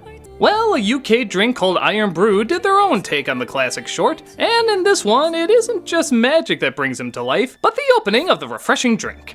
It goes just like the original, even down to the singing boy's voice. I'm sipping on an iron brew. That is, until the snowman wants a drink of his brew. I tell him once again, the iron brew is mine. The snowman gets more and more pissed off until he decides he's just done with the little snot. Now I'm falling through the air. I wonder where I'm going to land. Not only is the commercial funny, but the way it replicates the original short, from the animation to the music, it's definitely a loving parody. One that brings laughs as well as the nostalgic feelings of why we love the original. Unlike some other Christmas parody commercials. I want a Motorola C139 with texting, games, and graphics. Still run the bill up, kid. Yeah, that sucks. He nicked my iron brew and let go of my hand.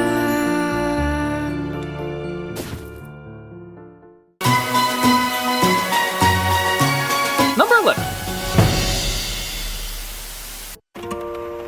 Not every commercial on this list has to be good. It just has to stand out as something we relate to the holidays. Well, this enjoyably awkward commercial certainly stands out, and people are making a tradition of watching it every year now. It's just a guy returning home and his loved one making him some coffee after being away in West Africa. It's a long way from West Africa. I brought you something from far away. Really? She waited up all night for him, he playfully pretends he got the wrong house, he gets her a gift, and she lovingly puts the bow on him and says, You're my present this year. They're brother and sister. Yep, this is incest in the what the figgy pudding degree. Now don't get me wrong, they don't surprise you with it at the end. In fact, they make it very clear in the opening. I dare even say, uncomfortably clear. I must have the wrong house. Sister?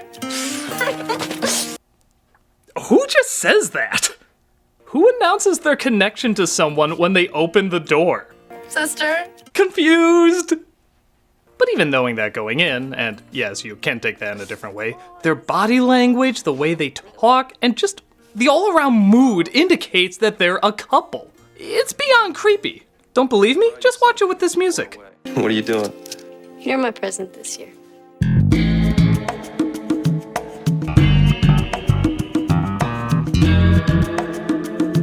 This commercial has become so infamously ewy that parodies are popping up all over the place. People love to mock how incestuously bizarre it is. Brothers and sisters, don't look at each other like that. Okay. Whether you find it charming or... it's sure to get a reaction every Christmas. The best part of waking up is Folgers in your car. Number 10. The taste of nuts and honey, Mr. Scrooge. Ebenezer, of course, hates Christmas and says humbug to the choir outside. But it's the great taste of honey and nuts that snaps him instantly back into the Christmas mood. I said, did you say honey and nuts?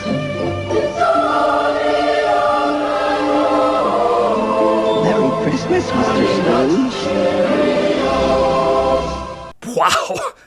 Bet all those ghosts are really kicking themselves that they wasted an entire night on this guy. We didn't need any visions or tombstones, we just needed the commanding military of General Mills. Who knew it was that easy? I love that the bee brings up Honey Nut Cheerios and Christmas together, like it's some sort of tradition everybody knows about. Oh, Mr. Scrooge, Honey Nut Cheerios, it's Christmas. I mean, come on! Honey Nut Cheerios and Christmas! They go hand in hand like KFC and Christmas in Japan! Besides, we all know the real cereal to bring out Christmas in you is Christmas Crunch. It's Yuletide crack, I tells ya! It'll make the roof of your mouth bleed for a week, and we love it. It's still a really great ad, though. With great atmosphere and cold colors, it'll charm the dickens into you. Merry Christmas, Mr. Scrooge.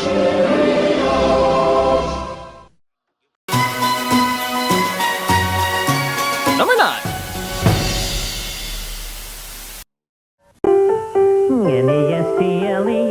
Oh yeah, can't forget these scary sons of bitches. I don't know how many people remember this ad, but while most kids were dreaming visions of sugar plums, we had these little hell spawns dancing around in our heads. Not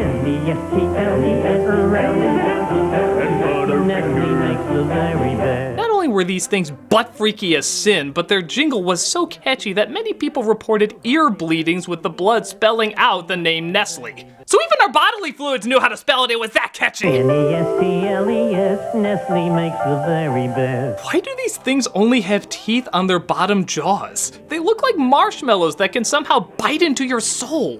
And don't look directly into those eyes. Mike Myers' mask has more humanity to it.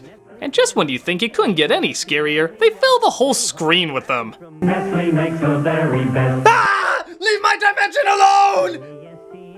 It's disturbing, nightmare-inducing, and all around unforgettable. Sleep well tonight dreaming of your Christmas slippers coming to life and trying to eat you. N-E-S-T-L-E-S, new holiday wrapping from Nestle. Nestle makes the very best chocolate.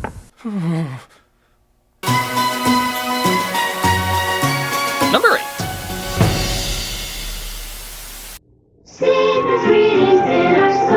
I've talked about this one before, but by God, it deserves to be talked about again. It's crazy how much they showed this commercial. It was everywhere around Christmas time. It's just Barney once again trying to give Fred's Fruity Pebbles, but Santa beats him to it. As it happens. But Santa says it's good to share, and thus Fred finally gives him a bowl. 'Tis the season to be sharing, Fred. Happy holidays, pal. Oh, Fred. This commercial, of course, raises so many questions. How can they celebrate Christmas if Jesus isn't born yet? What's the origins of caveman Santa Claus? How the hell is Dino a singer? But my biggest question I never noticed before is, why is Fred giving Santa an apple? That in no way makes sense. First off, it's cookies and milk, but okay, let's say he switched it out and made it Fruity Pebbles. What the hell is an apple gonna add to anything? You're giving him that with grounded Fruit Loops. Is the idea that there's so little actual fruit in it that giving him an apple will somehow make up for it? I don't know, but what I do know is the commercial's been played so many times it has our childhood by the balls. Or bowls. He is saying bowls, right? Give me Fruity Pebbles in our bowls. Because how can Fruity Pebbles be in our bowl? You know, don't answer that, internet.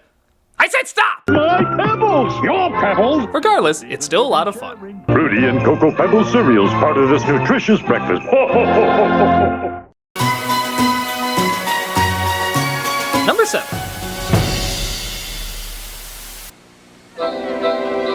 McDonald's has had a lot of great Christmas ads. One with the girl talking about running away to McDonald Land, another with a star that needs to be put back in the sky.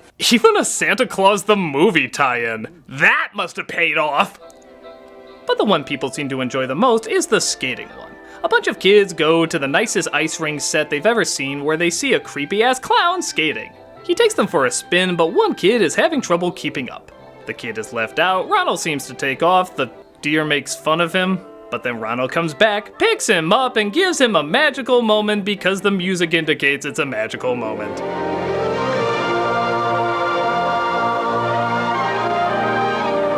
I think it has the biggest impact because there's no talking in it. It's nothing but music, visuals, that bored-looking deer. Seriously, what's his story? Because of that, it makes it a bit more universal. Anyone can watch it and immediately know what's going on and feel the warm, special feeling when a stranger in clown makeup picks you up and doesn't let you go.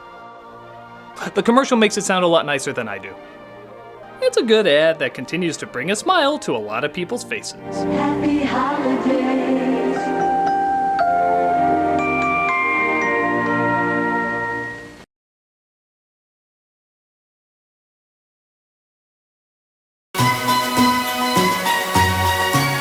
Number 6.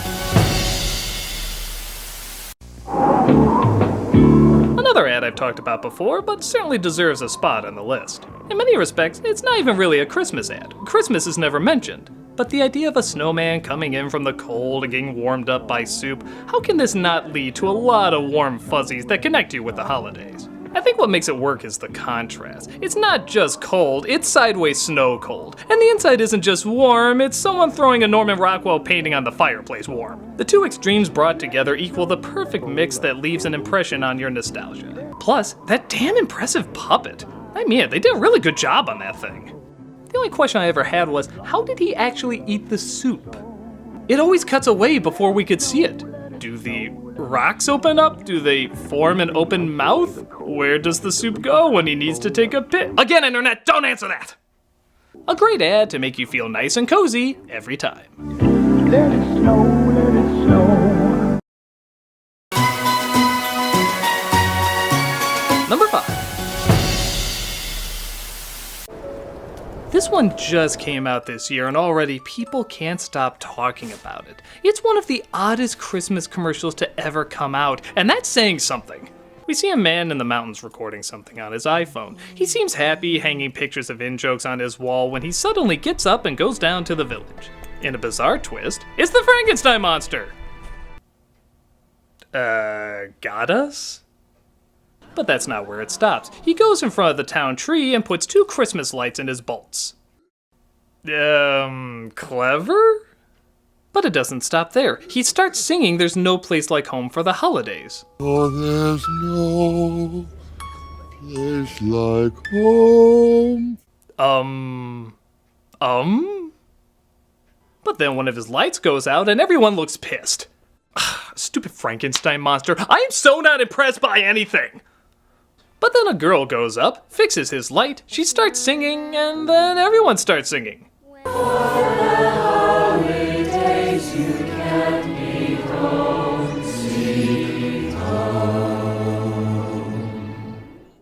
What the hell was that? This was so strange, so random, so bizarrely mixing whatever emotions we can't describe in a pot of I don't know. It's so out there that in a strange way, you have to admire it. It is so strange, but it clearly has a good heart too. And I think that kind of emotion does shine through. And everyone else seems to think so too. It already has millions of hits on YouTube just one day after it premiered. And it's still going strong. It can't be explained, it just has to be seen. So, the next time Raymond's brother tries to steal the spotlight and people find it uncomfortable, just send a little kid in to sing with him and suddenly everyone will find it cool. Christmas. We're trying so hard to kinda make it Halloween.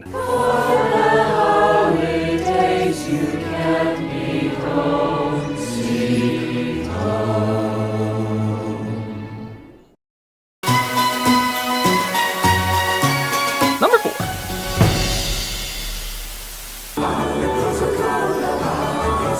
Coca-Cola has been a trademark of Christmas, even down to Santa's red and white outfit, so it's no wonder that 2 continuing commercials would tie the spot here. One is the Santa Packs. It's just a dark, cold night when suddenly the Santa Packs jingle is heard. People who put all their love of the holidays in sugar liquid syrup rejoice as the Santa trucks light up the night. But one boy is sad because I don't know. But a Coke is beamed into his hands by creepy animated Santa and all is right with the world. 'Tis the season, watch out, look around, something's coming. The other one is the Coca-Cola Polar Bears. It's funny because the first ad doesn't even make a whole lot of sense. It's just a bunch of bears who watch the Northern Lights, drink a Coke, and that's it. Inspired! But the imagery was just so relaxing and so, for lack of a better word, cool, they had to keep bringing them back every year. Each has a story that usually went nowhere but just looked so damn awesome going nowhere. They were visual spectacles then, and they're still visual spectacles now. So that's why today, both Santa and the polar bears are seen on the Coca-Cola bottles. Both have nice winter colors that make you feel the cold, but also appreciate it at the same time. Seeing how these ads are still going today, Coke definitely means it when they say, always. Holidays are coming, always Coca-Cola.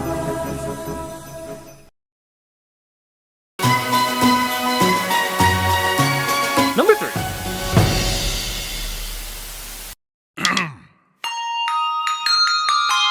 If not out of nostalgic obligation, it's perhaps out of pure stubborn dedication that this one makes the list.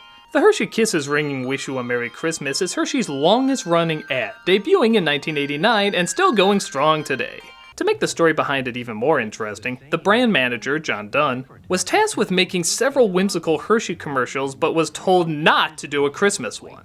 But he liked this idea so much and knew it would be a hit that he did it anyway. And we're still thankful. In hindsight, it's not much. It's disgustingly simple. But maybe that's why it lasts. It is simple. Anyone can see it, giggle, and feel good afterwards. It's not trying to be too big or too sentimental. It's just a little happy moment. Not unlike a little Hershey Kiss chocolate. It makes perfect sense. To say any more would ruin its simplicity, which honestly speaks for itself. So we'll just leave it as it is.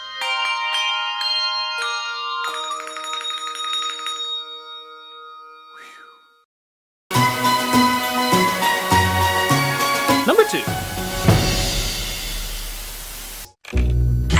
Another one that makes the rounds every Christmas, and another one that seems so disgustingly simple. The M&Ms are setting up red and green M&Ms for Santa, which seems cannibalistic the more I think about it. When Santa appears and they both pass out. He does exist! They do exist. The M&Ms were always popular commercials, but they hit it big when they were given individual personalities. Suddenly, the M&Ms were as popular as Disney or Warner Brothers cartoons. We knew who they were and loved them. Thus, we look forward every year to seeing them interact with Santa the same way. It's just a reminder how far marketing can come, turning hard-shell chocolates into classic cartoon characters. We never get tired of watching them, and we look forward to seeing this one several Christmases more. What can you say, but you don't mess with a classic. Santa?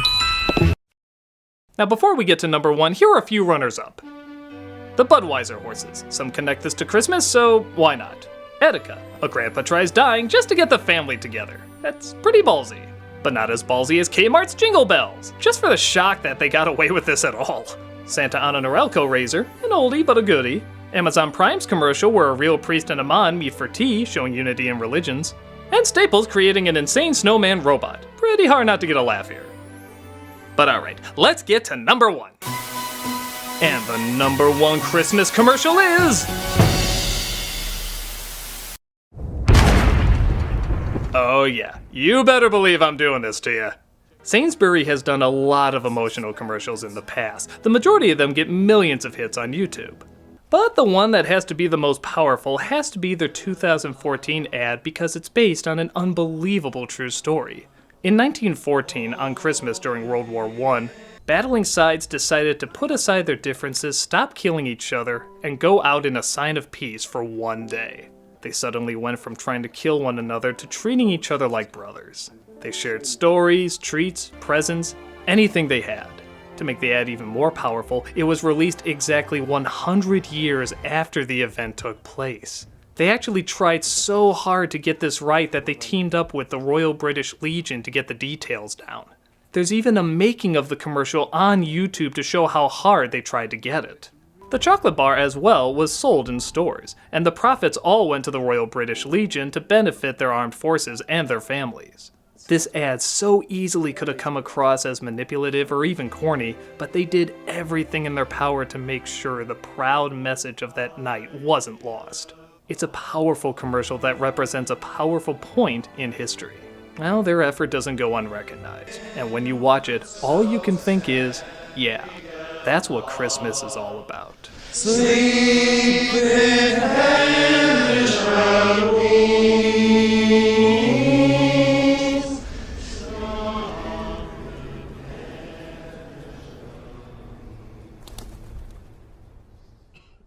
I'm the Nostalgia Critic, and let's remember together.